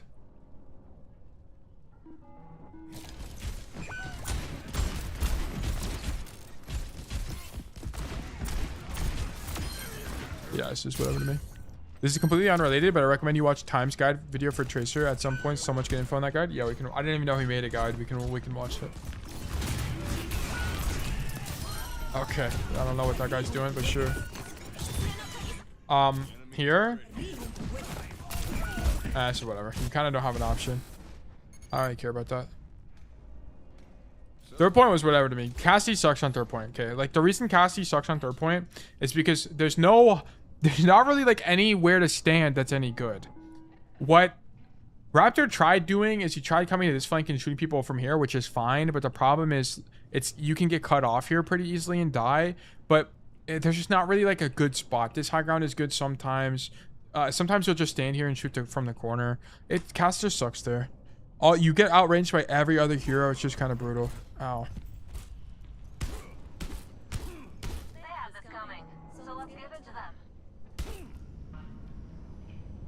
Okay, so we're back on a jib attack here. Go up top. We're with our Bastion, that's fine.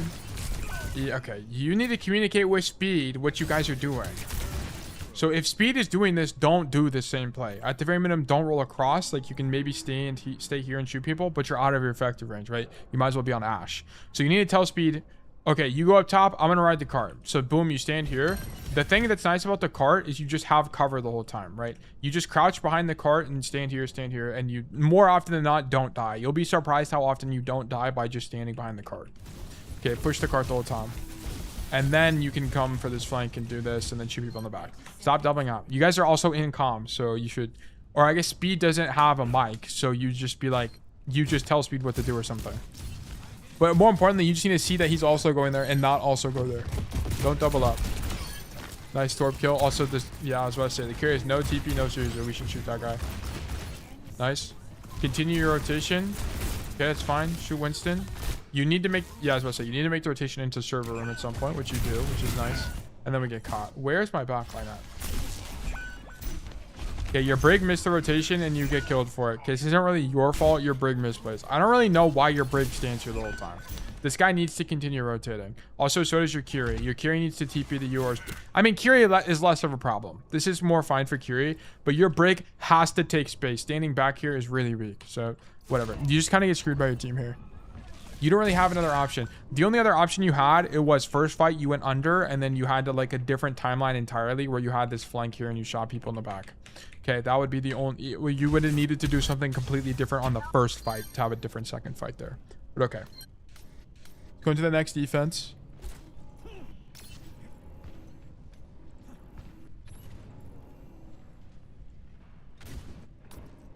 Okay. You have 4 minutes to hold here. Do we hold for 4 minutes? We absolutely do not hold for 4 minutes. Okay. This is so sad. Shoot Genji. This is a situation where doubling up is good because there's not even a bet. There's no other play here, right? The problem is Cassidy can't really, you can stand here sometimes, right? If you know they're not playing a dive tank, you can stand here. But the problem is the rotation out of this position is really long, right? If you stand here and you rotate like this, you'll have to use roll and then you'll still have open space to cross through, which is not good for Cass. So standing up here and just shooting your gun is largely good because it also gives you this rotation through bridge. You can contest the room. It's just kind of strong. You're at a high ground. It's really hard to clear. So I think the play is fine.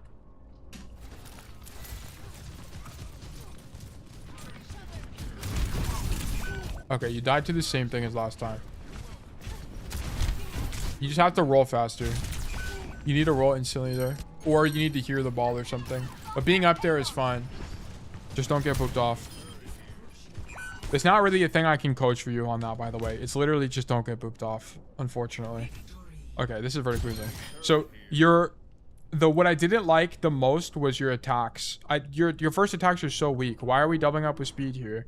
Let speed take the angle, you come cart, you go under, you take the staircase, you shoot people in the back, okay? That's going to be way stronger for you guys on average.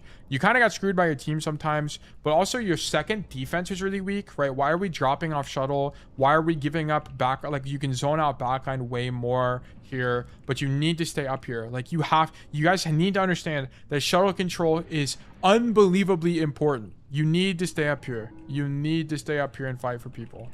Okay, unless it's literally life or death, right? Like, you're the only guy up here and you're getting doped by Diva. Okay, drop, okay? But you should really, really, really try to fight for this space as much as you can, and don't drop if you can afford it. And then third point, I'm going to be honest, I don't really know what to do. I thought your third point attack was great. Your third point defense, you needed to knock out AFK because you would have killed the Torbjorn earlier. And then I don't really know what else on that point, to be honest, because they just steamrolled you guys after that. So that was it. Your second point defense was super weak. Your first point attack, or second point attack, was largely good. Okay, so fix this attack, and then fix this second defense, and I think Gib is a winning map for you. Okay, now run it back, coaching speed. Gibraltar for the second time. This might be what we needed. The bashing code of the century. Okay, yeah, thank you for the code. Verdict, losing. No core pattern, by the way. I didn't see any core patterns here that were... It was just the way you are approaching Jib, I think, as a broadly was the core issue. Also, these noises on Jib are genuinely annoying. Get me out of here. Okay, cool. Let me get an exclamation mark resolve going on that. And let me get an exclamation mark new raffle. How much time do we have? We have an hour and 15 minutes, right? We have a bit of time. Oh, yeah. Where is this time? Overwatch? Yes, okay, cool. Yeah, we'll do one more coaching session. I'll do one more today. This will be the last one for today. Exclamation mark new raffle. Guys, you can go ahead and do exclamation mark enter or exclamation mark claim. Exclamation mark enter will put you into the raffle to get a chance at free coaching from me. Or you can do exclamation mark claim to claim a ticket to be more likely to win in the future, okay? So you do exclamation mark enter if you have a code for today. You do exclamation mark claim if you have a code for the future. Okay, so just keep that in mind. Okay, 5 minutes. I'm also going to run ads, so be right back, everybody. Let me do this. Boom. Is this you? Platinum Little Timmy? Platinum Timmy? Me? Bang! Want to become this? Okay, 30 minutes long. Blues, which are on a 3-second cooldown. Before I start explaining how to use all of your abilities correctly, let's talk about your identity on Tracer. What is your role? The most common misconception I see, all the way up to Diamond and even in Masters, is that Tracer is some kind of backline assassin, and this is completely wrong. Albeit Tracer can do a good job at assassinating people in the backline, this is not all she's useful for, and this completely limits her capabilities. Tracer is like a shepherd herding the sheep. Yeah, I know about Wanted. The problem with Wanted is Wanted just has a Overwatch. I mean, it's not really a problem. Okay, let me take a step back. There's not a problem with Wanted. He's fine. He's a chill guy. I like him. Like, he's cool. I used to watch his videos all the time. He just plays Cassidy differently than how I teach you guys how to play Cassidy. His style of Cassidy is more true to hit scan, which is why he flexes off Cassidy a lot. He's no longer an OTP. He's just a hit scan player. He plays a lot more Emery Sojourn stuff now. You want to control the enemy team into grouping up. And if they are already grouped up, you force cooldowns and kill them as soon as they're starved of resources. He's fine though. Okay, now we know our identity. Let's talk about how to utilize blinks to the fullest. To start, what are blinks used for? Blinks are used for 2 reasons. 1, to dodge damage. This can be in duels or 1v1s. This is true. But also if you're crossing open space from cover to cover and you might get shot. And 2, to quickly get in range to clean up a kill. They are not, I repeat, not for traversing the map and getting into fights quicker. You do not want to be going into fights with 1 blink because you use too many blinking around the map. The first thing you need to do is... I wonder, so it's like roll, basically, is how you should be thinking about it. It's like, the closer you are to the fight, the less you should be using blinks. Like, you can blink out a spawn, but you want to have 2, 2.5, or 3, 2.5 blinks whenever you get back to the fight. Yeah, it was kind of hard learning off of him because I see he doesn't really do much of what I've seen you do. Yeah, it's less that it's aim oriented ISIP Zans, and it's more of like when you like it's Wanted streaming right now. I'll just show you guys. I can just pull up a VOD. The thing is, whenever you're in Champion, which is where Wanted, yes, he's streaming. Okay, whenever you're in Champion, which is where Wanted is. Okay, you're gonna more likely than not when you pick hit scan, your other guy is gonna pick flex DPS. And more often than not, that flex DPS guy is going to be flanking. So you don't also need to flank. So he can just stand in main and shoot his gun. But as you're trying to climb, if you try to emulate his playstyle, it's not going to work because you're going to have games where your other DPS doesn't know how to play the game and he doesn't flank at all. And you just have everybody in main and you lose because you have no space control, right? It has been a okay, so this map fucking sucks balls for Cass. So, okay, he plays copyrighted music, so I'm going to have to mute it. But this map sucks dick and balls for Cass because it's really difficult to do anything. But already, we're making a bunch of errors. Okay, so rolling forward on the Zarya is a bit... Oh, this is 6v6. Okay, so this is going to be a little bit different anyway. This is 6v6, right? Didn't I just see a Zarya and something else? Yeah, there's Sigma and Zarya on the enemy team. Okay, this is a bit different. This is going to be a bit different. 6v6 plays a little bit differently because you get marked by 2 tanks more often. But... generally, what we should be doing here is our idea should not really be to go to castle. Our idea should be to come left side and walk up the staircase on the left to control high ground. But I think this is really weak from Wanted because if there's people on the high ground, he's probably dead here. I think he dies here.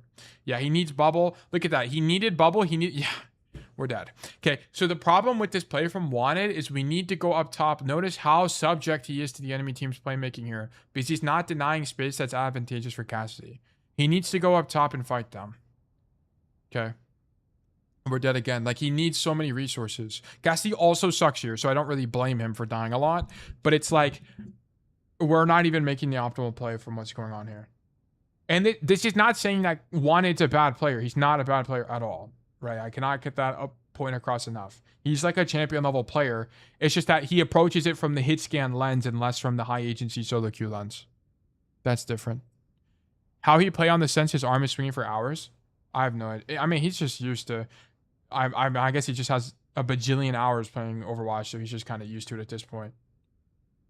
But I think Wanted is a good...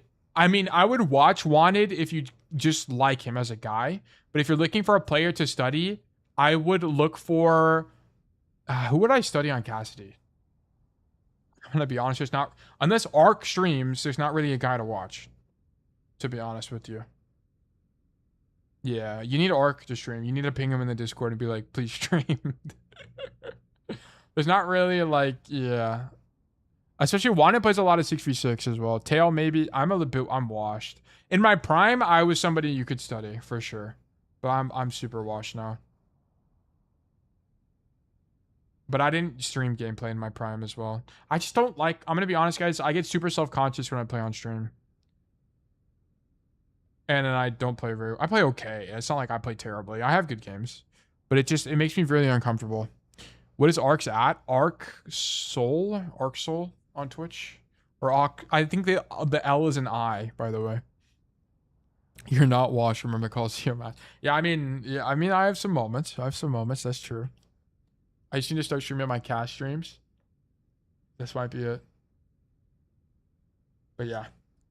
But like, I mean, and Cassidy sucks on third here. You can't do anything besides shoot your gun, right? Like, that's all you can do.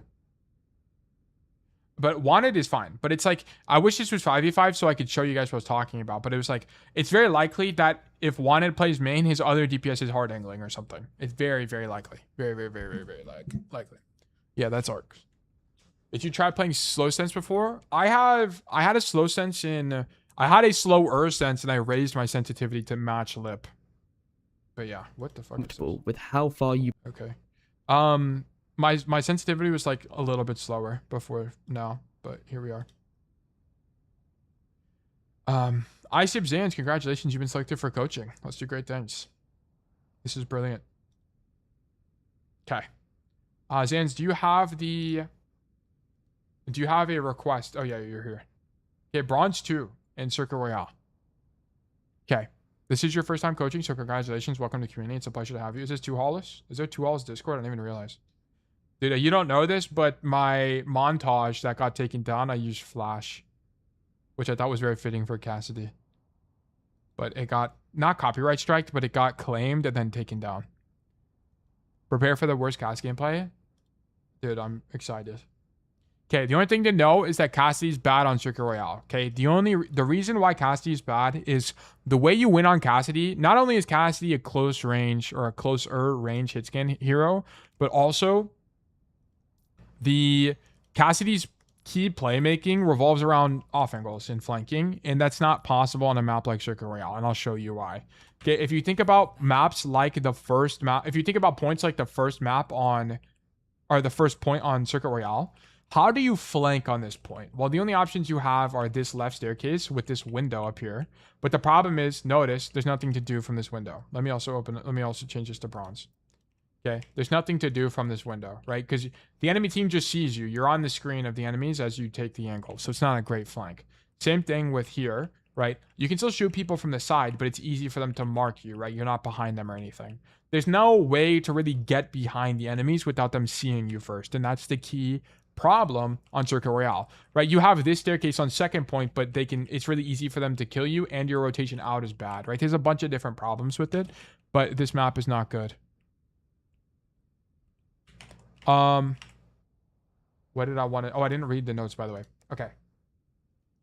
So I don't think I'm a terrible Cass, and I don't remember this game super well, except that we lost 2-3, even though I went 22-8. But I do know some of my main issues are pretty much everything. My aim isn't great, and I definitely need to be better with my awareness and positioning. I've seen that at times I feel I either play too safe or too aggressive, and it ends up getting me killed. I tried to practice with Vaxta and EATXCT custom maps for my aim. Sure, that's great. When you say you try to practice, do you do it every day, or do you just do it when you feel like it? I think I also need to use my cooldowns better, but I'd greatly appreciate advice on anything I can do better. I can take harsh criticism, okay? I mean, I'm not a mean coach, right? The only people I'm like slightly aggressive toward are my regulars, like Raptor and Speed and Montana and who else? Whoever else, because I just coach them all the time. Kwame, I coach those guys multiple times a week generally, so I'm harder on them, especially because they're also high elo. They're like GM, so they need to fix their shit. I do it for at least like 20 minutes a day. Okay, start a tracker. And I want you to take it seriously. Do you have a tracker at all? Okay, actually, let me take a step back. What's your goal? Like, what's your goal? Do you just enjoy playing Overwatch? Do you want to get better at Overwatch? Do you want to be the best Cassidy in the world? Do you want to be Grandmaster? What are you trying to do here? Do you just find it fun to improve? Like, what's your goal? Or like, what are you doing? What's your objective with Overwatch here? Sorry, I forgot to mention I'm also completely deaf in my right ear. Okay, that is going to make things a bit harder, but it's not impossible. Yeah, it will make it harder though. Yeah, it shouldn't make it impossible though. You can definitely GM like this. Gio, good to see you. Hope you're doing well. But yeah, if you give me your goal, I could give you a little bit more guidance on how you should be approaching Overwatch. Okay, I just enjoy the game and just want to overall get better since my duo, Eris, who's in this game, was once a top 500 Mercy, and I want to play the same ranks as her eventually. Okay, I see. Okay, then here's your goal. Here's what we're going to do, Zans. We're going to have fun getting better at the game. So the way to have the most fun playing Overwatch, in my opinion, has nothing to do with the actual game per game basis, but it's in the process of learning how to get better at Overwatch, right? So what you should do, I highly recommend this. Everyone in the community who's done this before always recommends it. Make a copy of the tail spreadsheet, okay? You can get it. I just linked it in chat, but you can also do it by going to !mark spreadsheet in Twitch or going to resources in the Discord and finding the spreadsheet link here and clicking there for the spreadsheet. Okay, once you have the link, you're going to go to the website where it's at and you're going to make a copy. Make sure you have a Google account and you're logged in. Then you're going to hit file at the top left, make a copy, and then you're going to edit that copy of the spreadsheet. Okay, all you're going to do is you're going to put in your information, okay? So if you're in 6v6, click this box. If you're stacking, click that box, and then input the date. So let's say I'm doing it for today. I'll do 6/1/2026, and then I'll data enter everything else, right? The map, the main hero you played. If it's 50-50, just pick one. It doesn't matter, right? And then the outcome. And then I need you to write a question in notes, okay?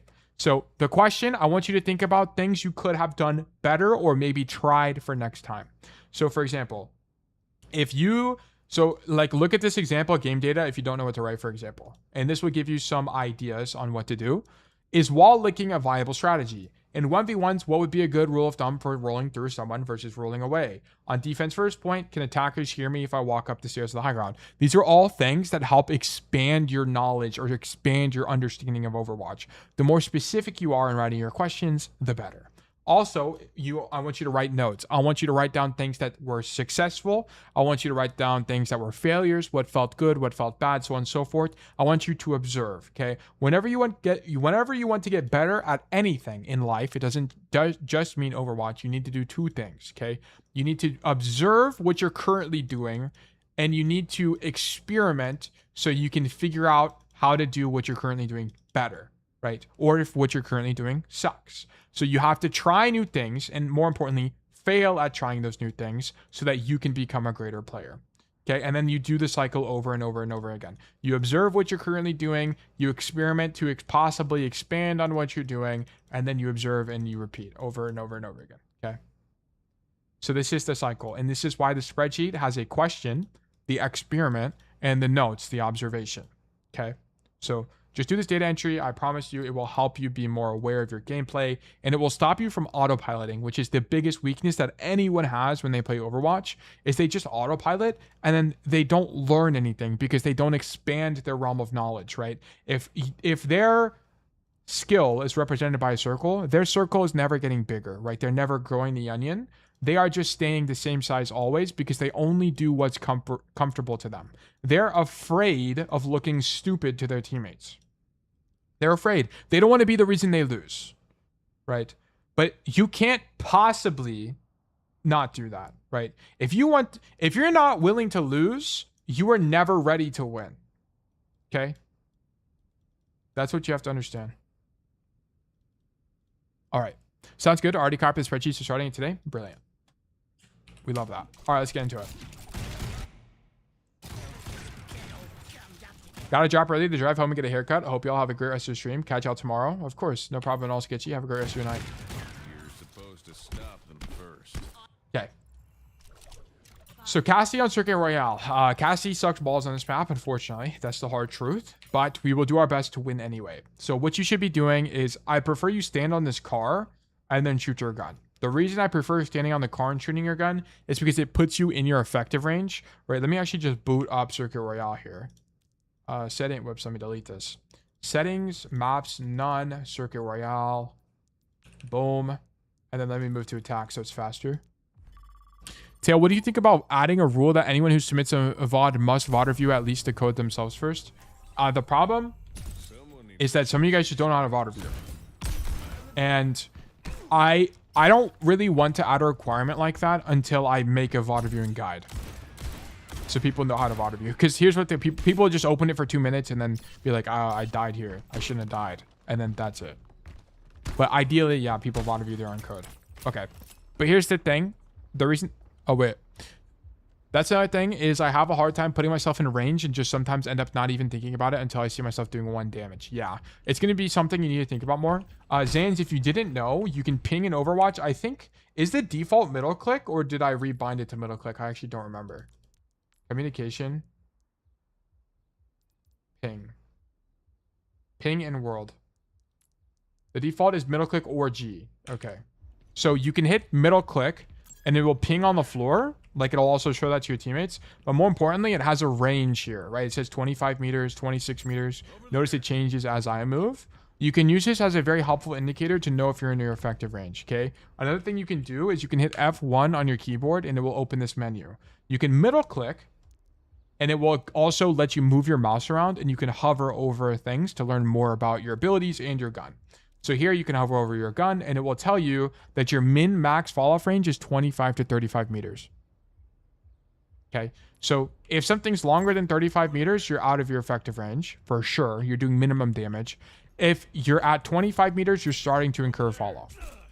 So just keep that in mind.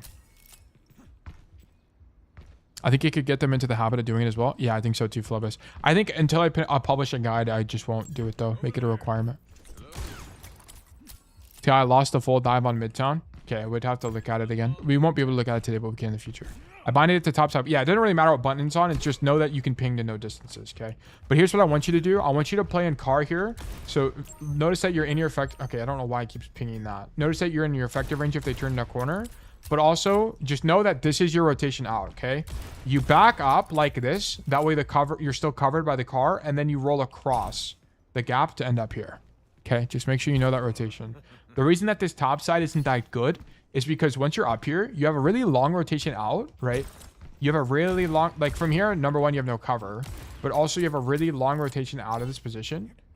And you kind of just can't do anything, right? You'll be doubled up with your ally DPS. It's kind of hard to hold space. I'd prefer you do this because what ends up happening a lot of the time is your ally DPS will play up here in one of these positions. So by being on the floor, you won't be doubled up with them, but you incur more risk, okay? It's easier to die in this position, but you just do more, okay? But the reason I think this is better is because Cassidy sucks here anyway, right? If you're playing here just to do damage as Cass, like, you should just be on a different hero.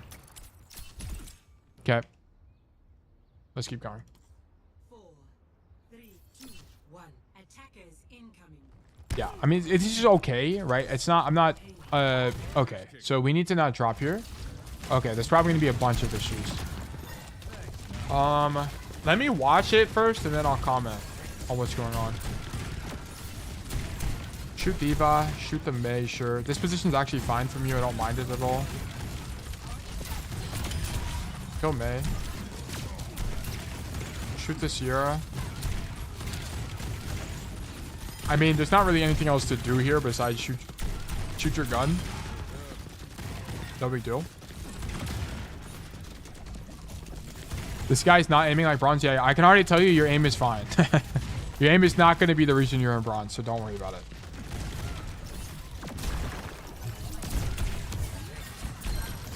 Okay. I mean, your guy just gets hooked or walled, whatever. How does your Mercy get caught here, by the way?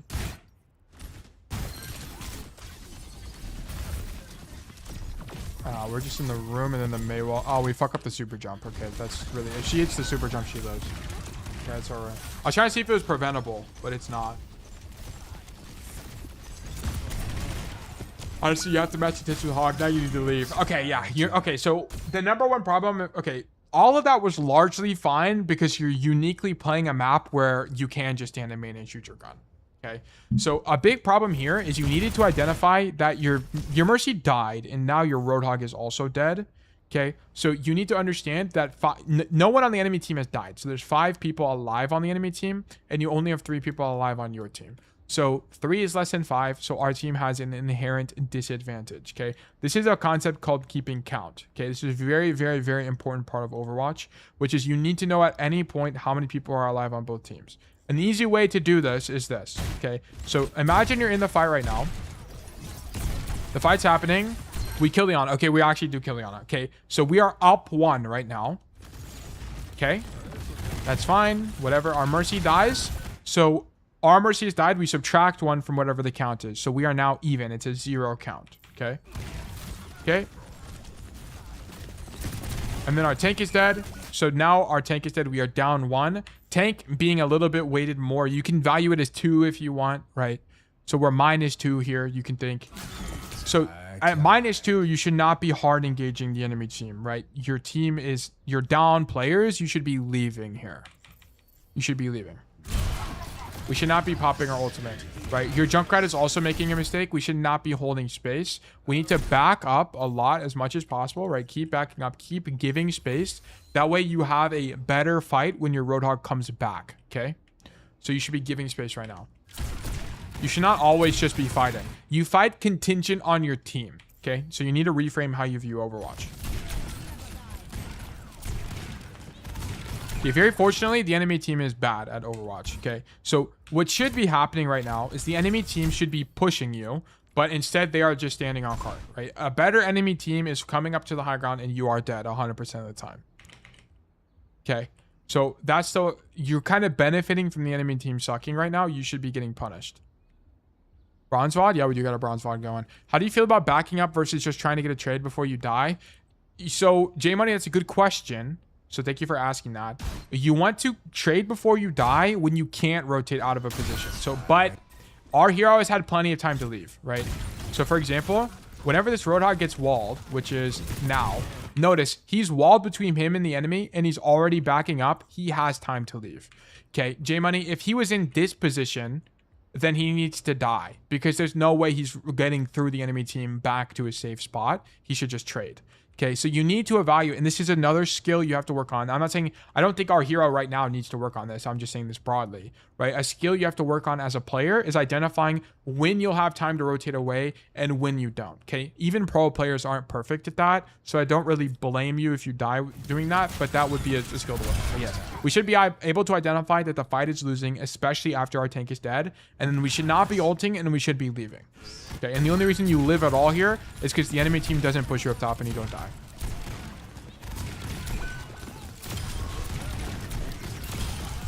Okay, good kills. Like, I mean, I don't really care about any of this because you kind of just shouldn't be able to kill anybody. Wow, this is insane. Okay, whatever. Okay, thank you so much. Yeah, no problem at all. Okay, go up top. Okay. I'm actually surprised that was our first roll forward. Okay, you need to stop doing this. This is a very critical part of Cassidy. Do not, or very heavily prefer not rolling for uptime, okay? Or rolling forward, one of the two. Because the thing you have to understand is the only movement cooldown you have as Cassidy is combat roll, right? And Cassidy is slow, especially compared to heroes like Sojourn, who have really long movement cooldowns that send you very far. Okay, roll does not send you very far at all. It goes like, what, 5 meters or something? Slide, meanwhile, on Sojourn goes like 20 meters. It's way further, okay? Cassidy is arguably the slowest hit scan, okay? So what you need to do is don't roll like this, which you do here, right? I know you roll for ammo to shoot the guy more because he's low. I mean, that's a whole different conversation. We're not going to talk about that. But the bigger problem is now you're rolling. So if these guys did push you, you don't have roll to get away from them. Okay. I want you to think of your combat roll more as a defensive cooldown because you're so slow. You need to maintain that cooldown to live. Okay. So you don't, because you don't have ice block like May. You don't have a way to heal yourself. You don't have any of those kind of things. So you need to roll away. That should be your preference. So if these guys push you at all, you just die, right? You die to the Zen. Why? Because you don't have a way to get out here. You have no cover, which is a different issue. But you don't have a way to get out of this position because you just rolled into the wall here. You needed to roll wide so you go back to your team. Okay. Oh, we get rezzed, okay?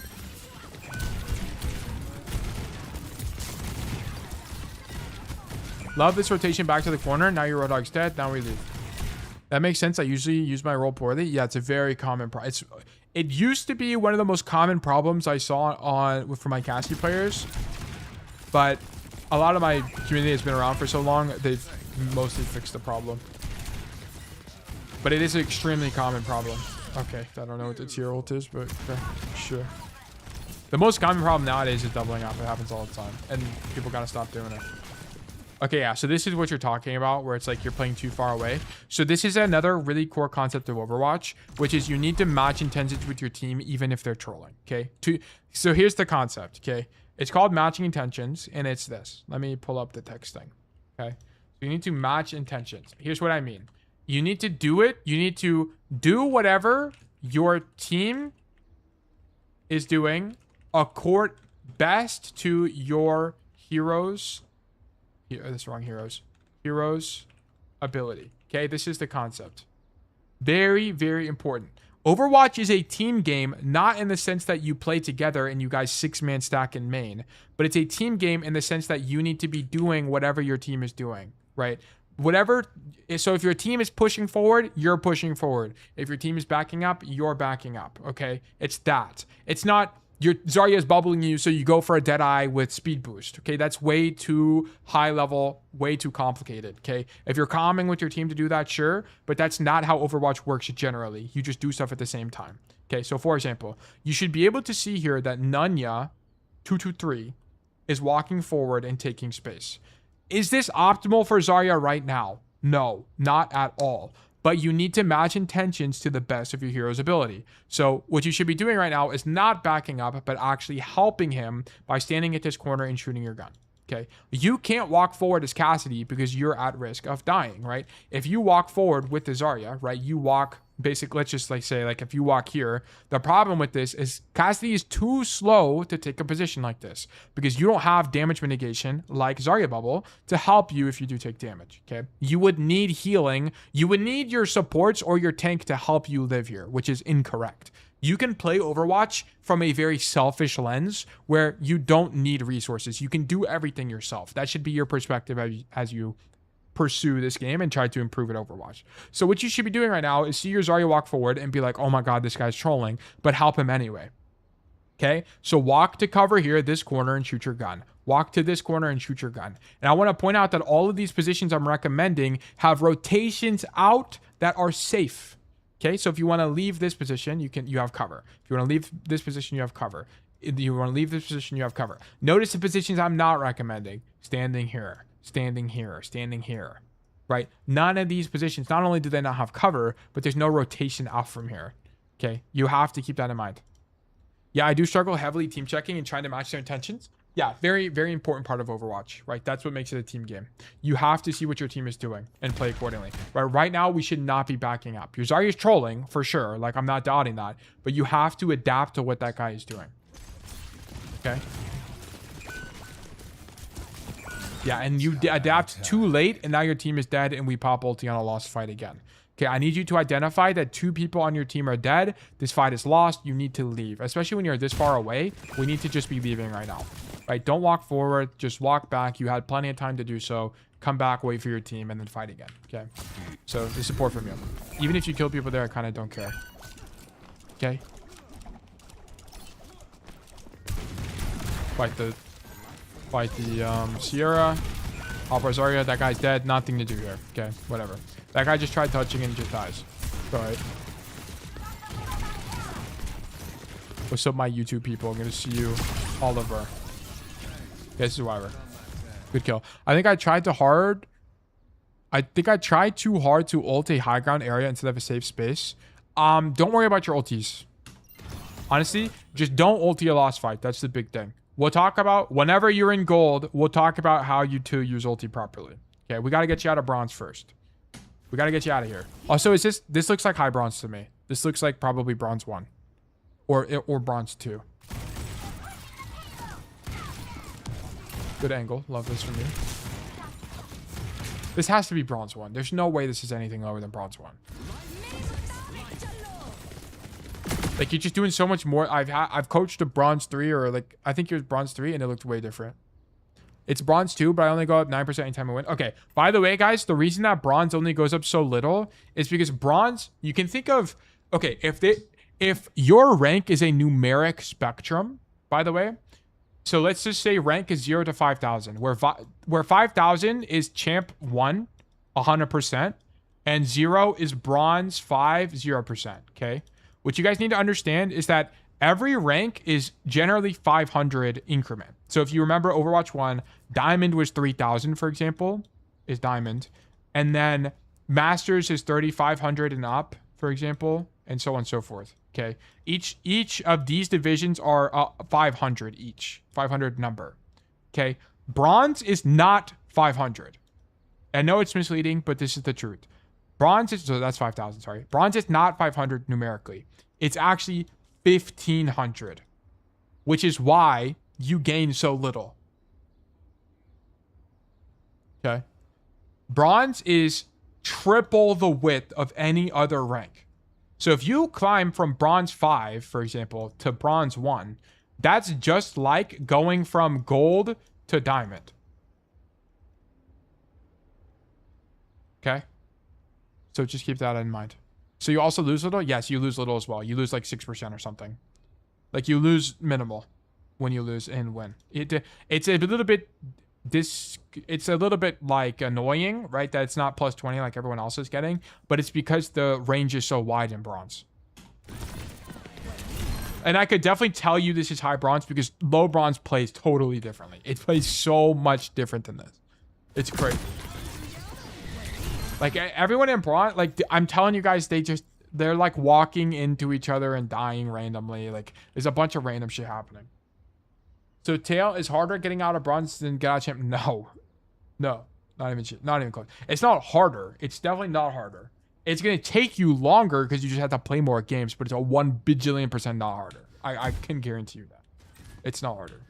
If you put me, I would dominate any of these lobbies. I mean, yeah, it's like, yeah, whatever. Anyway, it's not. We don't need to get into the nuance of this. Yo, Tails, is there anyone you rec for Genji? In terms of coaches, Harmless Poke is your best coach. In terms of players, Alvocate is who you want to study. This is all fine, by the way. I actually like all of this.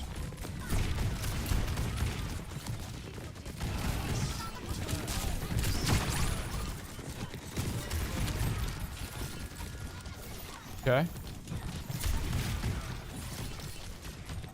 Harmless Focus? No, his name is Harmless Poke. Harmless Poke. I like all this. I'm actually surprised it's bronze. The flanking you're doing here is great. I also think on average you probably do better there on this map because this is a very one lane map. So it kind of works out for you. Wow. Wow, that's actually so brutal to get frozen there, but whatever. Okay, I'm going to be honest. You might need to send me a different map because Circuit Royale is going to be a little bit difficult to coach because the thing about Circuit Royale is playing main most of the time is correct. So it's just a matter of shooting your gun. But I like the rotations you're finding in the mid fight here. The only thing you're doing, like the only thing is just I need you to team check and I need you to not roll forward. Those are the two core things. And then once we fix those, we can fix a lot of other things. This map is bad? Yeah, this map sucks. Okay, that pull was not very good. You needed to not get pulled there. Love this angle from you. Right, shoot the Dom. This is epic.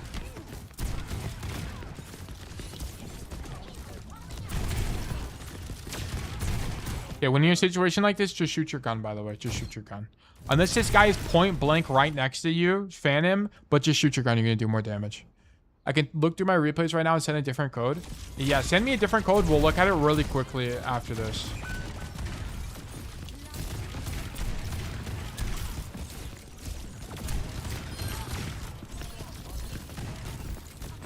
Okay, you need to not fall off the high ground. Okay, if you're in a high ground, more often than not, you don't want to drop off the high ground. Okay, so just don't fall here. Don't fall.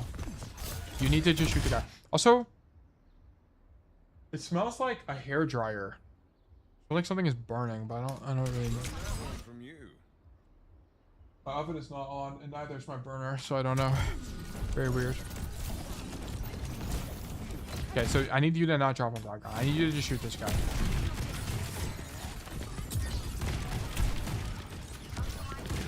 Okay, this angle is good. I may still find whatever. Yeah, Loki, I'm seeing the results of doing the Maddie routine in 2 days already, but I really struggle with tracking any tips. Okay, if you suck at free throws in basketball, how do you get better at free throws? You just do more. Heater? I don't have my heater on. Also good to see you, Colosseo.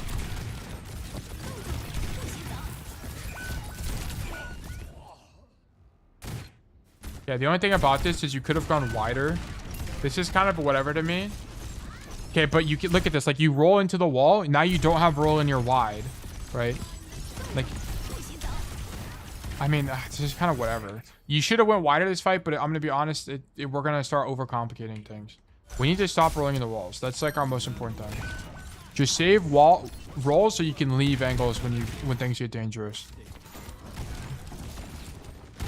Holy Redditor, I'll reply. Bilbo, what do you want me to tell you? Whenever you're practicing tracking, make sure your arm is intense. And make sure you're elevated at a right angle at 90 degrees, so you're not constraining your ligamus tendon or what. I don't fucking know. I don't know anything. I don't know anything about that stuff, Bilbo. I'm not the guy to ask. I'm sorry I can't give you an answer, but I don't know what to say. Like, I don't know anything about aim.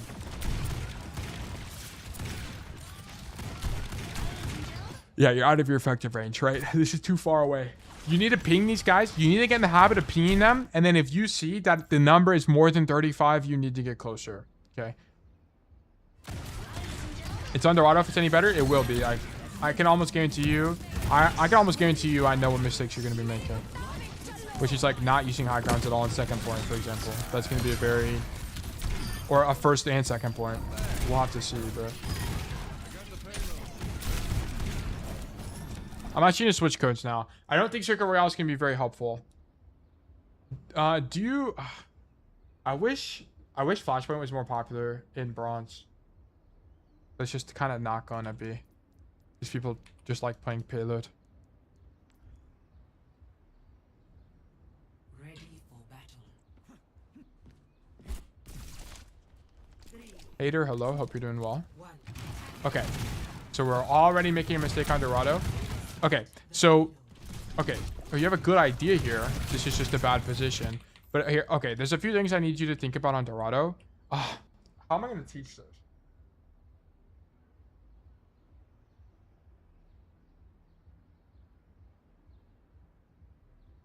Sorry, I'm thinking. The rollout, yeah, but I don't know how to explain the rollout in a way that kind of explains the fundamental. Okay, so I guess I'll just tell you what the... So on Dorado, there's a single play you make every single time as Cassidy. You use every single time you play attack. You're going to come right side coast, walk up this staircase, walk all the way around and flank to this high ground. Okay, you do this every single time on Dorado. And the reason being is because high grounds are very important in Overwatch, okay? Because they give you a bunch of different things. Number one, they give you good angles on the enemy team, right? If I'm this Malga and I'm getting shot, let's say, okay, let's act like I'm Malga right now, and I'm getting shot on the high ground from main, and there's a dude on that high ground, what am I ever going to do? Right? So it's really difficult to play the game if there's another guy on the high ground. So you want to prefer taking high grounds, and that's kind of what you do here. But I want to point out a flaw of this high ground here is Cassidy. So what is Cassidy's two weaknesses? Number one, he has a little range, okay? And he has low mobility, right? He can't move very easily. So the problem with taking the angle you're on now is although it's a high ground, right? Which is what you're doing right now. It's a high ground that has no cover, right? So if the enemy team were playing people in these positions, which is if you watch high elo gameplay, they're going to be playing in these positions. If there were people in any of these positions, they will just kill you because you don't have the range to fight back or the cover you need to live. Okay, the way that pro players have so few deaths is not only because they have better aim and they can convert more fights and so on and so forth, but it's also because they take angles and positions that even if the fight is losing, so let's say they get hit to half health, they can leave the angle. Okay, they can go to cover, they can roll away, they can dash away, they can recall, they can do stuff like that. When you're in a position like this, you can't really leave the angle easily. That's why this position is bad for Cassidy. So what you do is you come to this coast side, walk up the staircase and fight here, because what will happen is that if there's someone up here, you'll just fight them as Cassidy like this, right? And then if you're losing, you can roll backwards and grab the mega, and then you can go back and fight for the position again. But if no one's up here, like now, you'd be able to shoot this Mei from the high ground. You'd be able to shoot the Malga. You could flank this way and shoot the Kiriko. You could continue your rotation and do the same thing from here, or you can go into their spawn. Notice how many more options you have, right? But whenever you're here, what options do you have? You can just drop. That's it. There's no other options, right? You want to prefer having as many options as possible, and this right side flank does that. And if you don't know, I'll just walk you through it. If you come out of spawn through this side door here, right? Notice there's the main door that most people come out of, and then there's this side door. You can continue your rotation on coast, walk up these stairs, and then walk this way. This is the rotation I'm talking about. So you want to prefer this. Yo, Tail, do mechanics matter like a lot on Genji? Yeah. Mechanics matter on every single hero. It's crazy to me defenders are on the ground. Yeah, exactly. I mean, this is very common in like silver and bronze. Very common.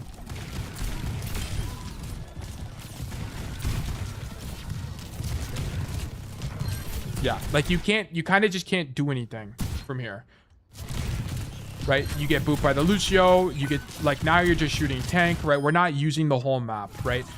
You want to think about, is there other parts of the map I can use, right? And I want you to go limit test. You might lose a few games trying this, but I promise you, if you did rotations like this, you're going to win so many more games than you lose by just coming to this angle and then working the top here. Because against better players, they're just going to be up top and you just lose anyway, right? If there's an Ashe here, you'll never be able to kill her, right? You have to make this top rotation this side. Also, I know you just discovered my content, but the more of my content you'll watch, the better understanding you'll have of all of these different maps. You'll have so much better understanding of how all the maps work. And then you'll be able to carry way more games. Right? And one thing you want to have, you kind of have this idea as Cassidy already, which is you don't want to be on cart.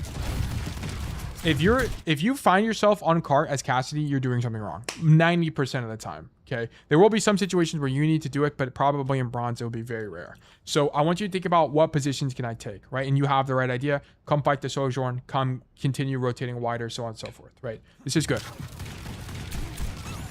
Yeah, I'm already having a better understanding from just one stream. Yeah, you will learn a lot. You will learn a lot. And fortunately, I also have like 300 plus hours of coaching archives that you can go through on YouTube. So there's a lot to learn from. Shoot manga, whatever. Okay.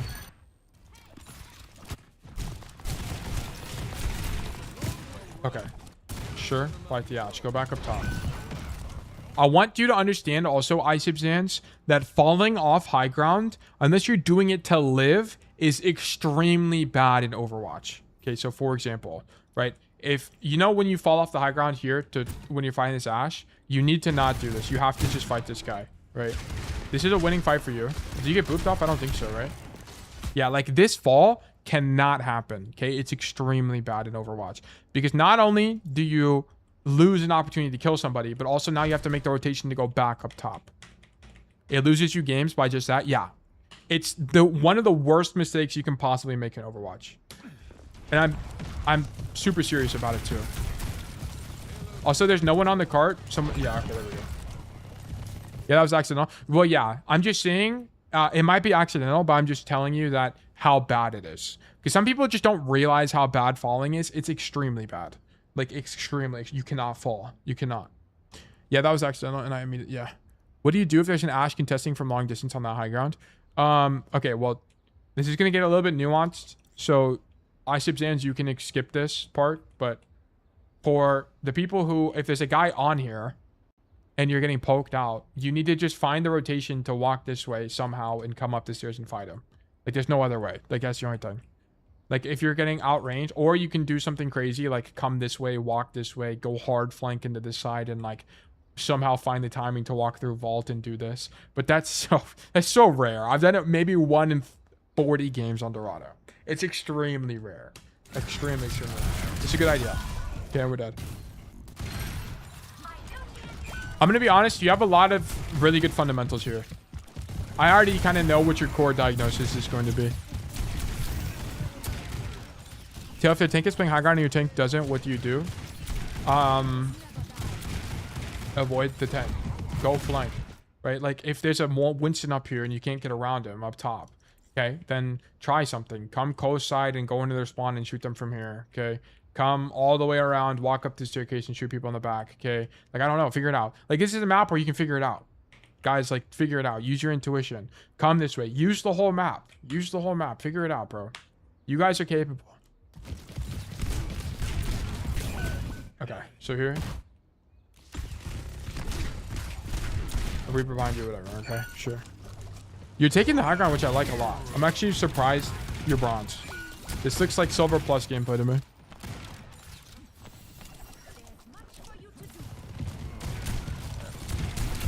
Your aim is largely fine, by the way. I wouldn't worry about it.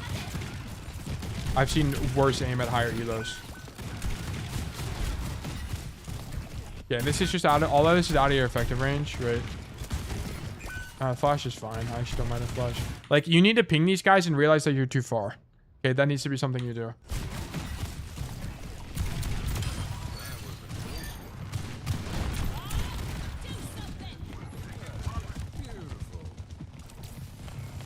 Okay. Ashe on the other high ground. We continue rotating. I'm actually so surprised this is bronze. This is actually kind of insane to me. Shoot the Reaper. Shoot the Maga. Yeah, you just stay up here. Nice. Okay, I'm actually interested in the defense. Well, I guess we'll watch this attack a little bit. Okay, you just don't need to deadeye because you're point blank. You could just shoot them, but sure. Okay. Honestly, whatever. Shoot Maga. Okay, now we're just playing main. Okay, you need to go right side, but this is whatever to me.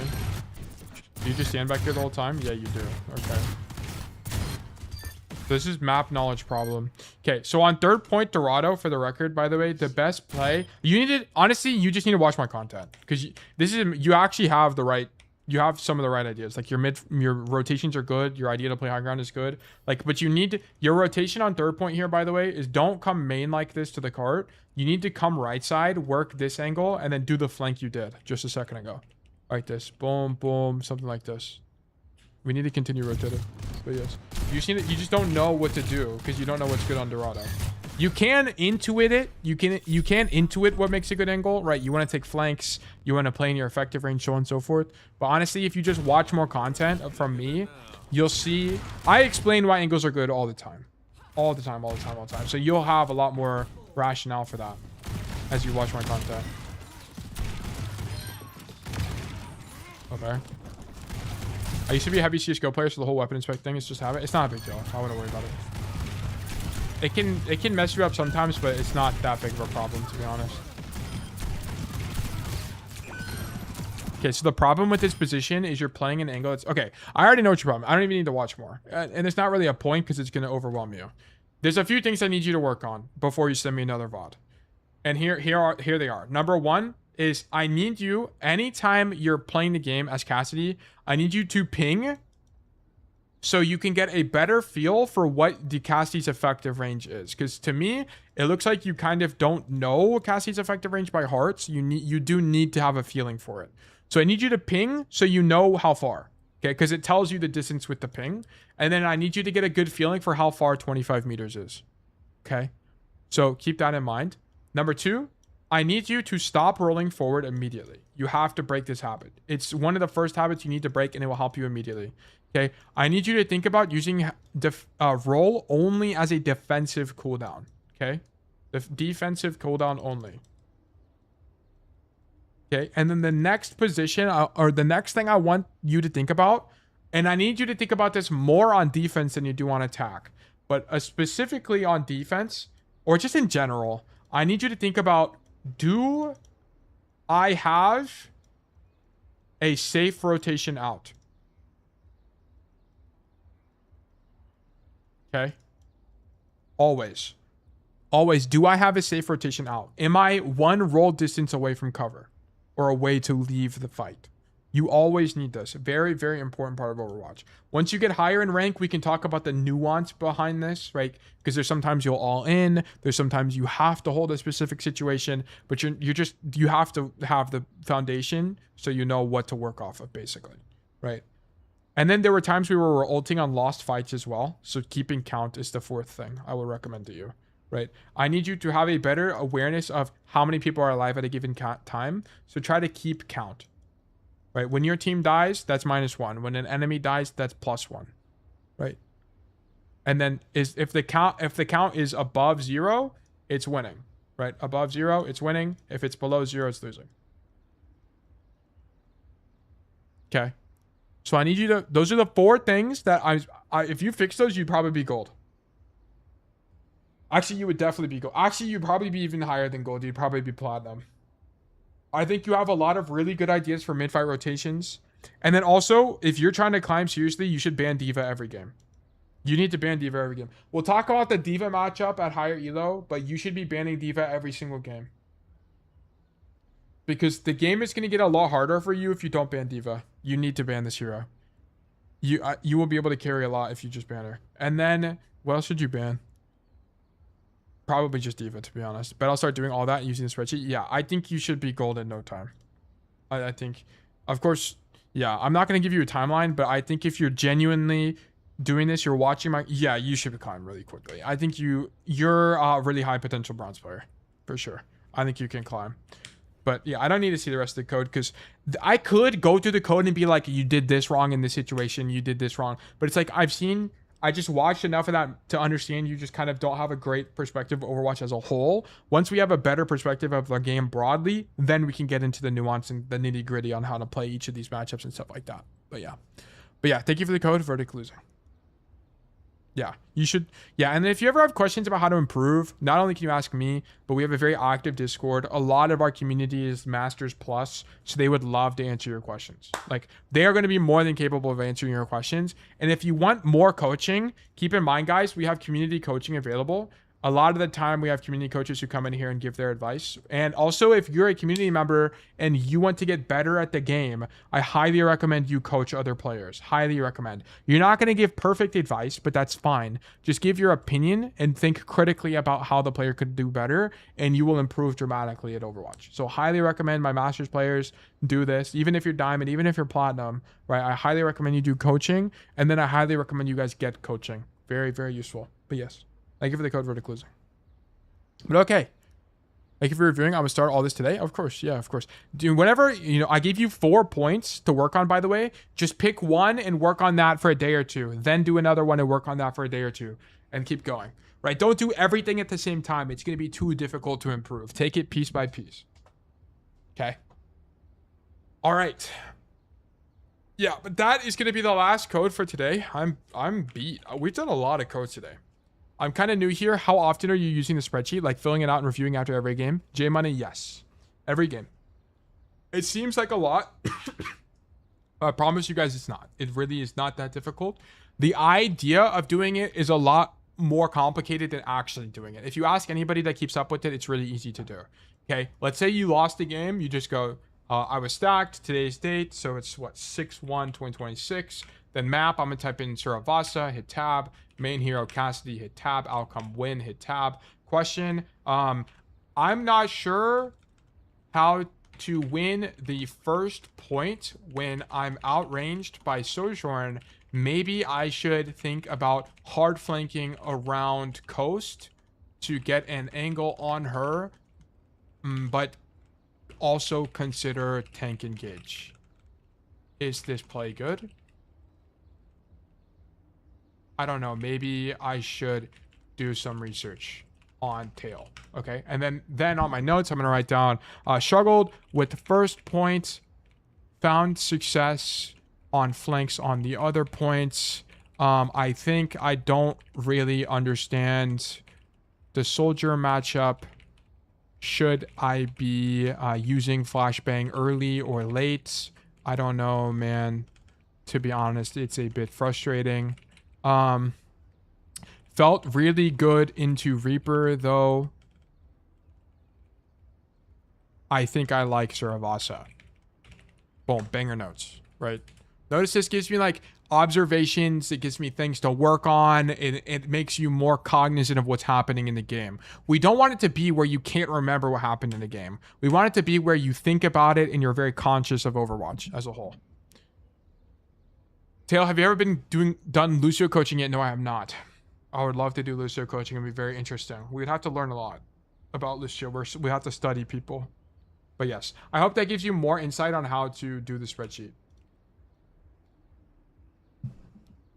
Makes sense. I'll be doing this for sure. Appreciate it. Yes, of course. No problem at all. I need to make it. I just need to make a tutorial, bro. Holy moly. I gotta do it. But yeah.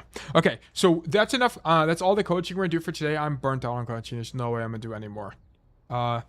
Definitely did a lot of coaching. We did like 7 codes or something. 6 codes maybe, I want to say. And I'm at the point where we're going to move into the variety section of the stream. Okay. Where I play Dark Souls. I am about halfway through Dark Souls 1. It is my first playthrough and I'm having a lot of fun. So we're going to beat a boss today, I think. And we're just going to keep chugging along here. So I'm going to run some ads as I set up Dark Souls. And then we're going to move into the variety segment here. So yeah, no more coaching for today, guys. Okay, 3 minutes of ads. Let me do this. Let me move Overwatch to Dark Souls Remastered. And then let me also do Dark Souls first playthrough. No spoilers. Boom. Okay, and then done. Boom, nice. And then I'm going to move us into...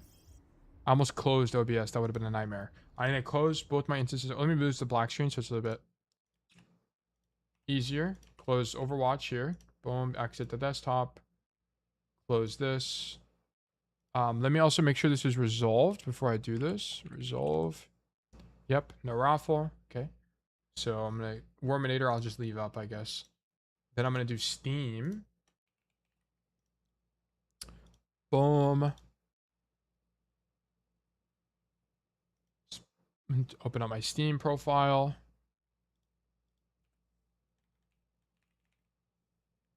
Close. Library. Where is Dark Souls? Yep, Dark Souls Remastered. Boom.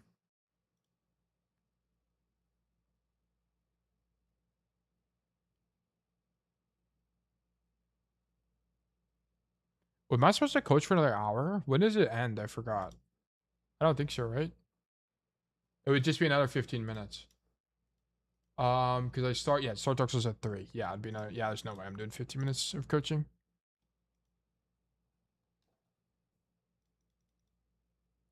Okay, I need this to not be tapped out like this. Is kind of annoying. What is going on here?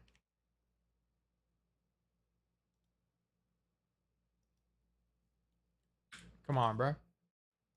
Okay, I guess I gotta do system, options, full screen. No. PC settings, yeah. Window, nah, I need borderless, please. Okay, perfect. And then I need to switch the scene here. There we go. And I need to switch it from bronze to Dark Souls.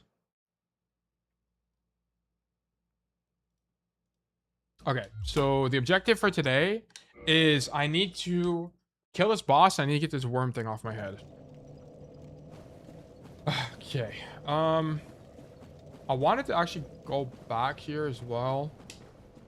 Okay. I did spoil this for myself a little bit, so this is my bad. But the worm, I think, is kind of annoying on my head. Apparently, you can buy something from this guy here that would get the worm off your forehead. So let me actually just see this real quick. Actually, where is he? I don't think it's this girl. Is there a merchant here?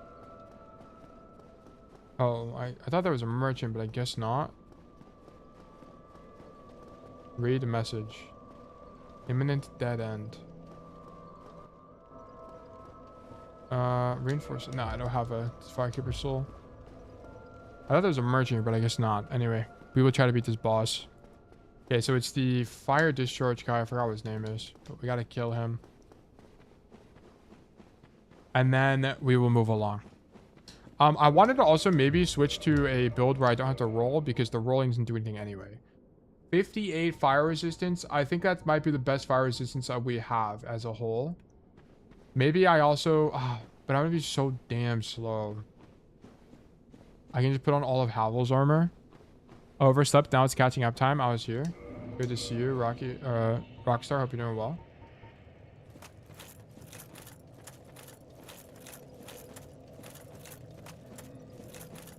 I almost fell off the edge. So let me just put on all of Havel's armor. I'm going to be hella slow, but...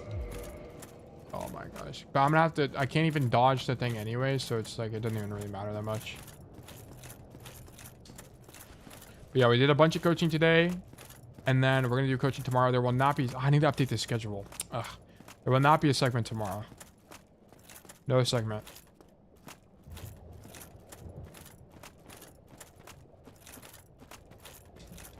I also need to... There's a bunch of stuff I need to do. I need to make a video as well. I have to do tomorrow's video. Or, yeah, tomorrow's video. I got to edit that tonight. That shouldn't take very long. I got a bunch of really good VODs I can use for that too.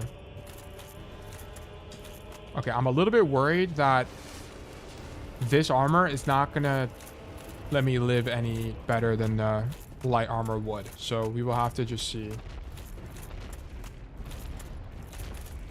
Is this guy going to... Wait, can I even hit him from here?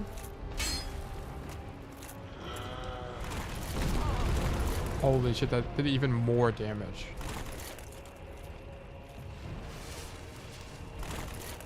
I'm also heavy rolling. What is going on? I didn't even know he did this attack. Okay, yeah, I think this armor kind of sucks. I think I'm just going to go back to the armor I was using, which is the obsidian or whatever. I forgot what it's called. Flame, whatever bullshit. We're going to use that and then just... try not to die. Ideally, I have a bajillion Estus flasks so I can just Estus every single time and I don't just die outright. Gold hemmed, that's what it is. Gold hemmed. And I think I'm still light with this, right? This is light roll. No, it's not. Really?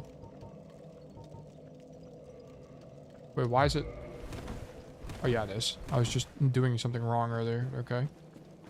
Let me not take damage off rip by going this way. Can I walk on this maybe? Save some time. Shortcut ahead? No, not shortcut ahead.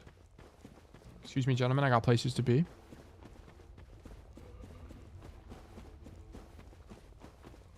And then I'm gonna hit the rotation on bro. Also, I wonder if I should use a different weapon. Because I wonder... I mean, this is 260. Crystal Halberd is 240, which I don't think is better. Even if it's a different attack type. Also, oh, I can also power within. It does do a lot more damage when I power within. Yeah, I should power within. Ah, but it puts me in one-shot range. I'm kind of scared. Yeah, I'm a little bit too scared, I'm going to be honest. Okay, we'll just do this.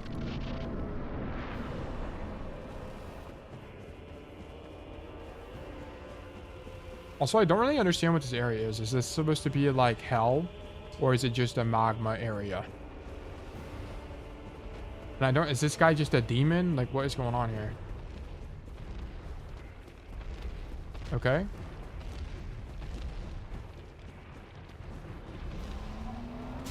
Oh, I tried to roll, but I'm too late there. The problem with this fight is this roll is really unforgiving. Like, you just don't have time to make the roll. I need to heal. Oh, wait. Oh, you can roll the damage. Okay. It's really tough. Also, he just didn't do the fire attack. If he did the fire attack, I just die there. Yeah, that's what I'm talking about. Like, this is impossible to dodge.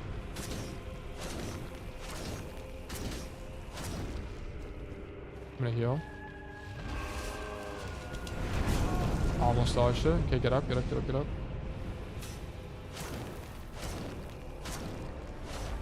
Okay. Hello, sir. Wait, big dodge.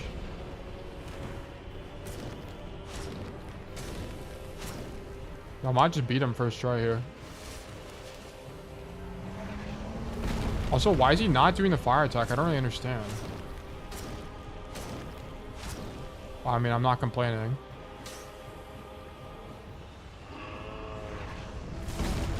Okay, that hits me somehow, but that's fine. Okay, heal. Heal, heal, heal! Oh my gosh. Wait, this is the run. This is the run. What the fuck?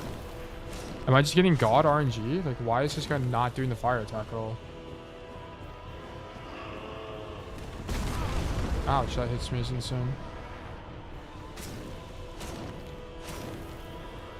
I'm just gonna double pot here.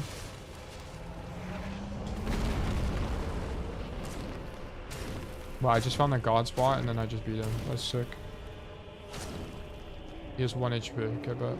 Oh no, he's just dead. Wow, we did it. Wow. Was that first try? I think I was actually second try. Victory achieved.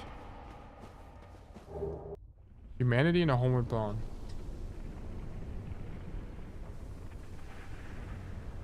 No, the lava goes away. I can walk on the floor now. I see. I understand it. I understand it. Huge W? This is indeed a huge W. You gave me no souls. Are you dead right now? Is there like a thing down there for souls? What the fucking are those guys? Brother. Oh wait, no, I got 10,000 bones for that. Alright, we're in a homeward bone. Wait, was there anything else over here? I don't think so, right? It's just all empty. He just gave you 10k? 10k ain't nothing though. I guess I should have killed him earlier. 10k is that's not even a level. SMH, bro.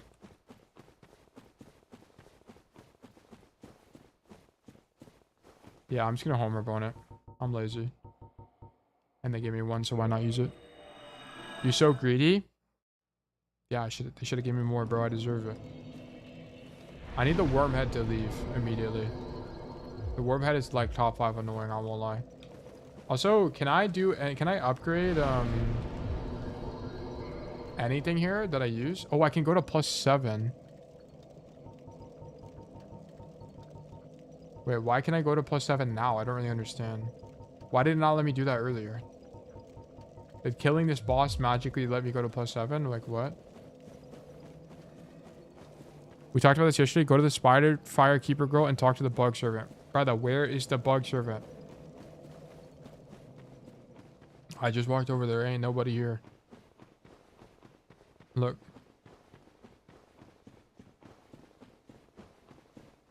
Okay. Walk back. We're here now. I don't see any NPC. I see the girl. We'll arrest this bonfire. Did you accidentally kill him? There's a dead guy on the floor. I mean, there's this guy. I think it's this guy that I killed. Because he bit me and he infected me.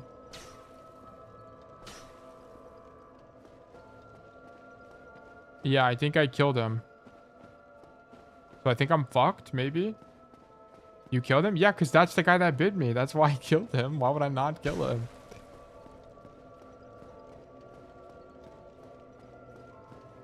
Okay, well, whatever. We will not have a wormhead. We will have wormhead for the rest of the game, I suppose. You know what? Think about it. It's like the no helmet challenge. Also, I don't want to go this way. I want to go to the new area.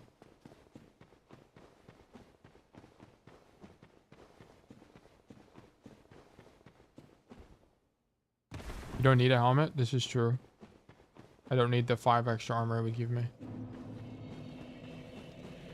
Alright, if I just roll everything, I'm unstoppable. This is the W mentality. What the fucking is that? Oh wait, I forgot I need to go this way anyway, right? Because that doesn't go anywhere? Yeah. I need to go this way anyway. Are there any benefits of having a worm head? Like, do these guys no longer attack me or something? I mean, they didn't attack me anyway, but that'd be kind of nice if that were the case. Okay, there's just a fucking demon army over there. That's kind of epic. No, just the spells you could have bought. Okay, well, whatever. No, I do not want a homeward bone. I want to Estus flask. Does this do damage to me? Is it like a damage thing? No, it's not. Okay, epic.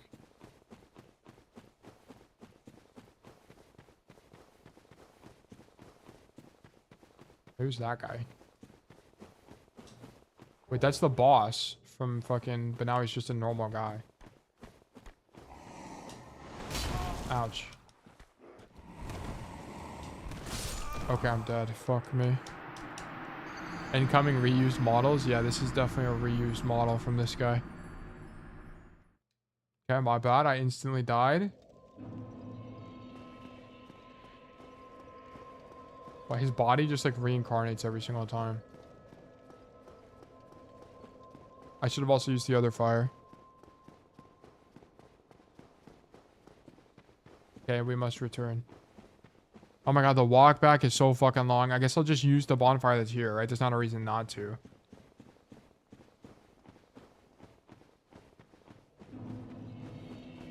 Demon ruins. Yeah.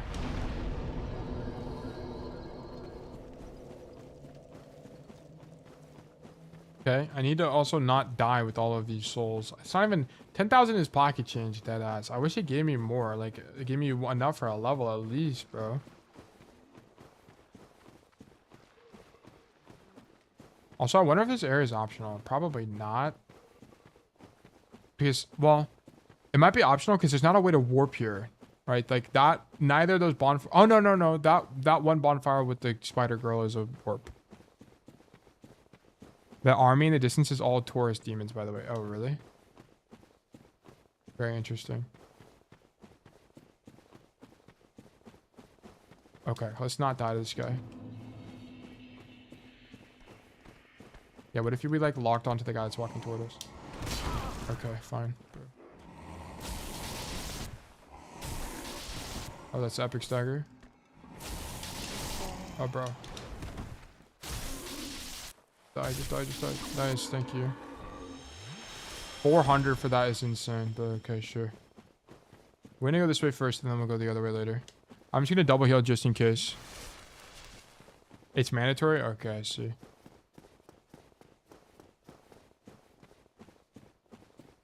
Okay, continue the rotation. It's a very ominous, spooky place, I won't lie. More... Okay, a lot more of these guys. Unfortunately, I don't have a spell that's really gonna work on them, so I have to fight them all. I might use my shield, too, now I think about it. Might be better to try to block some of this.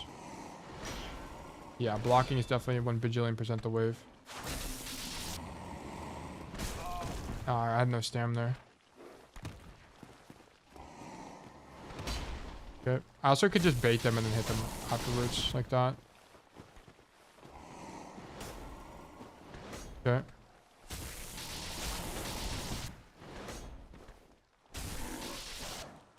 I wonder if they might have elemental resistance to this. I wonder, I'm actually going to try real quick. They might have resistance, so it might be worth it to just use the axe. Where is it at? Also, I'm not going to use the, wait, I could just equip it over this because I'm not going to use this anyway. And I think I should be light even if I hold the axe. Spear +5, no. I want axe. Yeah, I'm still light. Okay, nice try. Oh, okay, it's later than I thought, my bad. I need to not die here. I'm just gonna heal just in case.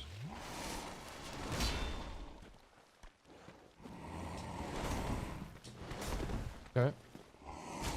No, it's not a resistance, they're just kind of tanky. Well, I can stagger him in that. Okay, cool. I'm just gonna switch back to the spear then. Ouch. Okay, that's just a 2-tech there. Oh my god, killing all these guys I guess it's not that bad. Okay, cool. I suppose I could run past all of them. Wait, did I get the loot that was on the ground? I actually don't remember. I guess if I die, I'll just go back and loot it. Because I gotta go back there anyway, so it's probably fine. Whatever. Oh, let's just kill all these guys. Come on, bro. Come on, bro. There we go.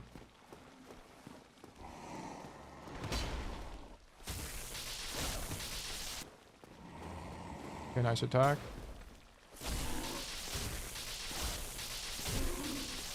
Oh, this dagger is actually huge. I can actually just kill him here, I think. Yeah, nice. Alright, this is huge. These guys are actually not that bad. They're not bad at all. Okay, that's the 2 for right. Nice try. The spear's kind of epic. It gives me so much range. It's actually so nice. I can just stand all the way back here and just stab him 10 times.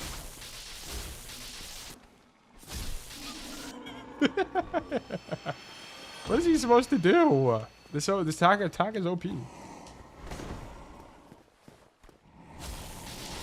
Nice try, bozo. Okay, so walk away. Hit him again. Hit him 6 times. Infinite stagger. Yeah, you're done, buddy. You're done. Oh, that's one of the gates. I remember that. I remember that. That's one of the gates from the thing we did. So that's a boss, I assume. Or it's another area. I assume there's a campfire down there at that area, if I had to guess. Or a bonfire, what I keep calling him camp. What the fucking is this guy? Okay, well, he's dead. So it didn't really matter what he was. He's done for. 150 from that guy. Alright. Soul of a Proud Knight. Okay. W loot. Any more bogeys in the area? What the funk is that guy? Try ranged battle. Okay, well, I don't really have a way to do that. I suppose I can throw fireballs at the fire guy. But I'm not sure that's going to do great amounts of damage. But we will attempt anyway. Fire orb.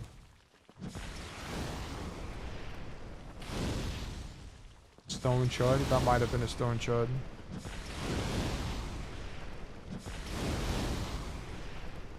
Okay, too bad I don't have fireballs. What if we spear this guy? Holy schmoly. Nice try, buddy. 2 steps ahead. Nice try, buddy.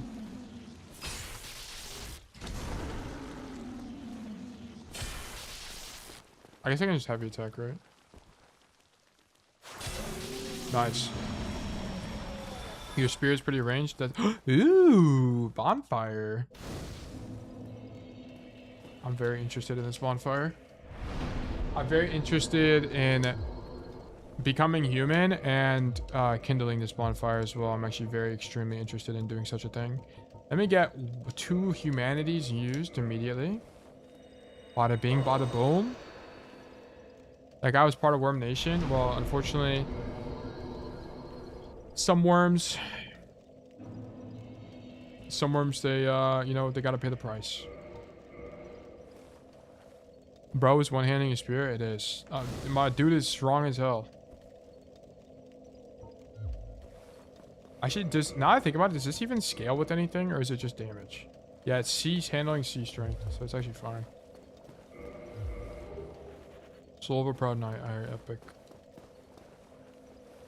I guess I could use my souls and then level up. That might be worth it, just in case I die. Use items. I'll just use 1. I think I only need 1. Let me see. No, I need 2. Okay, let me just use 1 more.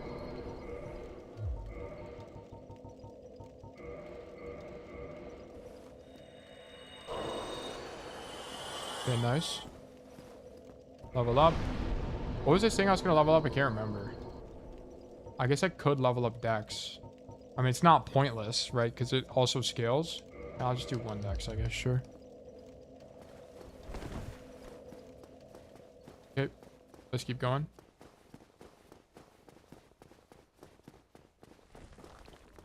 Oh, this guy's back. Oh, okay. I tried doing the heavy attack, which takes 10 years to do. Damn. Okay, that animation lasts forever.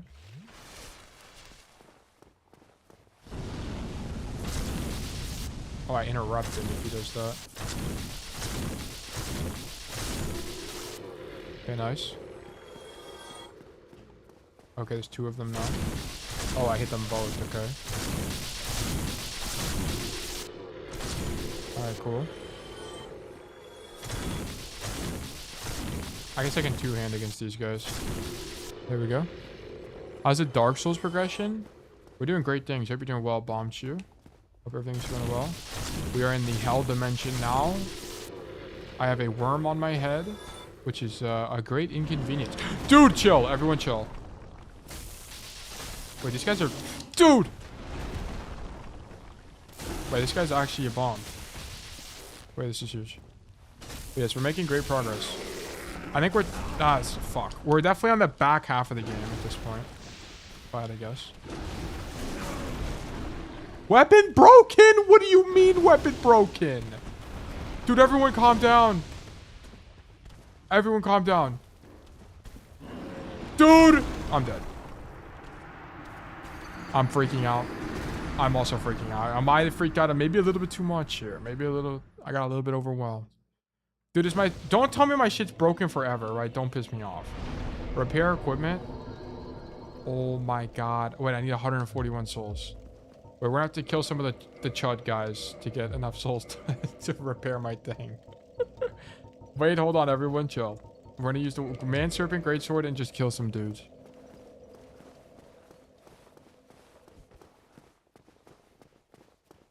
Hey man, I need your 150 souls here. Bang! Oh my god, that did a bajillion damage. Alright, that's exactly enough to repair my demon spear, which is of great importance to this run. I'm actually still so mad about how the weapon upgrade system works in this game. It's actually so annoying. Repair equipment. Demon spear. Bang. Alright, we actually cannot be in greater condition here. Weapon spear. Wait, am I light? No. Why is the Man Serpent Greatsword so damn heavy? I need to equip the fire.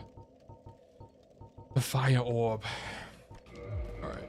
Weapon, what the fuck you mean weapon broken? I just repaired it.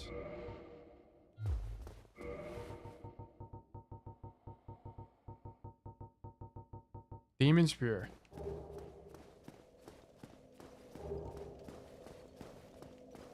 $400 durability. Yeah, what you mean, bro? Ain't broken? Nah, my cool stick won't be cool forever.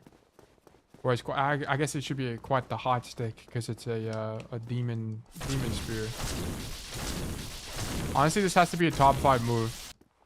Just spam right button until they die. It's the most overpowered move. Nice. Wow, that's so epic. Just got home from work and I'm off tomorrow. Holy peak. Wait, we actually leveled up for Yune. This is fantastic. This is actually brilliant news.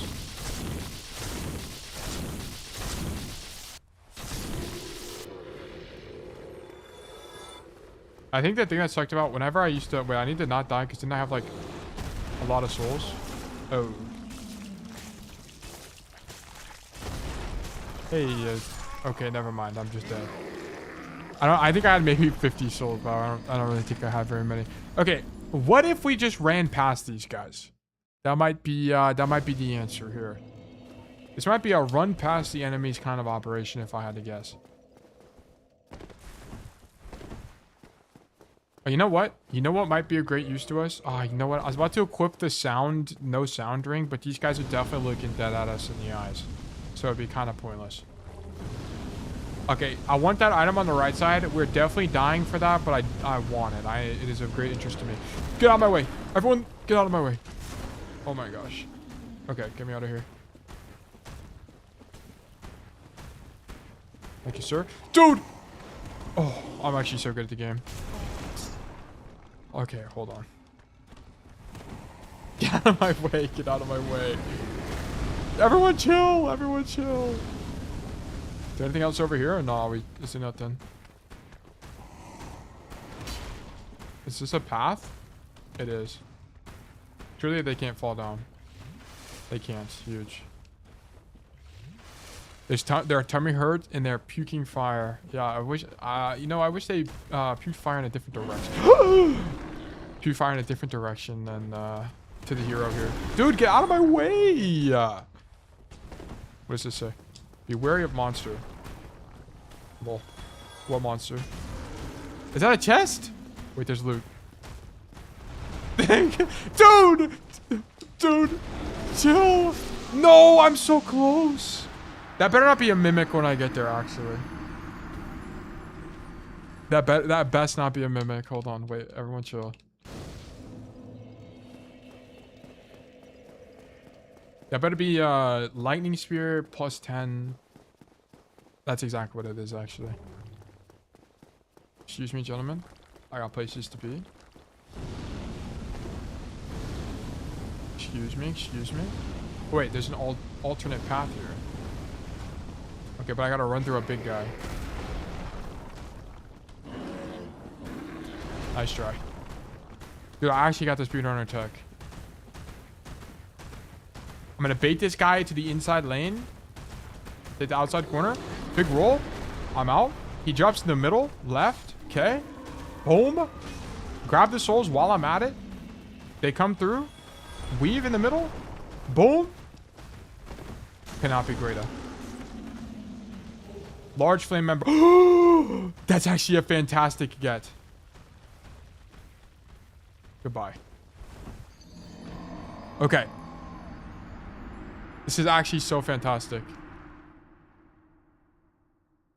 Don't? What do you mean don't? I don't think there's anything to do over there. It didn't look like there was another path. Is there another path over there? I don't think so. It didn't look like there was anything. And I don't want to fight those guys because I'm going to fucking die. It was death either way. Large flame member? I don't even know what that does. I guess it just upgrades the blacksmith, no? Is there anything else over there? No, I don't think so. I think it's literally just that. Okay. Excuse me, sir.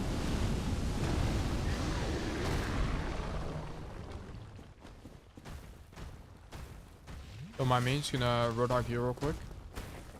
Run past everybody. Any loot? No loot. Ooh, secret area. I'm very interested in secret. I got baited, bro. I got baited by the giant item on the wall. What's over here? There's nothing over here. Fuck. Alright, I must return. Is this another area? Like, where even am I? That's... Okay, wait. I'm very interested in this item. And then I will return to the magic door.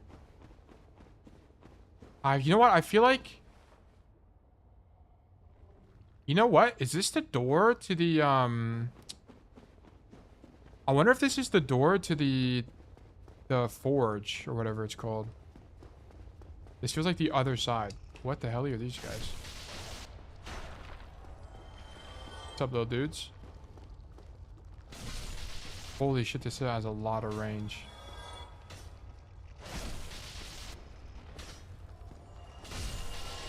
Is open? Locked by some contraption. I feel like this is the other side of the door from the main thing. Look at them running for my aura. Yeah, these little bug guys don't even know what's up. The Tunnel of Doom. This might just be the Tunnel of Doom and despair and gloom and great sadness and darkness. Among other adjectives. Is there a... Okay, I can go there. I assume it just goes around, maybe? Or maybe I jump over the door or something.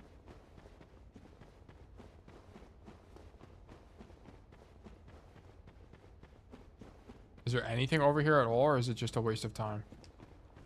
Honestly, W level design. Thank you for making me run over here for nothing. Is there anything down there? No, there's not. Okay, how do I get this item? I think I have to make the jump and run across. Are you going to play Dark Souls 2? Probably. I think the next game after this is going to be Silk Song. And then I would do Dark Souls 2. Because I do want to play Silk Song, and I think it would be nice to take a little bit of a break from Souls games. If I was the game dev, I would have put an illusory wall there. Fuck, you make a great point. I'm not running back, bro. I'm not doing that. I'm not making the sacrifice. Okay, I'm making this though. Nice. From Souls game to Souls game. Yes, exactly. From 3D to 2D. I played actual Hollow Knight, and I actually really enjoyed it. And I think I would enjoy Silk Song as well. Although I do think Silk Song has a lot more platforming to it. Which I wasn't really oh wait, I can break these. Oh well. I wasn't really a big fan of the platforming, like the parkour that was in the normal Hollow Knight. But it wasn't a big enough part of the game where it really bothered me. I really liked a lot of the boss fights. The only thing I didn't do was I didn't do like the end game boss rush content. Be wary of sorcery. Okay. Well, I only have 72 souls, so if I die, I'm not really losing anything. The platforming is your favorite part? Yeah, there's a lot of cool stuff. Demon fire. Wait, this is the same fucking guy from the first area. But he's just on fire now. Okay.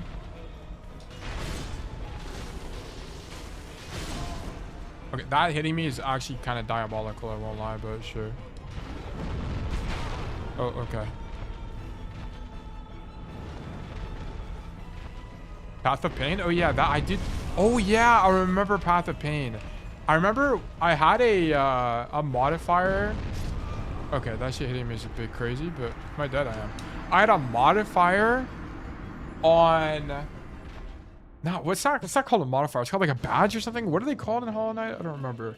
But I had something that healed me passively. Oh, it was the King Soul. I had the King Soul and it heals you passively. So I would just AFK at parts of it to get my heal back. No, maybe it wasn't the King Soul because I can't remember if you got that after. I don't know. I had something that gave you either passive soul generation or a passive healing. I literally can't remember in Hollow Knight. I think it was passive soul generation. So then I would have like enough soul to heal myself. And I would just AFK for 10 years to beat the fucking parkour because it was so annoying. It was fun. It was like Super Meat Boy kind of operation. Silk Song has a couple annoying platform sections for sure. I see.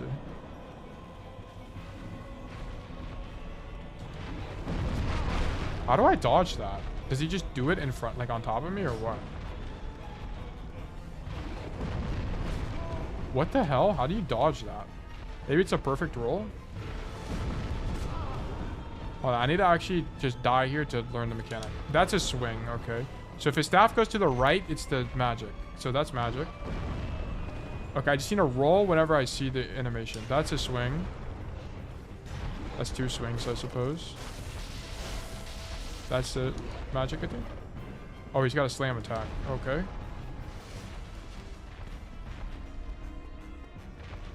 What is this?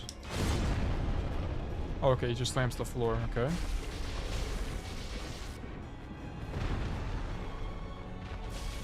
This does not seem like a particularly difficult boss.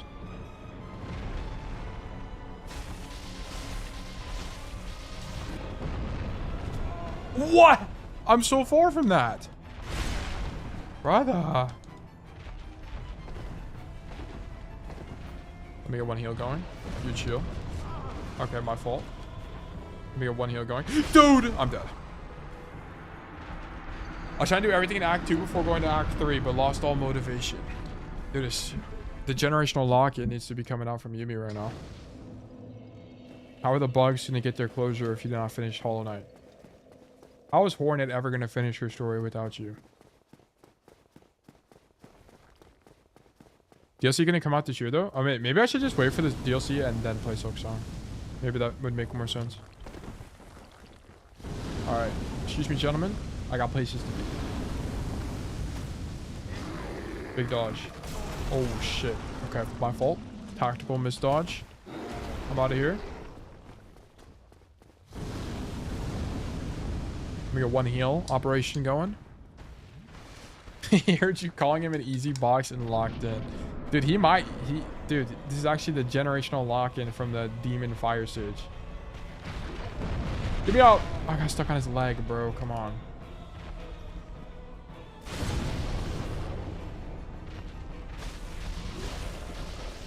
Jump attack. Nice job, Bozo.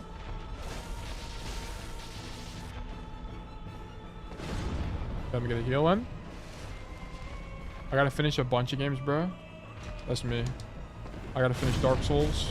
Actually, I think oh, that hits me. I don't think I really have that many games to finish. I just got shit to do. Oh my god. Heal. Okay, it doesn't do more damage whether you're close to the center or to the end, which I think is interesting. So I can low-key just tank it. Deadass, if I just tank every spell, it might be fine. Okay, it actually has a fraudulent hitbox. Let me get a heal in. Okay.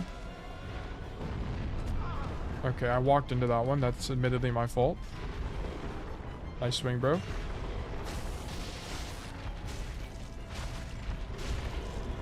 Wait, it's not doing electric damage anymore? Where's my electric damage at? There we go. Nice. Wait, we're getting good RNG. Yes, just keep doing that attack, bro. It's gonna work. Trust me, bro. It's gonna work.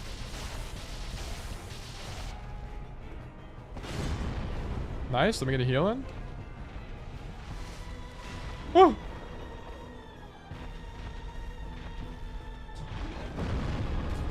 Oh, dude, I dodged that, bro. Come on. I'm so far. Nice swing, bro. No, don't kick him. Just hit him. Okay. This feels like a phase 2 kind of boss. I feel like this is a little bit like I feel like a giant worm is going to come out of the floor and just eat this guy. And then you get to fight giant sandworm now.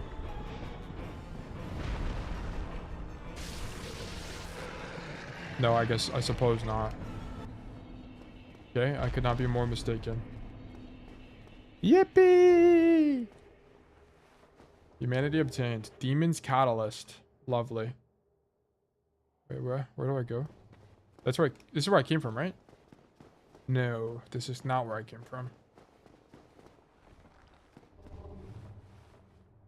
Okay, we have more of these guys. I wonder if I was supposed to do it the other way, like I'm going backwards, kind of like with this. Bro. I wonder if it's like the sewer where I'm like going backwards. Dark Souls 1 will probably be done before Silk Song, I can't lie. What do you mean? Like, you will finish it or I will finish it? Also, what is the item that I got? Also, I don't really understand what the dried finger is. I still have it after buying it forever ago and never used it.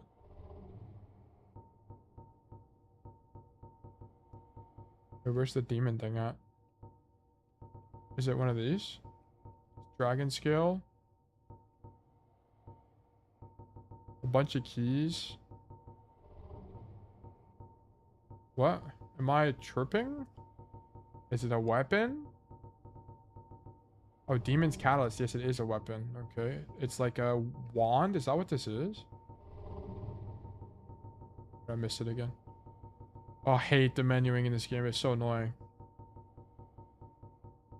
Demon's Catalyst. It does fire damage. Wait, I'm actually very interested in this. What does this do? What? I don't understand this. Do I not have, like, the thing I need for it? I guess I can read what it does, right?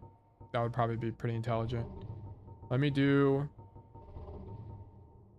toggle display. Demon's Catalyst formed by whatever. Okay, can be used as a fire weapon. The demon fire stage was the first demon. Used as a fire weapon. Okay, I'll just try to kill somebody with it, I guess. Talking about you? I see, I see. Wow, this Silk Song fatigue has really got to you. Maybe it's a heavy attack only. Never mind, this thing fucking sucks. Yeah, let's just use the staff. Or the spear. Alright, nice. Wow, that's actually incredibly skill intensive. I love just stun locking them to oblivion. It's actually fantastic. Let me just remove this. There we go. Alright, continue the rotation. Ascending to high ground. Oh, 3 of these guys. Perhaps I can stun all 3 of them at the same time. Woo! All this Souls-like talk is making me wanting to replay Dark Souls 3, but I don't have time. Is Dark Souls 3 like the pinnacle Souls game? Because I feel like people talk about that game all the time. That and Elden Ring. Soul of a Brave Warrior.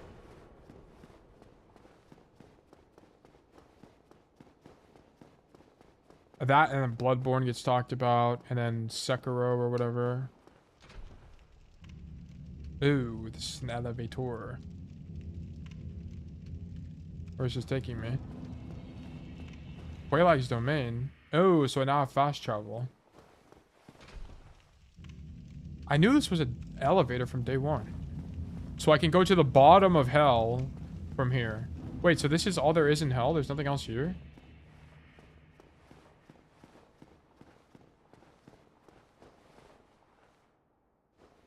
Where is this at? Oh, this is the bottom. Wait, what? That's why I'm playing Dark Souls 1 and finally trying to finish Elden Ring. I see.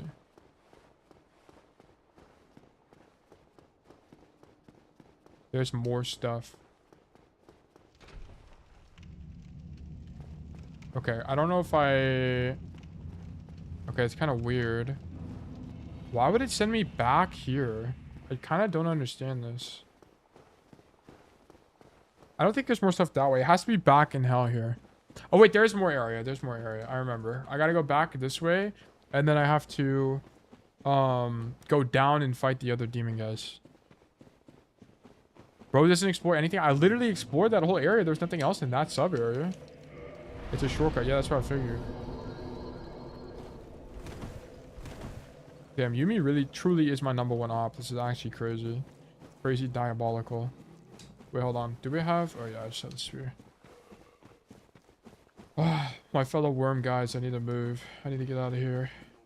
I got this whole thing, didn't I? Yeah, I did.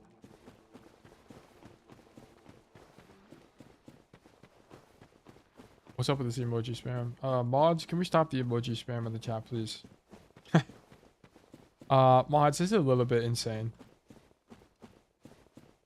Me when I lie to myself to make myself feel better. Yeah, can I get a 20-minute timeout on Yumi, please? What am I looking at? Like, is this a tree? Am I at the root of a tree? Like the world tree? dare I say, the Elden tree. It's starting to come together. Elden tree. There's like 3 different ways you could have gone down there. I see.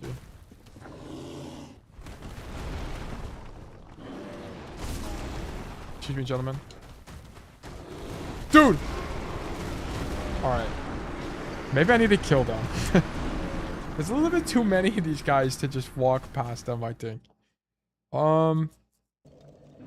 Maybe if I could get invisible. If I can turn invisible in somehow, way, shape, or form. This might be a traversable area, but I'm not sure I have the technology for such a thing.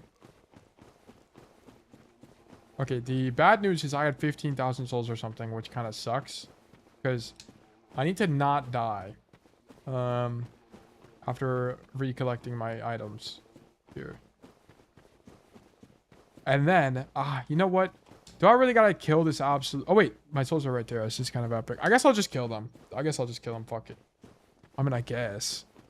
I'm like the hero or something like that, I think. Am I dual wielding? I am. Alright, nice. Boom. Dodged. Fuck, I did not mean to aggro 2 of them. Okay, change of plans. Get me out of here. What if I just bait them all this way? Oh, fuck, I didn't think about that. They can just walk through the lava. And then we run past them. Dude! I'm so far away. How did that hitbox hit me? Oh my god. Just download some mods and give yourself Doom 1993 loadout would fit this area. I think they should just give me an orbital laser. Perhaps a nuclear bomb. That might solve all of the problems we have currently. Including the worm on my head. I think that would very easily solve this problem. Okay, I think we may need to be more tactical about this operation. I think we get the souls and we fight them one at a time rather than, you know, as an infantry. This might be a greater use of our time here. Oh, but there's so many items over there. I want those items. I'm so greedy. All right, let's fight them one at a time. I think this is a great game plan. Also, I like how they're just like kind of standing around aimlessly. Like what in the aura? How does that hit me?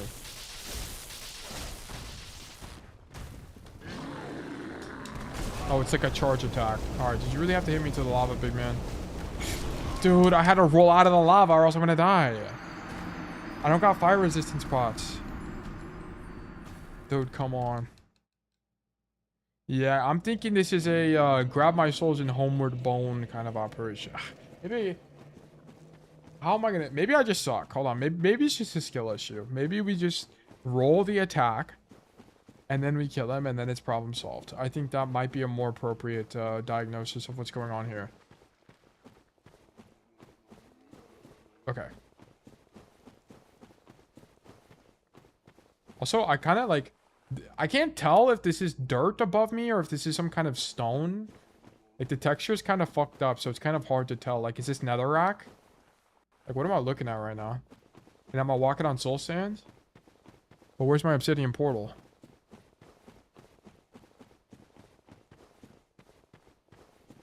Wait, also, wait, they used the same texture on the wall. That's one lava texture. They used the same one over there, too. That's actually so silly looking. They just rinse it. Wait, it's over there too. They used the same one 4 times. Okay. Okay, W dodge. That's the quick attack. Nice. Oh, I got the stagger. Huge. And he's done. Alright, that's one. Get me out of here, bro.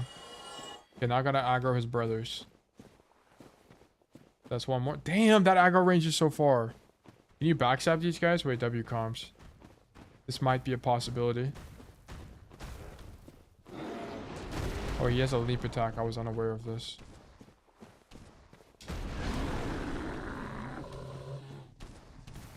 Okay, I suspect that there is no such thing as a backstab on Giant Demon. But they are not immune to the overpowered tactic, which is spam RB until they die. So I think we will continue to abuse such a tactic here. Is there anything over here other than demons? Oh my god, I've made a grave mistake. I may be paying the price here. I don't really know how I'm gonna kill two at once, to be honest.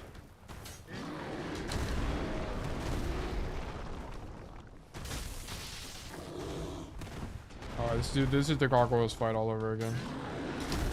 No, I'm stuck.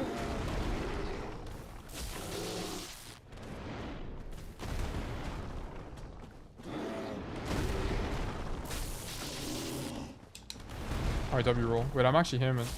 I'm actually John Dark Souls. Dude, get me out of here. Oh my god. Fuck me. Yo, just give me say hi. Good luck with your Dark Souls. Lunatic, my goat. Thank you so much. No, I'm gonna aggro more if I keep walking this way. Oh my god. Dude, he stepped on me. Stepped on me. He danced on me. What is that? I forgot what the... Isn't that from Shark Tale? What's the sea urchin? I think the sea urchin's from Shark Tale, right? Or is the shrimp from... Demon's Great Axe, motherfucker.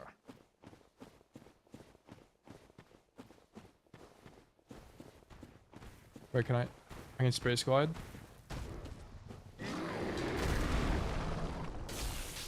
Alright, just stun him, stun him, stun him. No! Don't aggro these guys! Oh, dude, come on.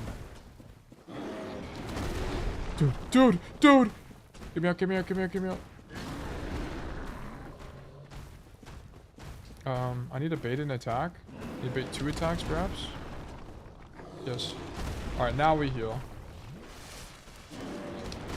Nice. No! Dude, get me out! Oh my god, oh my god.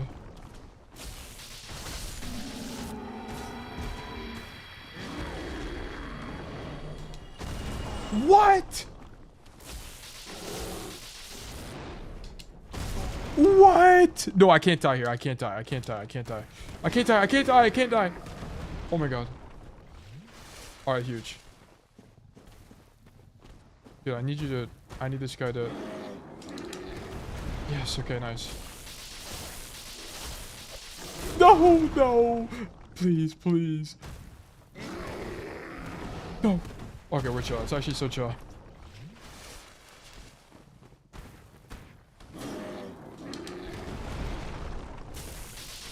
Okay, nice. Okay, so he drops his axe again. Sure, bro. I'll take 2 axes. There's one more demon.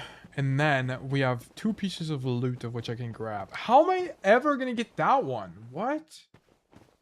That one is on the fucking rock. How is that possible?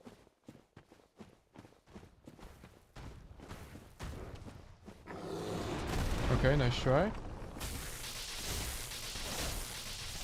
Bang. Okay, wait, big stun. No. Everyone chill.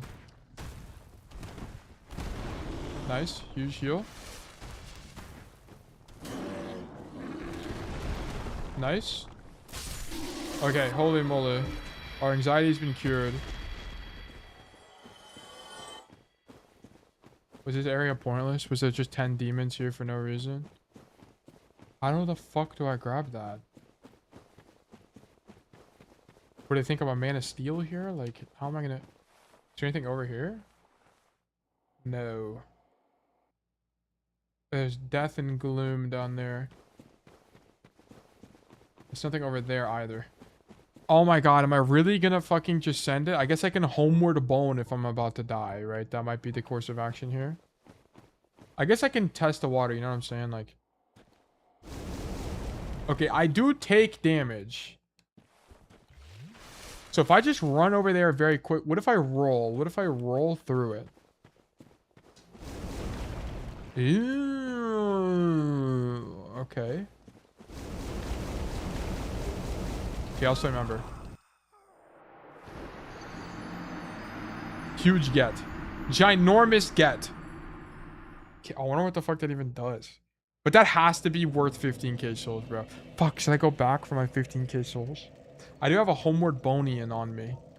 But no, there's no way I'm gonna be, that shit's cooked. I'm not fucking doing anything with those souls, fuck it. Rip 15k souls. Anyway. So, I guess I suppose I will continue, well, actually I want to see what that does. I'm actually quite curious. Ember for blacksmith weapon session. Yeah, it's the same thing. What's the other one? I'm curious now. Wait, they're dead forever. Yes!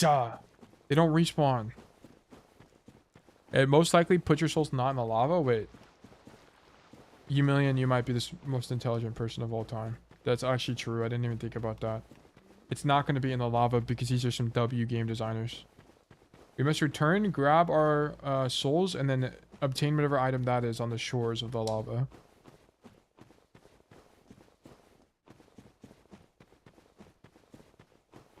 It usually places your souls a few seconds before you die. Okay, it's on some recall shit, on some tracer shit.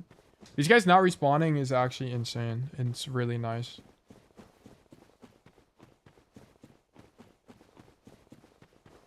Also, I wish there were horses in this game. That would be very nice to have a horse right now.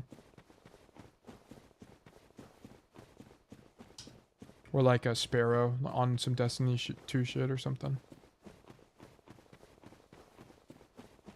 Run back over here, grab my souls, and then never have to come back to this area of the game ever again.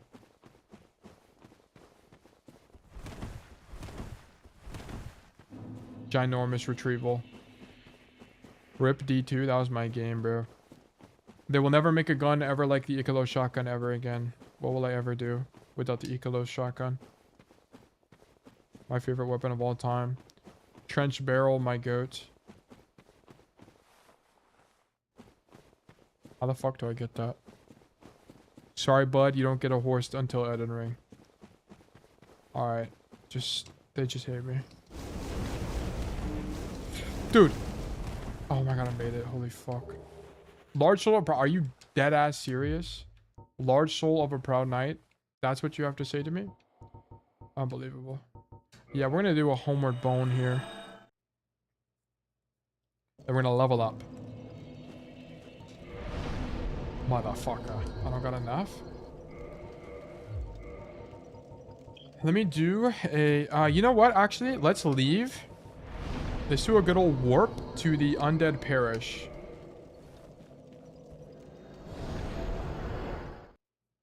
We'll come back. We'll come back to hell.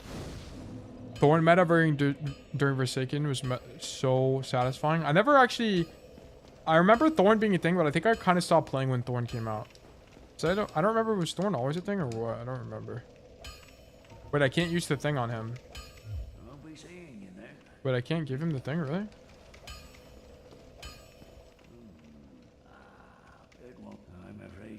Okay, we gotta go to the other guy. Oi, where you off to? Brother, I'm off to Anor Londo. Warp? Anor, wait, Chamber of the Princess I think is closer. Okay, we gotta go investigate. How do I get there again? It's this way. Huge. I never really played with Thorn when it was a thing. But Ace of Spades, that was my gun, bro. Holy moly. I can't remember what Ace of Spades thing was. It was like a better kill clip, wasn't it? You killed somebody and then... I think it was a better kill clip, or if I remember correctly. Is how it worked. Well, oh my goodness, I love that gun. Hand cannons in that game just feel so good. They actually feel so unbelievably good. Also, the Luna's Howl. Don't get me started on Luna's Howl, bro. That gun, unbelievably good. What other guns did I use a lot in that game? I can't even think. I just remember the only thing that really comes to mind a lot is the Icalo shotgun. That was my gun, bro. That gun was so unbelievably good. I remember having to grind for it for weeks because it was like it could only drop on certain weeks. It's so annoying. Wait, this guy doesn't take the embers either. Brother, what? Is there a hell blacksmith? There's a hell blacksmith. I just know it. There's a hell blacksmith somewhere. I guess I can upgrade my shit. That's cool, I guess. Demon Great Axe. Demon Spear. I need Demon Titanite. Ugh. Bro, that would be for real. I guess I could go get Demon Titanite. There's one guy I could kill here for it. Does he sell it by chance? No, he does not sell it. And I could reinforce my armor. Oh wait, no, this isn't reinforceable armor, I remember. Right, it doesn't pop up. No, it doesn't. Yeah, it's just shadow. Yeah, okay. Does he sell anything else? Giant halberd.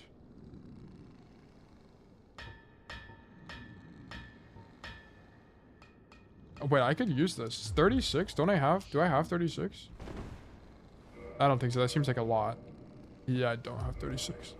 You ever do raids? Yeah, I did last wish a bunch, and I used to Sherpa Leviathan way back when the game came out. A long time ago. I really enjoyed doing that. That was a lot of fun. Okay, surely there's a Hell Blacksmith. I can't upgrade my spear, which kind of sucks. Can I upgrade my shield? Hold on, I should have checked, actually. Brass shield? Yes, I can.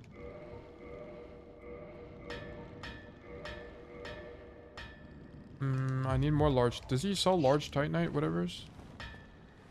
Brother, let me talk to you. Purchase item? Yes, he does. Okay, reinforced weapon. Brass shield. I need one more. Yes, I will comment soon. I'll comment right now, boss man. Purchase item. Ugh. I need 3,800. I need one more. I need to consume a soul of a large, proud knight. Being a Sherpa is on brand for a coach. Yeah, I really enjoyed it. It was really fun. I was also like 17, so it was really interesting. Like there were people a lot like older and younger than me that I was teaching the raid to. But I really enjoyed it. And also, Leviathan was not a very particularly difficult raid. Leviathan was only difficult because people wouldn't listen to you. I'd be like, okay, you need to... Whoever's in the dream world, you need to call this symbol that you don't see. Or I can't remember what it worked. Yeah, it was like the one you don't see, right? I think is how it worked. So then we all had to go to it. And then the people would just read off the symbols. I'm like, bro, that's not what you're supposed to fucking do. It actually would piss me off. Or people would like... aggro dogs on accident on Leviathan, and then we'd have to fucking fight the dogs early. I'm like, oh my god, stop aggroing the dogs. It's not hard. Sherpa like a Tibetan monk. It means you teach people the raids. Yeah, I would teach everyone the raid mechanics. The only mechanic I wouldn't teach them is how Callus worked, because it was just a little bit... It was just easier to watch a video. So I'd be like, okay, everybody go watch his video. And you know what would happen? I would tell people to go watch a video, and then they wouldn't fucking watch the video. And then we'd have to sit there we'd have to wait another fucking 10 minutes for the guy to watch the video. Like, dude, it's not hard.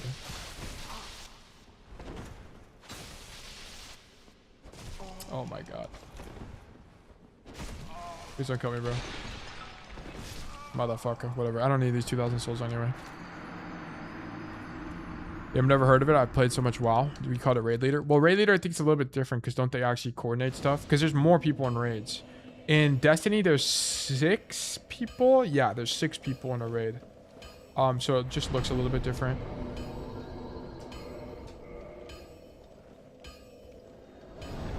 I'm not going back for those 2,000 souls, bro. Those souls can rest in peace. Where am I going again? Oh yeah, this way.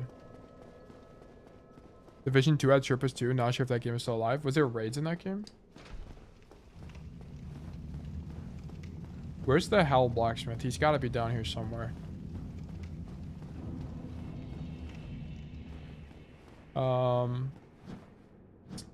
What is going... Why is it doing that? Okay. Oh, I was holding left trigger on accident.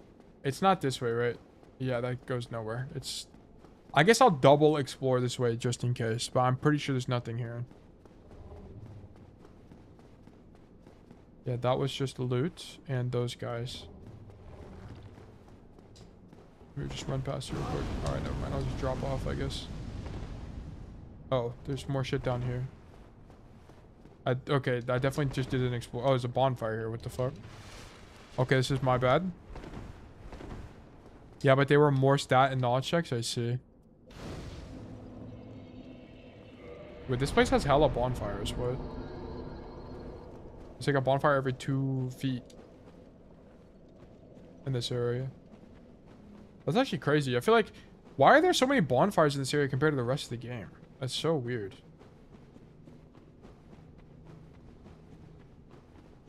What does this say? Need humanity. Oh, okay, so this is a boss. Okay. This is going to be the devil himself or something crazy. Oh, okay, cutscene.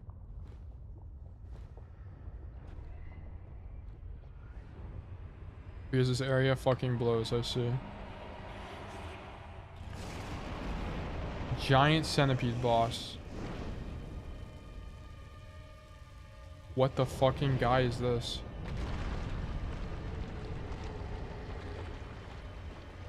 Holy schmoly. This guy looks evil. Okay. Centipede demon. Yeah, it looks like a... What the fuck?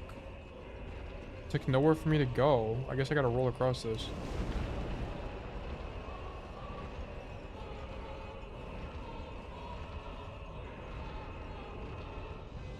Does this guy not have eyeballs?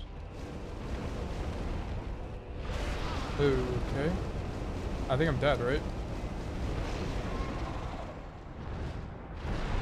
This is going to be a difficult boss.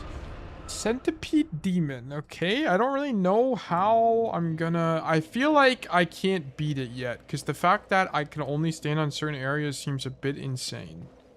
We're gonna go back down there, but I feel like I need to find like a demon blacksmith or something. Because I feel like there's no world where I beat this boss. We will see how much damage I do. Also, why do I have 9 Estises? I kind of don't understand why that's the case. Why is it not reset me down to 5? You don't gotta fight him in the lava? But yeah, I can fight him here. Can I just keep rotating? Oh wait, there's a thing here.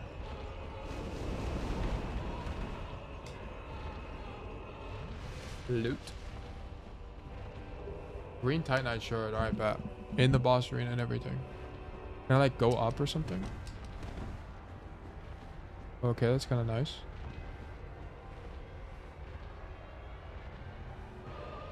Imagine I had a bow and arrow right now. This actually be so tough.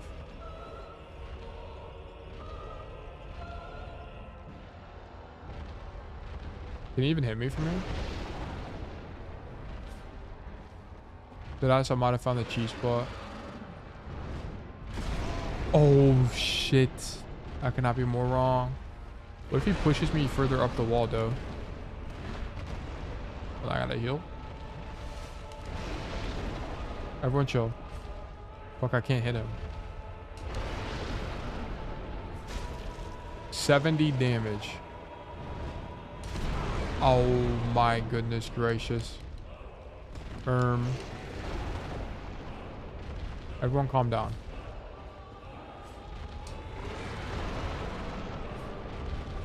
Dude, oh my god.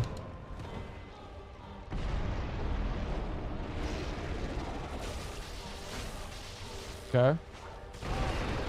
Okay. We just stand under him the whole time and he can't hit us. Alright, bro. Oh, we get it. We get it. Alright, bro. We get it. We get it, dude. You can stomp on me. Fuck.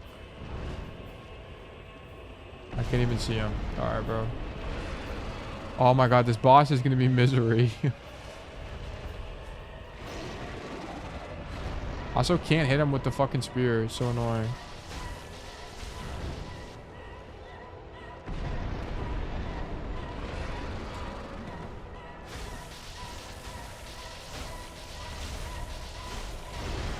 Well, this boss is easy peasy.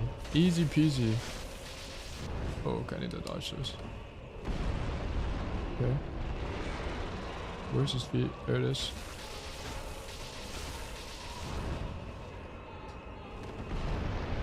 Nice. This is huge. Ouch. Honestly, if I just tank that, it's probably worth it, to be honest. Okay, bro. I also don't have enough time to react to it. Big roll.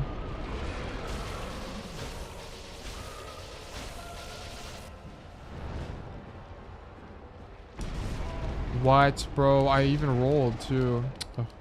I need to get close to him before he... Yeah, there we go. I'm also just gonna heal just in case here. I need to stop... but the problem is I can't really hit him or see him when he's in the air. Oh my god, he's got a fireball attack? Since when, bro?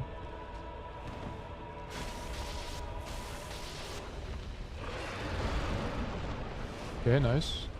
I no longer have any SSs, which kind of sucks.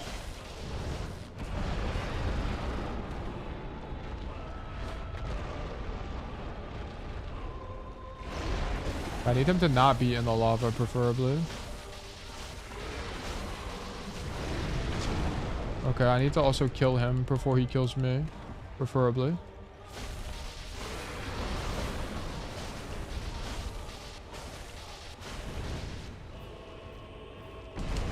No way.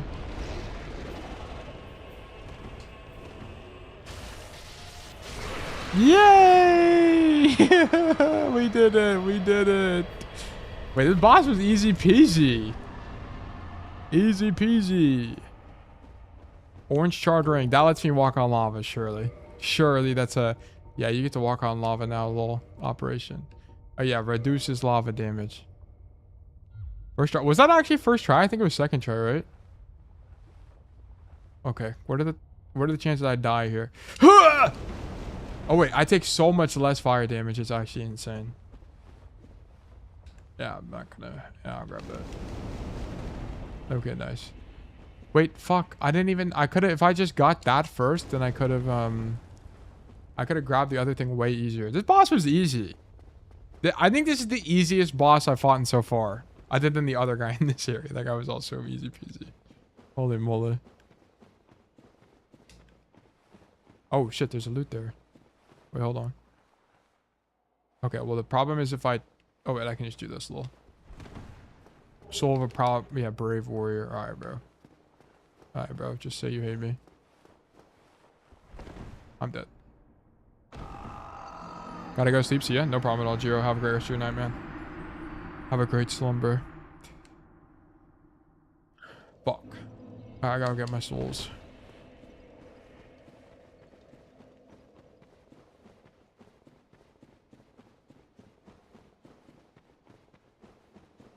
Where's my thing at? Wait, what? What? Where are my souls? Am I trolling? Oh, they're right there. Okay, yeah, I was trolling. Okay. We're gonna do one of these.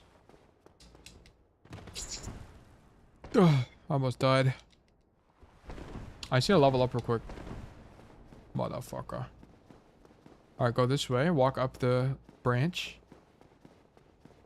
This is the answer. Get a quick SS flask in.